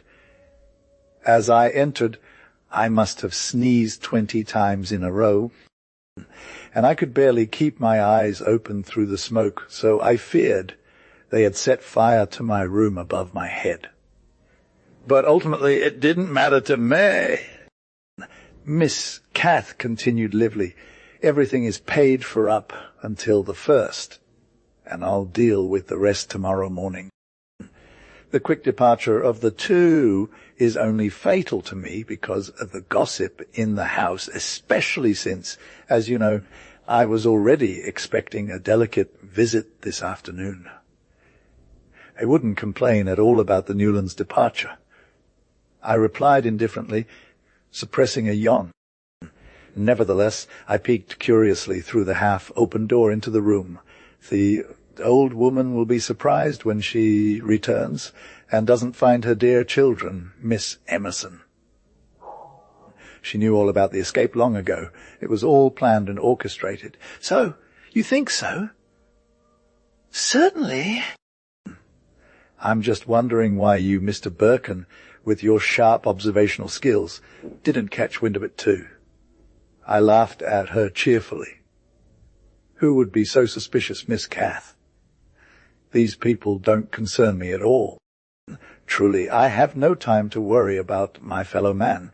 The old lady seemed completely calm and we exchanged friendly good-night wishes. I remember that I didn't sleep much that night and only began to feel truly free and at ease when I received a telegram the next morning with the brief but meaningful content. Arrived in Montreal happily, Wilson, with spiritual contentment. I got dressed, and I must admit I laughed at the sight of my face in the mirror that day. There was still one main source of entertainment, observing Mrs. Newland and her daughter's elegiac demeanour, along with Mr. Fowler, as they enjoyed breakfast. There was no doubt in my mind that the company would come after all. To divert any suspicion, they had to show up this morning. So I went down a little earlier than usual to catch them upon entering the dining room. But what a surprise! In the hall, at the wide open front door, through which an elegant carriage stood before the house, stood Mrs. Newland and her daughter, fully prepared for travel, ready to bid farewell to Miss Emerson. I clearly heard the strange words, "Poor Frank." He sometimes suffers from severe episodes of mental illness, which his childish young wife does not admit. I fear that his unexplained sudden departure is once again sad proof of this undeniable fact. Ellen and I must therefore quickly set out to find these unfortunate children, and we cannot continue to enjoy the comforts of your home any longer, my dear Miss Emerson. Major Fowler will stay here until tomorrow and then follow with our luggage. Now I strode confidently and fearlessly up the final steps of the staircase. Here is the translation of the text, preserving the name Spättgen on the platform where I stood. I descended, drawing myself close to just a few feet away from the ladies. With a polite "Good morning," I removed my hat. At that very moment, Mrs. Newland's head turned in my direction, and I found myself gazing directly into her face. I had heard that vibrant, healthy people can undergo a complete transformation in their appearance within just a few months due to sorrow, spiritual pain, or physical suffering. But this previously robust woman had aged into an old woman in just one night. However, it was not the expression of gentle, peaceful serenity that dominated her frightened face, rather a horrific, grinning distortion occasionally flickered across it, which she could not conceal. At this sight I shuddered internally and thought of Medusa's head. Although only a single glance from those dark eyes, filled with silent fear, anger and rage, reached me, it was enough to reveal that the terrifying creature was trying to read my very soul, and that her sharp intellect might perhaps guide her onto the right path. Cast in solid steel, not a flicker of an eyelash, I stood before her. It seemed to me now as the beginning of retribution that would inevitably descend upon this greedy shrew, as her own son had called her, sooner or later. I bowed respectfully once more and walked past her into the dining room. This was also the last time I ever laid eyes on Frank Wilson's mother. 2 days later, the New York newspapers carried new rumors about the supposed counterfeiter ring, including the news that the police had managed to scare off the dangerous birds anyway. At least one suspicious travel bag packed with various highly questionable tools and accessories had been found at one of the city stations, and this could justify the conclusion that the criminal owners were long gone. After approximately 6 months, I received the first detailed news from my proteges in a letter accompanied by a check for $1.50 payable at the Montreal Bank. It was Mrs. Maud Wilson who wrote to me, yet I had to take breaks while reading as a strange emotion overcame me. Page after page was filled with heartfelt words of gratitude. This money, she reported, was the first installment of their debt, but they should not suffer in any way. Frank had made a brilliant achievement. What else did the letter contain? It spoke of an unknown fortune, of blissful peace, and of a sweet, peaceful home. It described how Frank worked tirelessly from dawn until dusk, how simple and unassuming his needs were, but also how respected and loved he was by his boss and everyone he interacted with. Is this blessed life now just a heavenly illusion, or have we been dreaming a bad dream? Oh, I wish the past could be completely erased. Thus ended the young woman's lengthy letter. And indeed it did, for Frank Wilson is. Here is the English translation of the text, preserving the name Spättgen. Never again, up to this day, have I been reminded of that terrible period of his existence, when I saw him after a long time, fully grown into a man, and he greeted me silently but with radiant bliss in his eyes, presenting his only son, a handsome blond boy around 1 year old. I knew exactly that his once hardened and darkened spirit had finally found peace in the most beautiful thing a wise hand had created for our benefit and piety in his own home. And Mrs. Newland, I never dared to ask about her son from either a verbal or written perspective. But she, who was the light and comfort for the tested man who trusted and clung to him during the terrible days of poverty, whispered into my ear, with her later, still lingering, almost maidenly charm, that Frank's mother lived in Paris on a grand scale with Ellen. I didn't care where she had gotten this news, and I didn't ask further.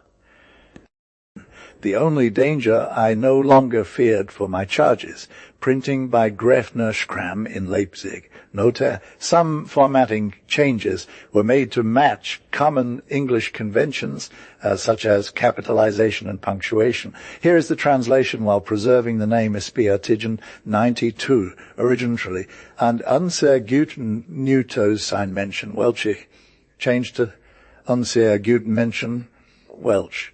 Page 953, originally C. Aaron, mean hair, and Jegnidich, changed to C. Aaron, mean hair, and Jegnidich.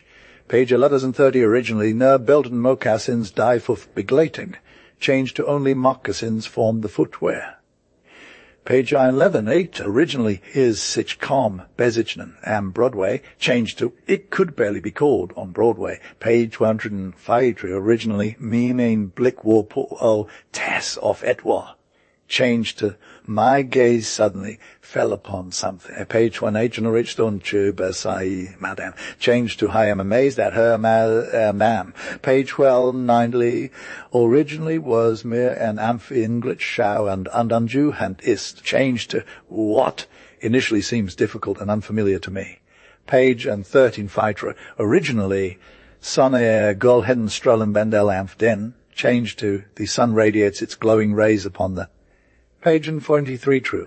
Originally Die Mutter von Frank Newland. So we changed to Frank Newland's mother as well as.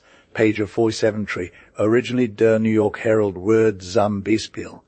Changed to the New York Herald, for example. Page 60 on the third. Originally Der Zweck Hellet die Mittel. Changed the end justifies the means. Page 16.8. Essence Intre. Originally Welsh Einers Chaining. Changed to what a sight. So we changed to Frank Newland's mother as well as. Page 47 tree. Originally Der New York Herald Word zum Beispiel. Changed to the New York Herald, for example.